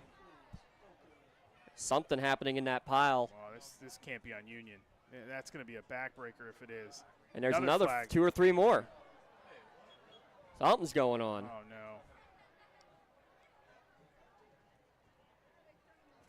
This is going to be borderline catastrophic if multiple flags on the play. Could be an offsetting situation, perhaps. And so all these flags are thrown after the play. So you'd assume that there was some sort of piling on or somebody doing something they ought not to be doing in the pile. And then as they're walking away, the 2 closest players there were Dante Retort for Mohawk and Jamel Mitchell for Union. Yep. So here's the call. A personal foul, a late hit against Union. And then after that, unsportsmanlike conduct, also against Union. That is a you have a stop on the play, and now Mohawk's got some momentum. You just gave them this massive chunk of yardage that they didn't need. You didn't need to give them. Now it's about scoring. Now it's about trying to hit a big play. So 30 yards in penalties given on that play. Forget the clock at this point. Forget trying to sustain the drive. They got a short field to work with, and we've seen what they've been able to do long ball wise tonight. Something to keep an eye on too, James, is McClinton for Union has also been hobbled, and they have really not tested him defensively. They run up the middle of the first 2 plays, get the penalty yardage here, but they really haven't tried to test him and run at him. If somebody recognizes that, they may get a matchup if they run the ball right at him. Rona's going to go on the slant. That's going to be high and out of the reach of Retort, and you could see the leg cramp up on Jonky immediately on that one as he went to sky up for it. And these guys are up against it right now as far as cramping goes. This has been a tough second half.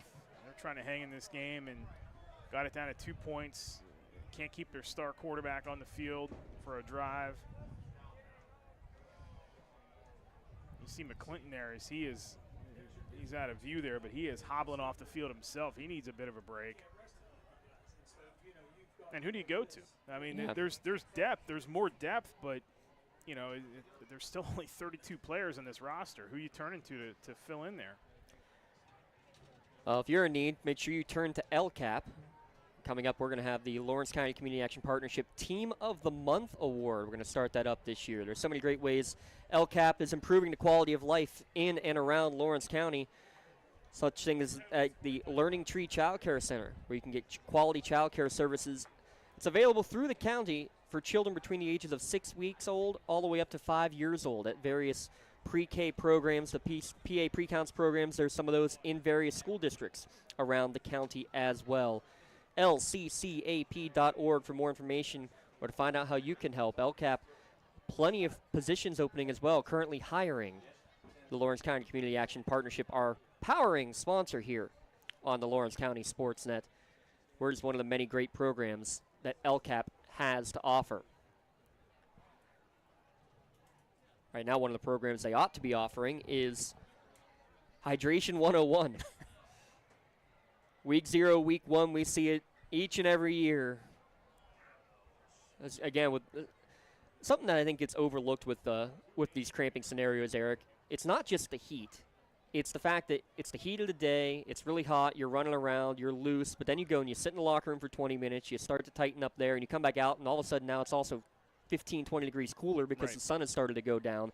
That sometimes, as much as anything, the change in the temperature makes the big difference in these cramping scenarios. It does, and you're exactly right. When you tighten up, either by not staying loose and active and warming up and all that, and then you come out and it's also, about a 10, 12 degree temperature change, and that might not seem like it's a lot, but when it's cold and it drops 12 degrees, all right, it drops 12 degrees. When it's 85 and then it goes down to 73, that's a big difference this time of year. I mean, it's extremely noticeable up here with the way the wind's been blowing in and all that, but down on the field, it's got to feel much, much more different than it does standing up here. When we talked to Coach McCutcheon before the game, one of the things that you could even tell just in the way he said it was he was obviously worried about was the speed of Union, because you can't simulate, as he put it, the 4.4 speed that you have for multiple Union players. How do you think they've done? I think they've done a pretty solid job of containing that tonight, Eric. I do too, and part of it's in turn now because these guys are starting to cramp up a little bit, and Thomas hasn't been able to stay on the field, and McClinton's had problems. Now you got Jonky who's down, Cartwright's been down. But for the most part, I mean, the coverage has been there from a secondary standpoint. Rona just threw tremendous passes in the first half. He threw his dude open every time he was throwing the ball down the field, just putting it right out of reach. And there's that kind of speed where they can stay with you stride for stride, but your guy's a little bit faster. Then there's trying to neutralize that kind of speed. And when you take a player off the field like Thomas, and you're not allowing a lot of running room for Gunn, and you're really trying to limit some of the big plays on the outside, what's been some of the passing plays for Union in this game? They've been short. Yeah. They've been short, fast routes. That's how their passing game got into a flow. It wasn't the deep pass. It was the short, timed-out routes. Ball snap, ball out of hand, ball in hand of receiver like that, real quick. So I think they have done a nice job tonight at really trying to take that away. So amongst all of that, that incomplete pass actually didn't even technically exist. There was a hold on the play. So a 10-yard penalty against Mohawk pushes them back 10 yards. It's going to be 1st and 20 from the 44-yard line. And that was one of those situations where it occurred at the line, so they take it from the line of scrimmage, not down the field. Right. Gonna have to get used to that this season. It's a good rule change. Makes a lot of sense. Yeah, it just follows what you see in the upper divisions, and that's all you can ask for. Dropping back is Rona on 1st and 20. A lot of time in the pocket, now flushed out to his left, and he's going to wisely just throw it into the bench. And again, that's one of the new rules that just went in the last couple of years. It's not officially called the pocket in high school. It's called the free blocking zone. But, come on, it's the only time I'll ever get a chance to correct Coach Mark Stanley. And I'm going to take advantage of it. Well, in that free blocking zone, it seems like it's a giant chunk of real estate, too, more so than a tackle box, so to speak. Still 20-0, Sharon leading the Shannock early in the second half of that one. Nobody able to shake loose in that play, though. It was well covered down the field, and that's that adjustment that Union made late in the second quarter, putting a lid on that high-powered offense. Left wide open down the far sideline, and Retort couldn't hang on. Went right through the wickets. Busted coverage, and Union caught a break on that one. They sure did. They got a matchup that they really tried to exploit. That was Bowen, who was running down the field with Retort, and that's a mismatch. Retort's going to burn by him pretty much every time and just could not hang on to it. Yeah, I think miscommunication as Anthony Roper was on that far side, and he let the receiver go by and had no help over the top. All the help was on this side of the field. They were trying to take away on this side, and with everybody forgot about Retort. Yep. Now Retort, the receiver, wide to the right. 3 receivers to the right on 3rd down and 20, and this will be interesting to see how Mohawk plays this one. They're going to try to set up the screen. Caught by Boston. It was caught down the field. I think they're going to get away with it, and it's going to be a screen pass for a 1st down and then some with a late hit out of bounds. Just unacceptable. You give up the 1st down yardage, and then you're going to tack on more. That is a tough break.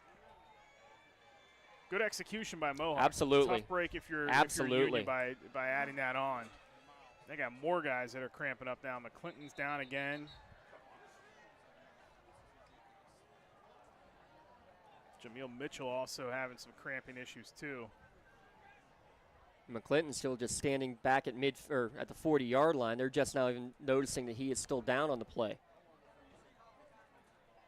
Mohawk athletic trainer Patrick Miller actually the first one to get out there. So it's a 20-yard gain. And then it looks like it'll probably be a half the distance personal foul from the 24, so the ball will be down to the 12. 42 penalty yards against the Scotties on this drive. But what a 3rd down conversion that one was. And a great play call, too. 3rd and long, do something safe. Great call from Coach McCutcheon and Coach Robb. It was, and, they used that screen earlier, and they had it well blocked down the field, if you remember. And then Retort got called for the penalty, and then they went right back to him on the next play for the touchdown. So they saw something on that screen where they had it set up perfectly in the middle of the field. The lineman blocking down the field, doing a great job.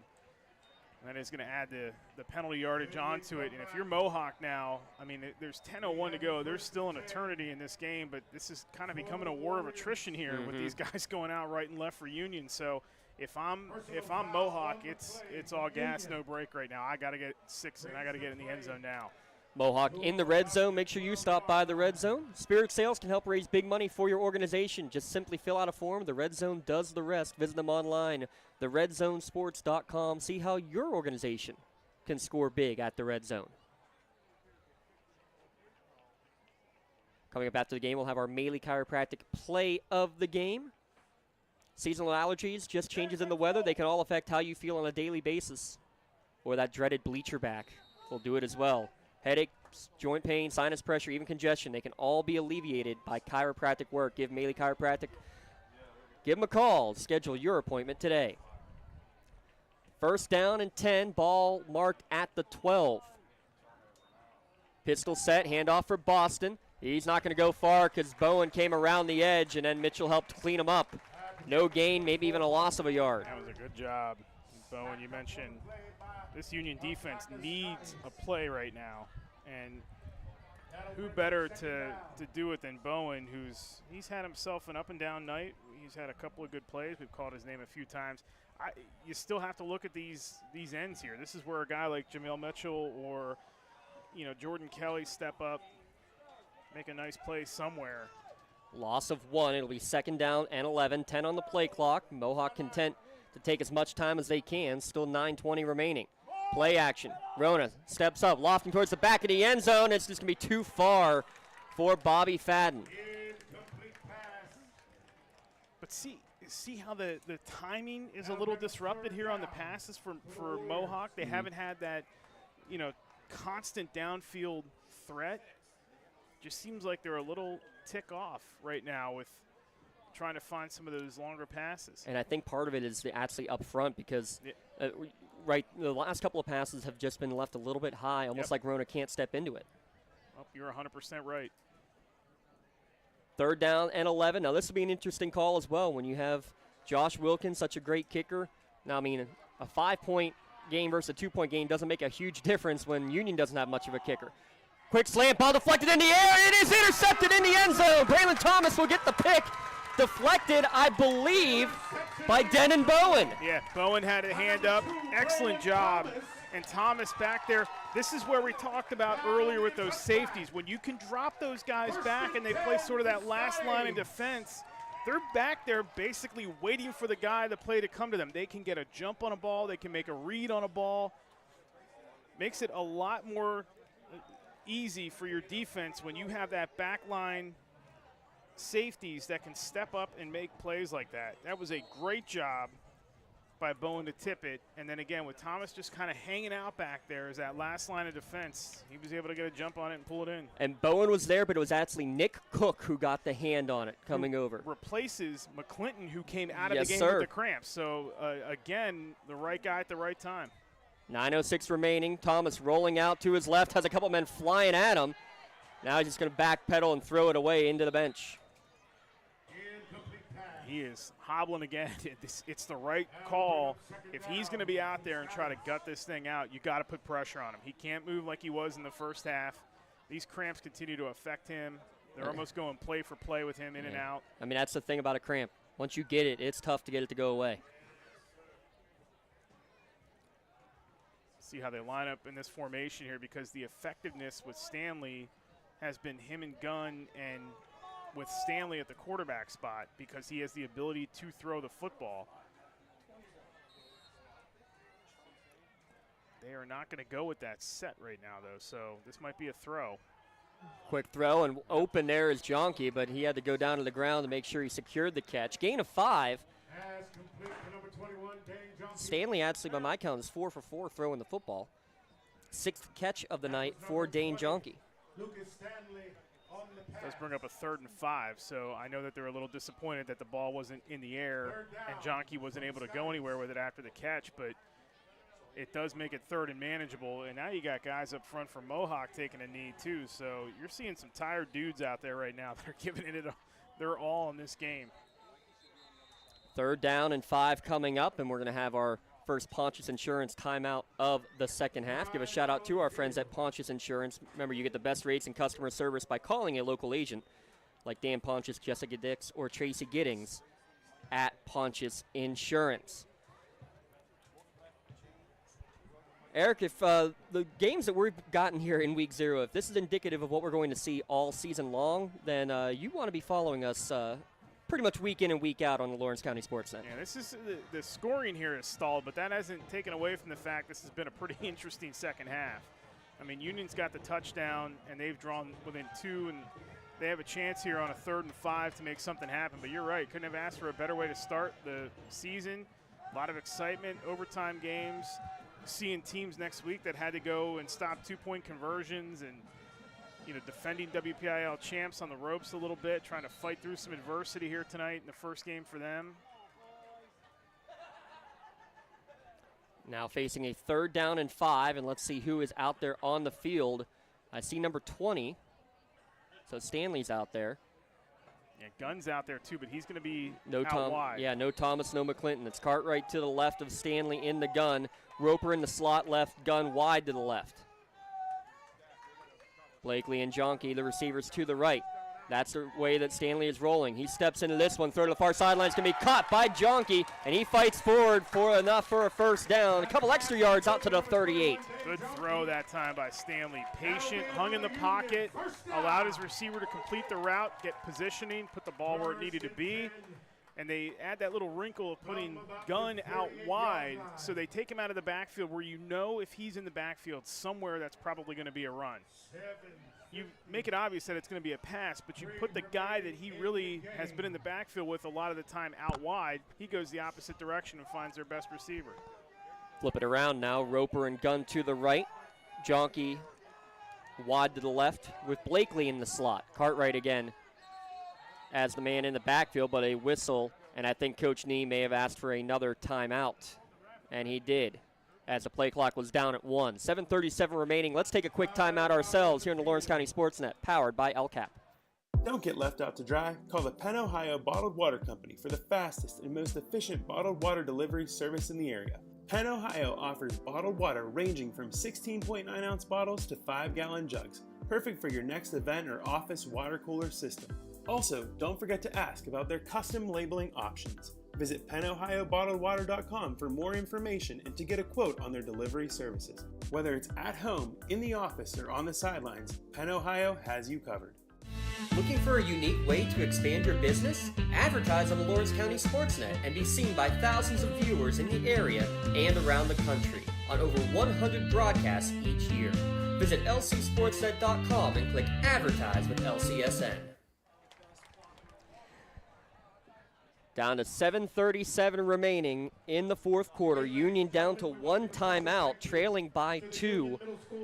In a game really, Eric, in the second half that has not had a lot of flow to it. A lot of stoppages, a lot of turnovers, a lot of cramping. It's been a rough one in the second half for all teams involved. Going on almost 3 hours of game time because of all the stoppage. We only do long games. Sure seems that way, doesn't it? But yeah, you're right. Not a lot of flow. Union trying to really hang in there. Stanley lobbing one down the far sideline, has Jonke over the top, and it's off his fingertips. Laid it out, and Jonke could not quite haul it in. Had a step, too, and that was a good throw. Just could not hang on to it. And that was an excellent job to get him down the field. And you know, that's one of the big differences that you notice between the quarterbacks here, and it's no offense to Stanley. If Thomas throws that ball and he's 100% healthy, again, throws the guy open. He leads the receiver down the field with his ball, and probably Jonke gets a little bit of separation and makes the catch. And Jonke barely able to get back to the huddle in time. He is struggling. Everybody too. is. It is in a big way hurting this Union team right now. 2 backs in the backfield. They're going to throw it into the flat for Gunn, trying to get some space in front, and he's going to fall forward to the 40. Pick up about 2 or 3. That's it. Good job to hold the edge again by Joey Nail. We've called his name a lot defensively tonight here, Eric. We have, and Roper tried to do all he could to hold him off, and Nail saw with the motion coming his direction that Gunn was going to get that pass. That's a new wrinkle that they threw in there. Haven't seen that yet. Nail staying at home, fighting off Roper, and using that physicality to get away from him to make the stop. Nail just a sophomore, and I mean he is listed at 150 pounds. He plays like he's about 225. Saw him at camp. He made some impressive catches the day that Coach Kutch asked us out to practice. 3rd down, they get the snap off barely on 3rd and long. Stanley runs right into the pressure. The bull rush on the edge, able to hold the edge and run right into danger. Too long for the play to develop. 3 receivers down the middle of the field, and they're not turned around looking for the ball. Still running their route, and they just took a little bit too long to develop, and that allowed the Mohawk defense to converge and come up with a huge stop. And punt unit will come out with 6:15 remaining. Mohawk has not had many long drives, so clock not a huge issue with the Union punting it away. What is a big issue is the potential of Bobby Fadden deep to return. However, he is not deep. They are playing a safe coverage for sure with Thomas, and they're going to have to take the penalty here. They're not going to waste their final timeout. They'll back it up 5 yards. I'm not sure they had 10 players out there. Yeah, they only have 10 out there. Well, the other decision, too, is if this ball's in midfield or in Mohawk territory with 5:53 to go now, I think they probably go for it. You're too far back in your own territory right now. It's a little too early to think that it's 4-down territory no matter where you are in the field, because it's still just a 2-point game. We get that. But if this ball is in Mohawk territory, I don't think there's any question that they would have probably gone for this instead of punted away. But they trust their defense, so why not? Give it back to them. Thomas thought about it for a minute before making the rugby-style punt. It's going to work out to the Union advantage with a big roll down to the 23-yard line. I'm not sure that ball got more than 3 feet off the ground, but it doesn't matter. That was fantastic by Thomas to kick it that way. And to move him, too. With the rugby style, too, not just stand pat. And then if somebody gets after him, chase him. He still feels confident that if he has to take off and run, he can do it. I'm not sure that that'd be a good idea with him right now, but to move him and then just get the field position flip here. They trust their defense. There's still plenty of time. 1 timeout, only down by 2. You got 5.5 minutes left. Their defense has forced 4 Mohawk turnovers in the second half. Exactly. So why not trust it? Again, they're going to go with the deep safeties. So they're trying to keep a lid on this attack. Now they're going to push up a little bit. Invite them to throw. Rona play action will throw deep over the middle of the field, and it's going to be caught by Logan. Tried to undercut it at the end was Andrew Gettings, but he was just a split second too late as Logan gets the deep pass. Gettings is shaking up, too, on the play. That's a good throw and a great route. Logan's going to have to come off, too. He's hobbled. So now we're starting to see it with Mohawk a little bit, but excellent route, little post. Beat the safety over the top, playing a little. You said it right before the play. Coming up a little bit, maybe a little bit too much that time. 41 yards. Rona likes those matchups if they more or less get one-on-one, but when you allow him to have the underneath, that time pushing the defenders up a little bit too much on the line allowed more of a one-on-one matchup, and Rona's going to trust his guys to win that just about every time.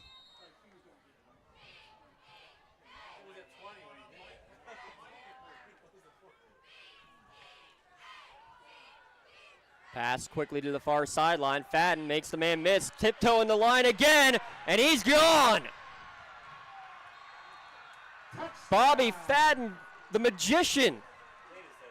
37-yard touchdown pass. James, he looked at Fadden the entire time the ball was snapped, and nobody reacted to that. Nobody read Rona's eyes. Fadden standing over there basically screaming for the ball to be thrown at him. Rona gets the snap, and all he does is look left the entire time, and nobody moved up to try to jump the route. You're going to get him one-on-one in space. He's too good, and he's probably going to beat you every time. You have to react quicker to that when Rona's looking right at him from the time the ball snapped. 2 plays, 78 yards, a 41 and a 37-yard completion. Wilkins, this is a big extra point, and the snap was wild, but Union was offsides. They knew it was a big extra point that they needed to block it, but they're in the neutral zone too early. Do you go for 2 here? I mean, with the kicker you have, I would say absolutely not. But it's not the kicker that has been the issue. It's been the snap. The last now 3 that we've seen have not gone well, and actually looks like they're going to change who the long snapper is. Verdi's coming out. They're going to bring somebody else in to do the snapping, and that's probably Jack Maves, who's been the center most of the night. Still a 2-score game either way if you go for 2 or kick the point after. So. Oh, they're up by 8 right now, right? Yes. Yeah. So but it's like whatever you trust to make it a 2-score game, I guess. I see what you're saying though. And now this one's going to move back now because I think we have motion up front from Mohawk. So a 1 yard or 1.5 yard technically offsides. Now march it back 5 yards. Might be due to the false start. Better angle to kick it though, maybe. Anything to maybe just change something from Mohawk to maybe get a better snap. Yeah, it's going to be a 2-score game if he knocks this through anyway, so. Better snap here. The kick is up, and it is good. Two-score game. 35-26. Mohawk leading Union. Back in a moment on the Lawrence County SportsNet, powered by LCAP. BMF Tax and Financial provides businesses and individual tax prep, advising, and consulting. With over 10 years of experience, BMF Tax provides you with big firm expertise with small firm service. I'm Brandon Fisher, owner of BMF Tax and Financial. Together, we will help you get a better understanding of your taxes and build a relationship along the way. At BMF Tax, I want to take the stress away from taxes and allow you to focus on what you do best. Call or visit bmftax.com to set up a free consultation. BMF Tax and Financial. Taxes made simple, life made easy. I love what I do because coming in every day is different. How can you not enjoy these kids coming up and hugging you and giving you these great smiles all throughout the day? You guys ready? Seeing the progress that our kids make every single day is one of the reasons I love coming to school. What should we do? We have fun. LCAP Early Learning Centers is hiring. Help empower.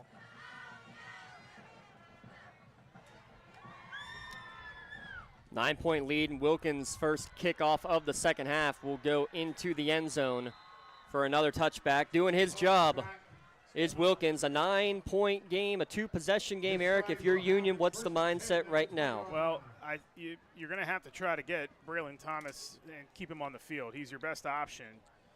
And as much as you can, make sure you can protect, because when there's been pressure and he's had to scramble, he's then had to come out of the game because of the cramp creeping up again. So you've got to protect him. At this point, with 4:39 to go and only one timeout, it's got to be quick. I think this is the one that has to be quick. They can trust their defense if they pin Mohawk back. I know they just gave up the big play, but they can trust their defense as they have in the second half, but they're going to have to get something here fast. Gun the receiver wide to the left.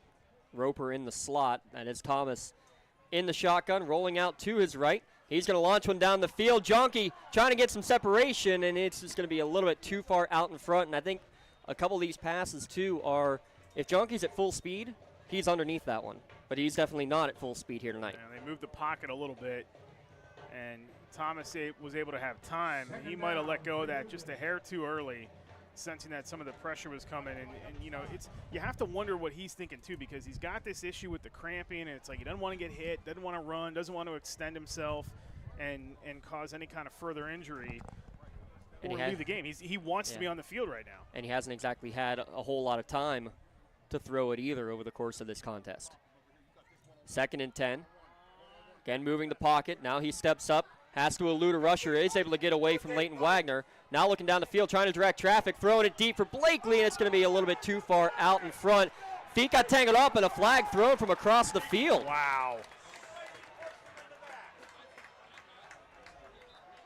Comes from the far official, too, not even the one who was with the play. So the only thing you could possibly say is if the official from the far side is able to see something handsy in the back that the referee coming right at him isn't able to. I think you're right.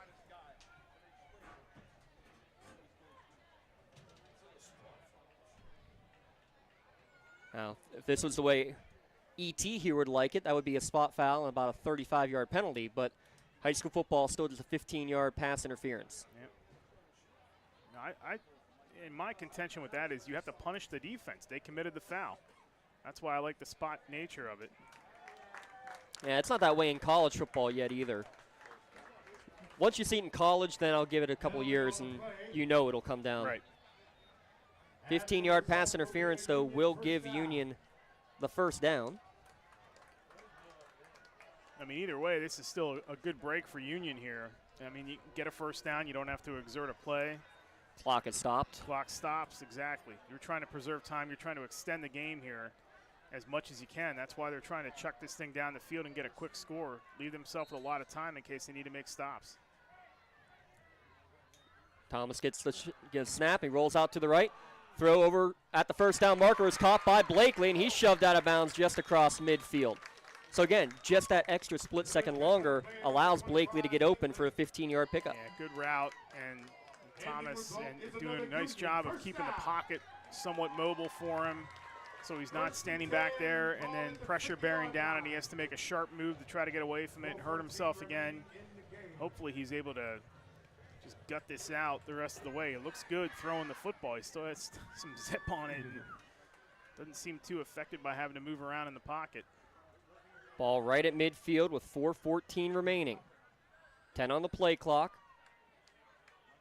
Deep shotgun set here, almost 7 yards back, is Braylon Thomas.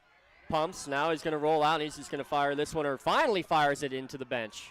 He's trying to do what he can to keep the play alive. Good coverage down the field.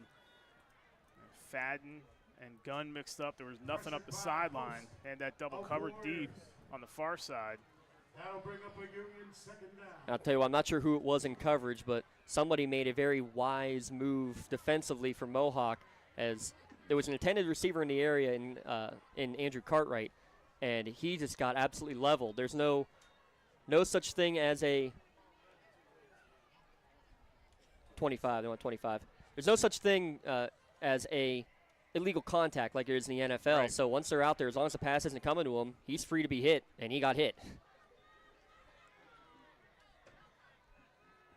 Gunn and Roper to the left here on 2nd down and 10. Thomas pumps, has some space to the near side, directing traffic, thrown over the middle. Roper makes the catch. Actually, no, it's going to be ruled incomplete. It was knocked away. Fadden made the hit, laid down the lumber, and Roper could not squeeze it. That was a tough catch. Good job by Thomas again to keep it alive, direct traffic, and then sling it down the field. But Roper just could not hang on. He took a shot, too, and it looked like he had planted his foot to try to make the catch and then just got rocked. Couldn't hang on to it. 3rd down and 10 now coming for the Scotties. Time becoming a factor. Yeah, time and down in distance, too. This is going to be 4-down territory at this point. Even with 3:55 to go, it's 2 scores, so have to go for it on 4th down if you don't pick it up here. Thomas is now 2 of 11 throwing it in the second half. He's running for his life again, but he's got a lot of room in front of him, and he's going to cramp his way forward and get out of bounds inside the 35, down to about the 33. They came at the blitz. He was able to avoid just enough and get the first down. Good job, too, to get out of bounds. And he knew he had the space, probably could have tried to fight for some extra yardage, but instead opted to just go out of bounds. That's a smart play. And he is showing no ill effects of having to take off and run. He's not hobbling. He's walking sort of slow, but. And it looks like both he and Stanley will be in here on this first down play. 3:45 remaining. It's going to be some kind of double pass if they put Stanley at the quarterback spot. Well, I already saw Stanley throw. I'd say, look at this. We're going to flip it around now. Thomas at quarterback and Stanley at wide receiver. He's slot to the left. Gunn, the wide receiver, to the left. Thomas. Uh-oh. Being chased from behind. Trying to turn, and he's just going to go and tuck and run, and he's going to get the first down. What a tough kid. with the pressure bearing down on him, and he takes off and scrambles. And not only that, gets the first down. I mean, that pressure was in his face. And now they're going hurry up, and I like that. 3.5, still time. Can work sidelines, get out of bounds, save time if you can. High snap. Thomas throws near sideline. 2 receivers there, and Stanley, I think, stole away from Gunn. He makes the catch at about the 18, 19-yard line. Gain of 4. 7th different receiver with a catch today for the Union Scotties. Again, hurry up, so they get 2 plays off in about 20 seconds. The clock stopped briefly because a Mohawk player had to come off because he lost his helmet. Thomas again scrambling, again directing traffic, and he's just going to run out of bounds, get ushered out of bounds.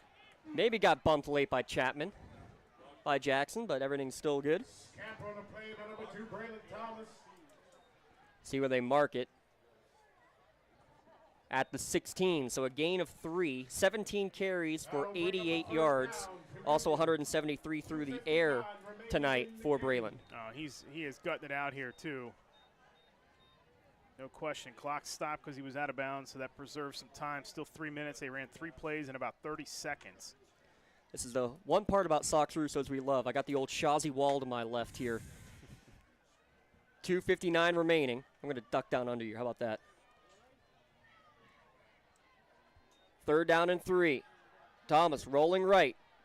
Fires towards the sideline. It's going to go through the hands of both the defender and the receiver. As trying to undercut the route on that far side was Boston. 4th down and 3 coming, and again with a 2-score deficit, a must-have you would think for Union. 10th play of their drive coming up. If you had a kicker, you could kick it here because it's only 9, so that takes that out of the equation. And we saw him attempt 1 extra point tonight that just the snap was bad. Timing, everything was just a miscue on that. So no option here at all to kick it. This is 4-down territory. Got to have it. Get the first down. Don't worry about the 6 right now. Just get the first down. Keep the drive alive. Got to get to the 13 for the first down. Blitz from the edge. Thomas going to be flushed towards the near sideline, and he's going to get it up, and he stays in bounds. He's in the end zone. What a run by Thomas, too, because it looks like he's going to slow up a little bit and just get the first down, but he saw the slightest of holes to break through, and he's so good with the field vision, and he's such a tremendous athlete that he makes him pay for it. That's an excellent run. Good job. Plays designed really just to get the first down. They will go for 2. It doesn't matter if they go for 2 or try to kick it either way. They have to get another score. So, you know, realistically, you would think you go for 2 and then it sets up a field goal to win the game. They're not going to do that. They're going to try to get a stop and have to score another touchdown. That's the first rushing touchdown of the evening. How about that? That's amazing we've gotten this far. And with 2:47 left, there is still time in this game, too. And with Mohawk not able to really sustain any running, I know there's 1 timeout left, but you'll probably see them try to go to the ground to kill the clock and force Union to use that timeout. Now they're trying to direct traffic for this conversion. They can cut the lead down to 1. Thomas gets the snap. Looking for someone open. He can't find anyone. Just rolling around. Finally fires it. Tiptoes on the sideline. He's in.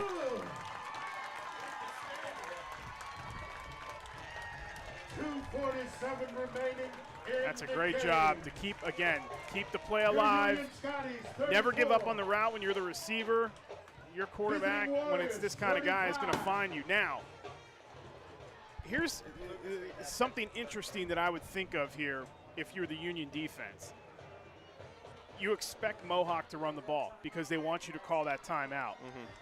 You don't have to call the timeout right away. You probably want to, but you don't have to until you absolutely need it. You want to try to get them down to 3rd down, force the 4th down, then call it. If you have the opportunity to run somebody out of bounds and keep it before a first down, get them out of bounds before the 10-yard gain. Get them out of bounds. Do not worry about the tackle, but just try to usher them out of bounds and get that clock stopped. That's going to have to be something that they're aware of here as time now becomes the great enemy. If they had 2 timeouts, it'd be no problem. You let them run first down, call it after 2nd and 3rd, make them punt.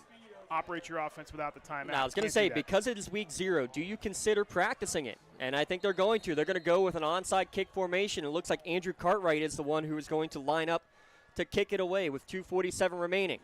Here it is, a high bounce, and it's going to be taken on the bounce by the first man through. I believe that was number 50. No, not 54. There is no 54. 84, Chapman again. Jackson Chapman. He's been all over the field, including out there with the marching band today. I think that's a good call. I might have tried to squib that just since it's a live ball. Instead of onside kick it, you got to have your timing down for an onside kick. Now, what does Mohawk do here? They got to run the ball. They have to run the ball and force that clock or force the hand of Union to call a timeout. It's simply just run the ball here. And if they get the ball back, you hope that it's with as little time as possible and no timeout. Rona with 5 touchdown passes on the evening, but he will hand it off to List up the middle. Tough sledding, maybe gains a yard on his 3rd carry of the night. They're going to hold the clock. They're not going to. Yeah, they're not going to call timeout. That's, again, they're trying to save it because Mohawk's going to run the ball. So you have to save it for 3rd down to make sure you get the punt. They'll use all 40 seconds on the play clock, still 20 remaining on it, so they'll snap this basically right at the 2-minute mark.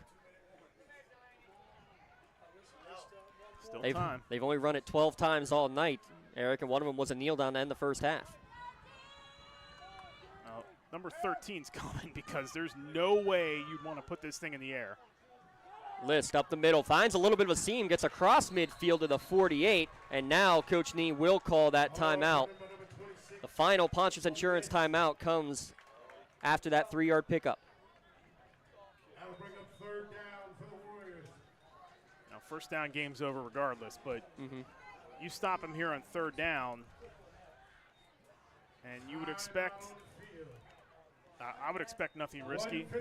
Mohawk's contention here is if they don't get the first down on this play, they're punting the ball, and it's going to be deep, and Union's going to have to try to go the length of the field or something close to length of field with no timeouts and probably around, what would you think, about a minute and 12 seconds, a minute 11 seconds, somewhere in that range. Minute 19 maybe, just depending on how long the play takes here to develop, and then they're obviously going to let the clock run down as the play clock run down and take as much time off as they can. So realistically, you're looking at about a minute that they're going to have left. So, Coach E, you're running the ball right now. Absolutely, 100%. I might try something with Rona and maybe roll him out on a bootleg and see if he can pick up the first down. Not out of bounds, but pick up the first down. You get a first down, game's over.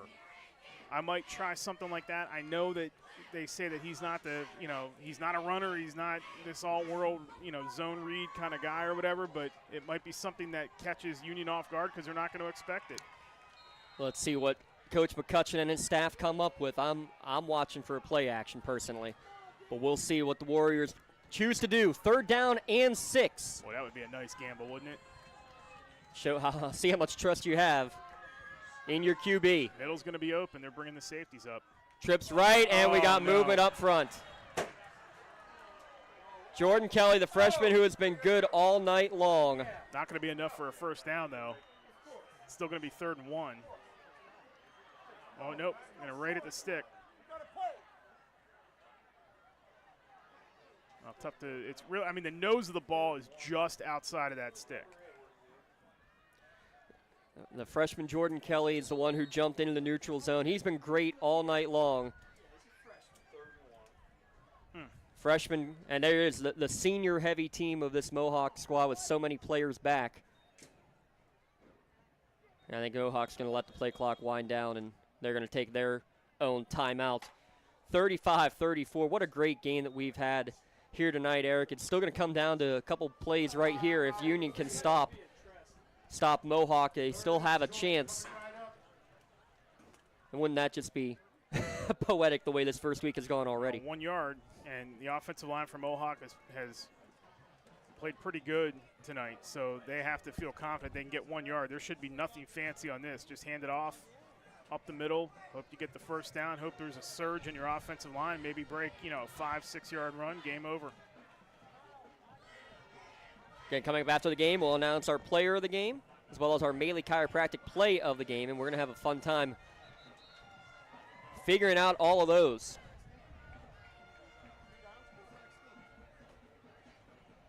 See what Union does with their – are they going to stack the box here? You would think they probably would, but – now on 3rd and 1, absolutely. Yeah, but then that's going to open up if they decide, as you said, some kind of play action. They're going to get right up. That's going to go under center for the first time tonight is Mohawk. They're going to go quarterback sneak, and they never got set. Mohawk never got set. They got the first down, but they never got set. This is going to push them back. And stop the clock, too. Yep. So you gave the 5 right back. They went on set, not go. Unbelievable.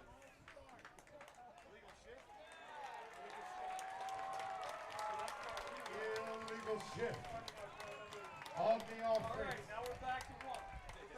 11 penalties for 110 yards against Mohawk tonight.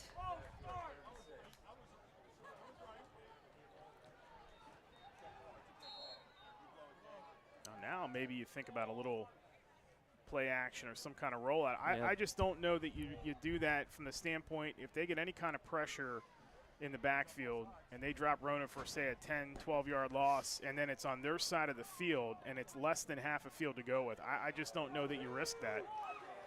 I'm not a coach. I don't have that kind of acumen, but I don't know that I risk it. They are going to throw it. They're going to go on the comeback route, and it's going to be knocked away. He had it and then lost it. Jonke got the hand in there at the last second to knock it away from Blake Logan. I love the play call. They've gone deep all night. You stop right at the sticks. I know it stops the clock, Eric, but, I mean, you trust your team, you trust your players. Just in the end, the Union defender made the play. You get the first down, the game's over. Yeah. So you're right. I mean, it's a good call. Risky call, but a good call, and you have to trust that your best offensive player, your quarterback, is going to make the throw, and that one of your best skill players is going to make the catch. That's an excellent defensive play. Now, here's the other thing. Are they punting? I mean, I'd be crazy to think that I think they're again going to take another timeout and talk it over, but you got to make Union go as far as they can. Obviously, they have the playmakers. If there's 1 second left, Union can score. What a ball game this has been. 7 touchdowns in the first half, all on deep passes down the field. 4 for Jay Rona, 3 for Braylon Thomas.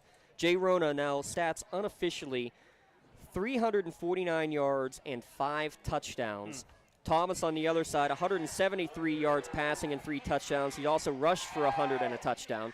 Funny enough, cards on the table, I joke with Coach McCutcheon before the table. I teach here at Union High School, and I joke with Braylon of, what's it going to look like? I jokingly said, you going to throw for 500 yards? He said, no, I don't know, 100, sure, we can do that.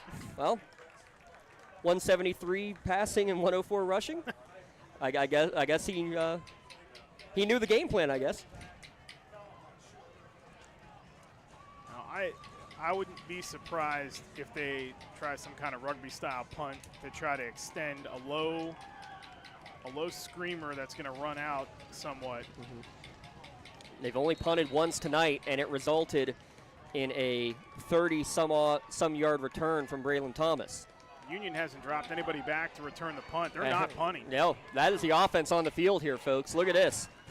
Mohawk was going for it. They say we trust our offense to make a play. Rona looking left, pump, going down the field, looking for it, and it's going to be incomplete. They tried to pump and go, and Gunn stayed with them enough. Thomas helping in coverage on Fadden. Turnover on downs.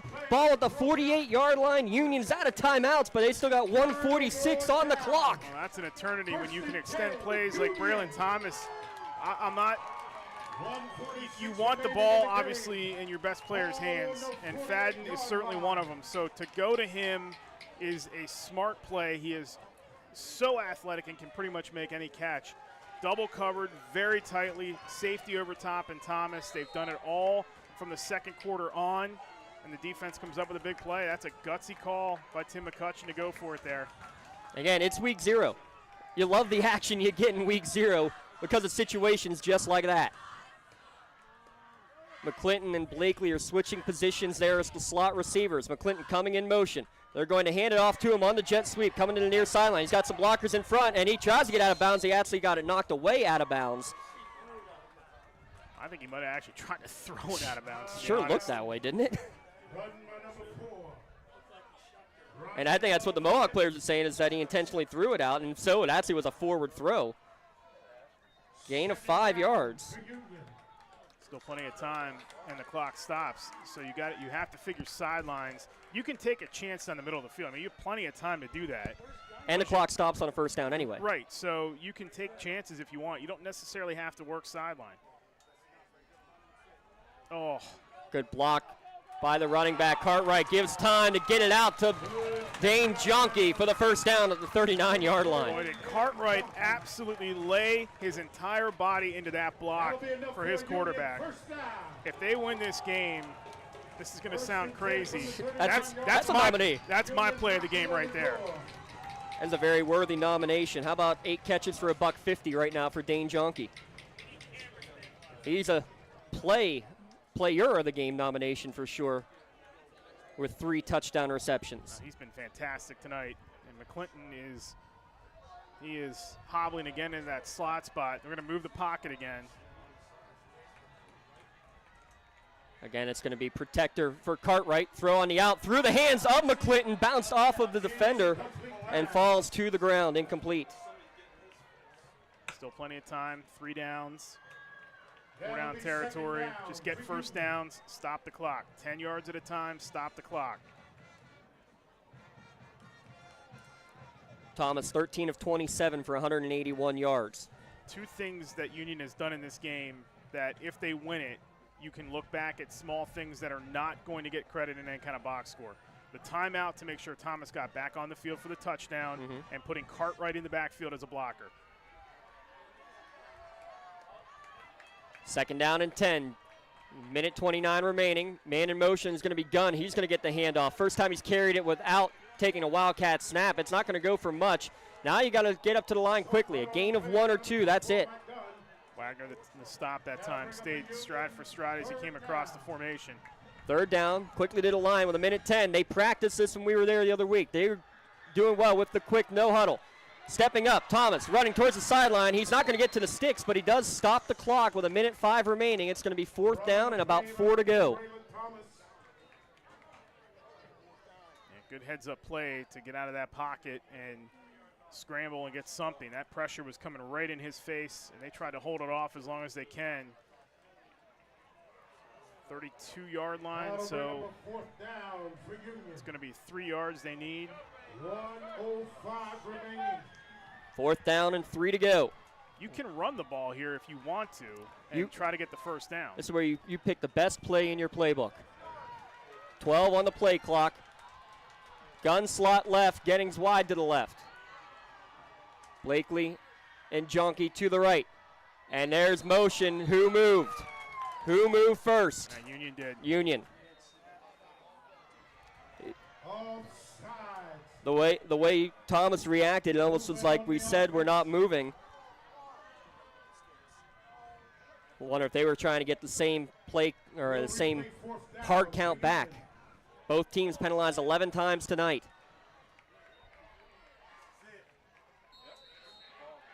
Fourth down, 8 to go. Going to move the pocket again. So all options are there for Braylon Thomas. Make sure that pocket moves, and if I'm Mohawk, I'm sending everybody after this guy. I am not letting him get a throw or a runoff. Rolls out to his right. He's going to throw on the run towards the far sideline. It's going to be caught by Blakely. Grayson Blakely on the far sideline gets the 4th down conversion. Do you understand, if you're watching this game, how hard of a throw it is for that guy to make from that hash over to the far side on that kind of route? That is a remarkable throw as Gettings goes down. He's got cramping issues now too. Now here, because the clock was already stopped, they shouldn't have to do any sort of runoff because the clock was stopped. That's a deep out to the far side of Wow. the field. That is a heck of a throw by Thomas. And to be able to stay in bounds for Blakely and make that catch, tiptoe that sideline, get the first down, stops the clock on the first down, gets out of bounds anyway, preserves time. There's only 58 seconds left, 59 seconds left, but plenty of time. And I'm going to double check because I think I misspoke. I think it actually was Andrew Gettings who made the catch. It was. Okay. It was 16 Gettings who made the catch. His 3rd of the night. 7 Union receivers have caught passes from 2 Union quarterbacks. And both quarterbacks have caught a pass from each other on the evening as well. Yeah, of course. All right, so now, Coach E, you're in the Mohawk huddle. What are you saying to your Warrior defense right now? Well, you obviously want to guard against something over the top.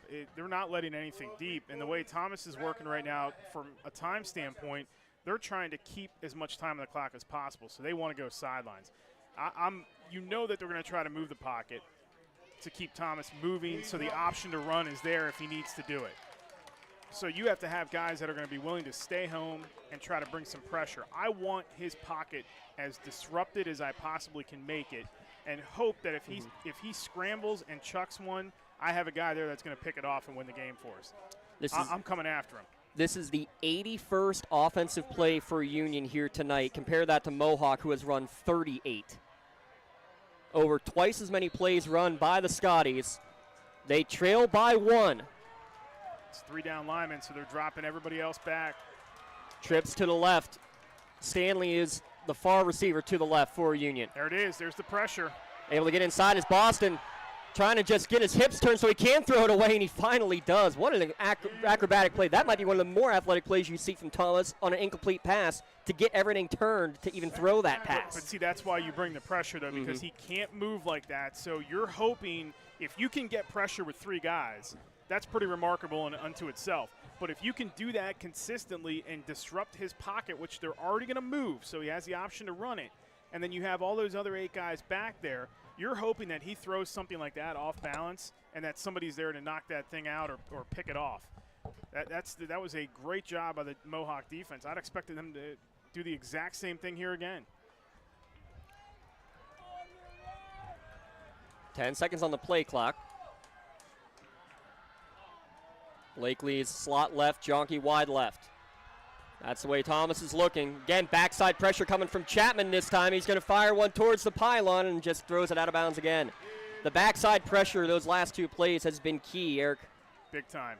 And they're bringing it from all different angles. And again, he has that ability or that option to take off and run with the moving pocket. If the pressure is getting there with 3, you're going 5 on 3 up front, and they are still getting home to disrupt his pocket. That is already moving. That's an athletic defense that knows exactly what it's doing here. They're going to do the same thing again.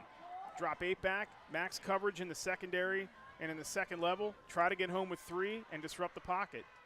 What does Union have in their bag of tricks now? Stanley's out on the far side. 3rd and 10. Better protection this time. He lost one down the far sideline in a double coverage, and it's going to be knocked away, but the flag thrown. The safety made a great play, but the quarterback too handsy. Pass interference, and it's a good call because those arms were up, face guarding. No attempt to make a play on the ball. Did not turn his head to make a play on the ball. That's going to be enough for a first down, thanks to the penalty. Still 38 seconds left, still plenty of time. 21 first downs on the evening for the Scotties. It'll be half the distance from the 27 down to about the 13.5-yard line. So they can still get a first down at the 3, which is critical to stop the clock. So you have sidelines and first down to stop clock.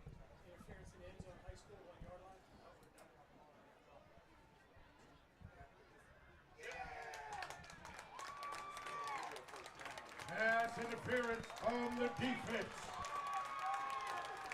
Yeah, it's a good call. I mean, what else can you really do? You're thrown in double coverage. You know something's going to happen there. You have to also try to, as the receiver, draw some contact too, but it didn't even happen there. There was just no ability, no chance for the defender really. Did not even make a move to turn his head and try to make a play on the ball. Ball at the 13 with 38 seconds remaining.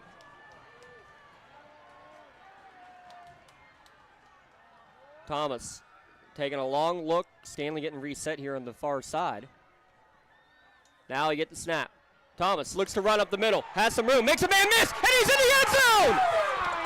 Braylon Thomas, the go-ahead touchdown with 32 seconds left. What a call. What a call. Again, they have moved his pocket on every pass attempt to keep him, to get him the option to run the football. So you expect them to do the same thing on that play. What do they do this time? Forget it. It's a design quarterback draw. Everybody else is dropped back. Everybody else is in max coverage. He has all that room to run. Worst case there, James, he's getting a first down and stopping the clock anyway, and then they only have to go from the 3-yard line or even closer. That was an excellent designed quarterback draw at the right time by the best player on this Union team. Caps off a 9-play scoring drive and a minute 14 off the clock. Union, their first lead of the game. Stanley will take the direct snap for the conversion. He's going to roll out to his left, throw on the quick out. It's going to be knocked down at the line. Good quick hands by Joey Nail yet again. That's a big one, too, because it keeps it a 5-point game. A touchdown wins it now for Mohawk. And let me tell you, Eric, how many quick strike touchdown drives have they had? The visiting Warriors. Enough that you're nervous about it. Eric, all 5 touchdown drives all took less than 1 minute.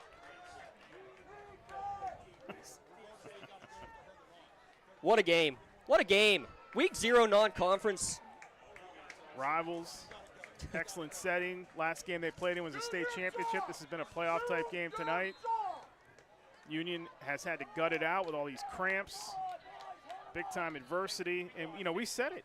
How hungry is this team? I think they're ready to eat. I mean, this team has shown some guts here in the first game of the season, and you're going to have an emotional win or loss either way here going into week one, but this team has shown that it's back and it's ready to compete and try to get another WPIL title and try to get back to Cumberland Valley and play for a state championship. We've been here 3.5 hours. I'm ready to eat.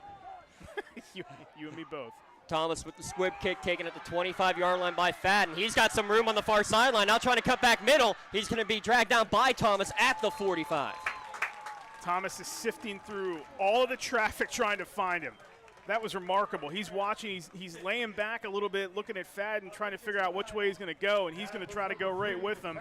And then he just moves his way in and out of the traffic and makes a nice stop. 1 timeout remaining for Mohawk. 1 timeout remaining.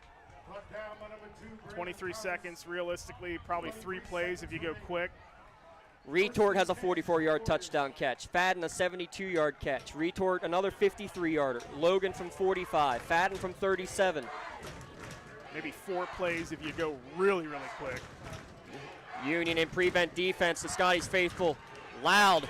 Rona scrambling. He's going to fire this one towards the near sideline. Fadden coming across the field, makes the catch and gets out of bounds at the 43-yard line. That's a gain of 12 or 13. Took 7 seconds, so you probably have at least two more plays. Scrambling around, making something happen, looking like Braylon Thomas there, keeping the play alive, keeping the pocket alive, and Fadden not giving up on the route. That was an excellent job to stay with his quarterback and stay in sync and be an outlet for him to dump it off to. That's called being an athlete. Absolutely. And hang on, we got something after the play here. 2 hands behind the back. Is that sideline interference? No?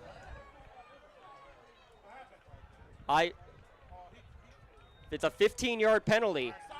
It said sideline. Wow. Was it a sideline warning? Well, they had the warning earlier, so now it's interference. Oh, boy, so now it's at the 28-yard line. 16 seconds remaining. You might have time for 3 here if you go quick. Mitchell gets around the edge, and he makes the sack. They got a call. They're not going to. Yeah, they did. There's a timeout. There were 4 seconds that came off the clock between the end of the play and the timeout. Or about 3 seconds. And there it is. We talk about him in the pregame show. He's been held quiet most of the night, but when the big time is on the line, in Mitchell you trust. Yeah, he is just I said it twice already tonight, a high motor guy. And those 2 defensive ends, there are not many teams in the state at the single A level that can put those 2 type of players on the end and still have a lot of talent in the middle, too. I mean, Stanley's no slouch, obviously Cartwright, McClinton, but those 2 bookends, and one of them being a freshman, that is a major problem for the rest of single A. So ball is at about the 33, 32-yard line. 9 seconds remaining. Essentially, the last play of the game, they put 9 seconds on the clock. Yep, added 2 more seconds. So with that, you can run a play here. With 9 seconds left, I feel more confident about running a play and getting out of bounds. Yeah, absolutely. Absolutely can go to the sideline, quick hitter, shorter field, and then have one last crack at it.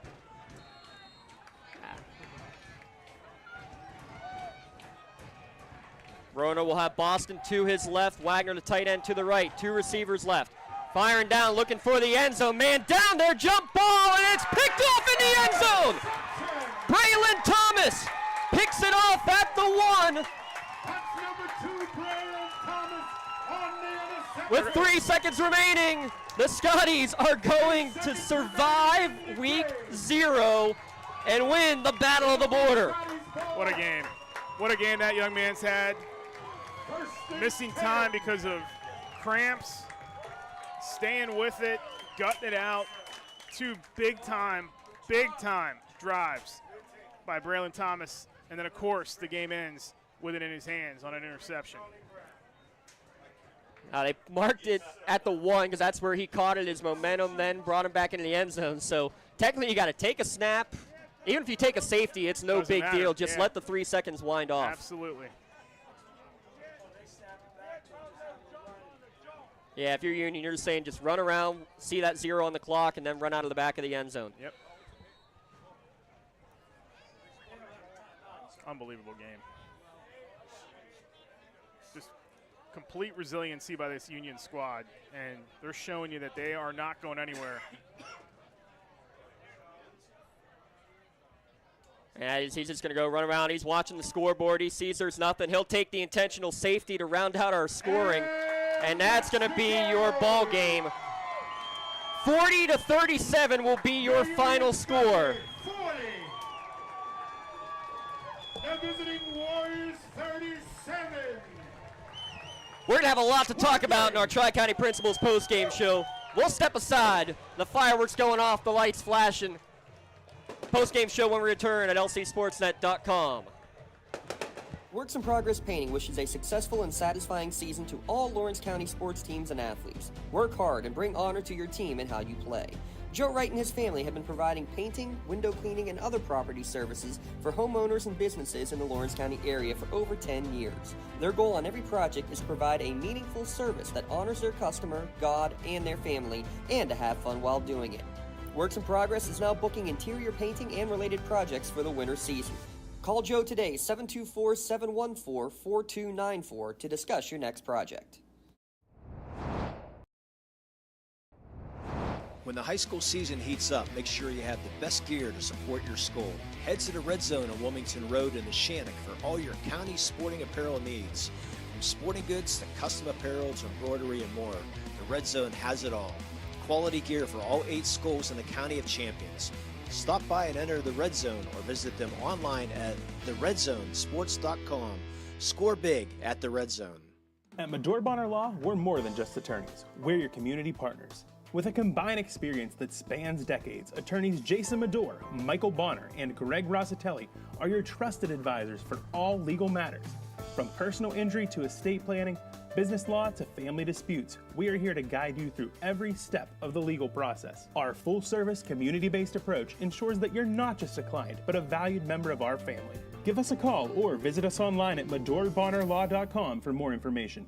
Cold winds blowing, temperatures dropping, and snow is beginning to fall. And then your furnace goes out. LCAP's LIHEAP Crisis Program is here to help. If your furnace is blowing cold air, not turning on, or not reaching the desired temperature, help is right around the corner, whether it needs fixed or replaced. For information, call the Department of Healthy Homes at 724-656-0090. LCAP's Healthy Home programs are the key to safer living.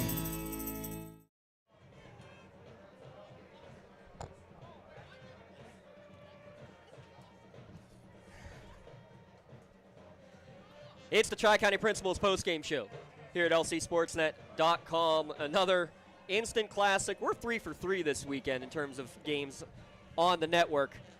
40-37 is your final. 40-37 as they did get a safety on that final play to get our final score here tonight. First and foremost, Eric, as we get to breaking this one down, yes, Mohawk gets an L in the loss column, but there were no losers out there on the field tonight. The only losers were the people who weren't able to make it to this game, because this was one of the best ones you could ever possibly come to. Yeah, and I mean, Mohawk executed so well early in the game, and remember, this game started with Union going on a 3-and-out. They tried the deep pass. Blakely couldn't hang on to it. They had a surefire touchdown on their first drive of the evening that was dropped, missed, and Mohawk went right down the field 9 seconds and made them pay, and they really had this game in tow the entire time up until really when things started to change into Union's favor was that late second quarter. After that long touchdown drive, 14 plays it was, I guess, but after that, and the defense started kind of coming around, and they started playing the 2 deep safeties and really putting clamps on the deep passes. You know, it kind of changed a little bit. You saw a toughness from this Union team in the second half that was maybe a little deflated after they missed that touchdown on the first play, the first series of the game. They came back, they toughed it out, they showed some resiliency. I mean, there's nothing better in my mind than getting a little bit of adversity the first game of the season. You find out what your team is made out of. may not seem like a whole lot right now because it's non-conference, but when they look back at this later in the season, if they're in a position to repeat as WPIL champs or go back to a state championship game, they're going to look at this game as what jump-started that whole run. I think if you're Mohawk on the other side, you're going to look at the same thing too. And look, we were right there. We had it. We missed a couple of opportunities, but this is a Mohawk team that is going to be threatening for the top spot in the Midwestern Athletic Conference in Class 2A if they play like they did here tonight. No question in my mind. You're on your heels the whole time you're playing them because they have weapons on the outside that they can throw to. Their line played physical. I think it still comes back to the simple fact they need to establish a run offense. They have to be able to balance out their offense a little bit and run the ball in terms of yardage. I mean, think about the end of the game there, James, when all they have to do is kill the clock and get a first down, and they're throwing on the fourth down to try to get it because if they run the ball, they look at it this way. If we run the ball, we're giving it to them at midfield anyway if we don't get it. If we pass the ball and we don't get it, we're giving it to them right here anyway. So it's sort of it doesn't matter what we really do here, but to not be able to line up and just pound the football and drain that clock, that's something that they're going to have to go back to. Otherwise, their line played fine. I mean, they were at times keeping that pressure at bay. They were giving Rona a nice pocket to throw the ball in, especially the deep passes. But they have got to establish some type of running game to really balance out their attack.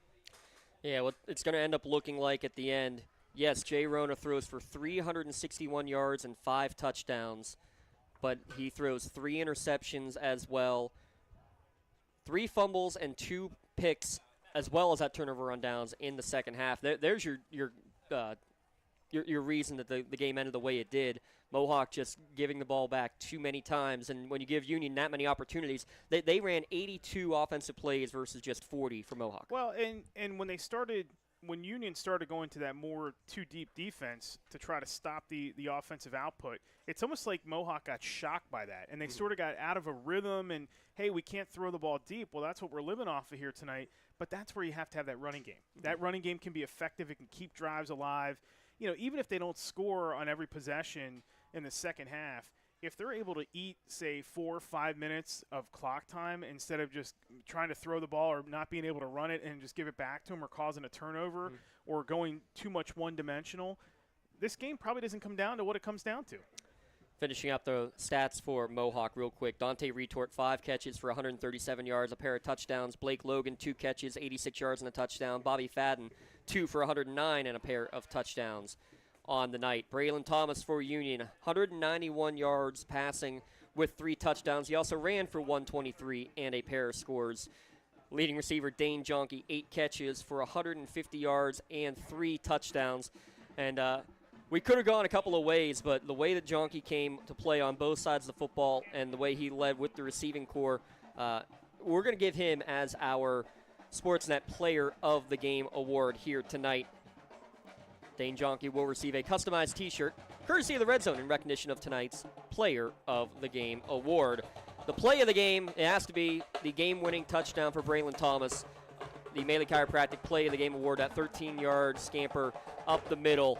We're going to have Eric talk about that in a second, but first I want to mention again that Braylon will receive his T-shirt courtesy of Maley Chiropractic and the Red Zone in recognition of tonight's Play of the Game. And remember that we'll have all the play and player of the games listed on our website, lcsportsnet.com, to view that full list. Again, congratulations. Your player of the game is Dane Jonke. Your Maley Chiropractic play of the game belongs to Braylon Thomas. Talk about that play, though. They just got the first down on the pass interference, about 40 seconds left to go from the 13-yard line. What set it up, and then the execution there, E? They were moving the pocket the entire time late in this game, Union was, and that was to give Braylon Thomas the option to either throw the ball if somebody's open or if he's moving away from the defense. Generally, you move away from the defense, it gives him the ability to run the football. That way he's not standing back there having to make a move or a cut and exert himself a little bit too much. He was cramping up a lot in the second half. So they keep moving the pocket. And what it was doing was, from a Mohawk defensive standpoint, you're expecting him, if you bring pressure, to force something into a tight spot. And if you're dropping 8 guys back into coverage, you're banking on one of those 8 guys to make a play defensively and pick a pass off or knock it away or force a fourth down and a bad pass or a low percentage pass. So instead this time of moving the pocket. They let him stand back there, look stationary, surveys everything real quick, sees all the spacing in the field because 8 guys are dropping back into coverage. There's nobody in the box to stop him. He's going to outrun those linemen most times if he's going up the middle one-on-one. And it was just a great execution, a great design. And, I mean, I got to give the kid a lot of credit, not just because he makes the game-winning touchdown and picks off a pass to seal it, but just the way he gutted it out. I mean, he's out for chunks of that second half, and their offense just really couldn't do a whole lot without him on the field. So if you want to talk about importance, yes, guys like Mike Gunn matter. Dane Jonke matter. All those guys matter. But if you don't have that cog that makes that engine flow like he does, then you're not in a position to win games. I mean, he absolutely gutted this game out tonight, and it's a remarkable performance for a guy who, you know, they might have a second 1,000 guy, and it might be him. It might be the same guy. Yeah. He's off to a great start here tonight. Union 1-0, Mohawk 0-1. We will have a chance to see Union again next week as they will have to again, you know, rebound, get right back to it when they face Elwood City next week. Mohawk, on the other hand, will get their laces wet again. They are traveling to Quaker Valley before hosting Laurel in their first home game coming in 2 weeks. Thanks again to our producers, Aaron Vigiano and Dom Summers. Thanks to Josh Toman running the cameras. Thanks to Eric Thomas for, I'll tell you what, if you keep getting games like this, you're gonna enjoy your stay here on the network. Curious to see what happens next week. Union goes. They come off this emotional win. They get a chance to regroup, exhale a little bit. Elwood City, I mean, they got pushed to the brink last night, and they were survivors too. So you got a couple of teams that are battle-tested already after 1 week of play. For the entire Sportsnet crew, I'm James Dotson signing off one last time. Union 40, Mohawk 37. Now stay tuned. Soccer on Monday and more football action next Friday coming your way on the Lawrence County SportsNet powered by LCAP.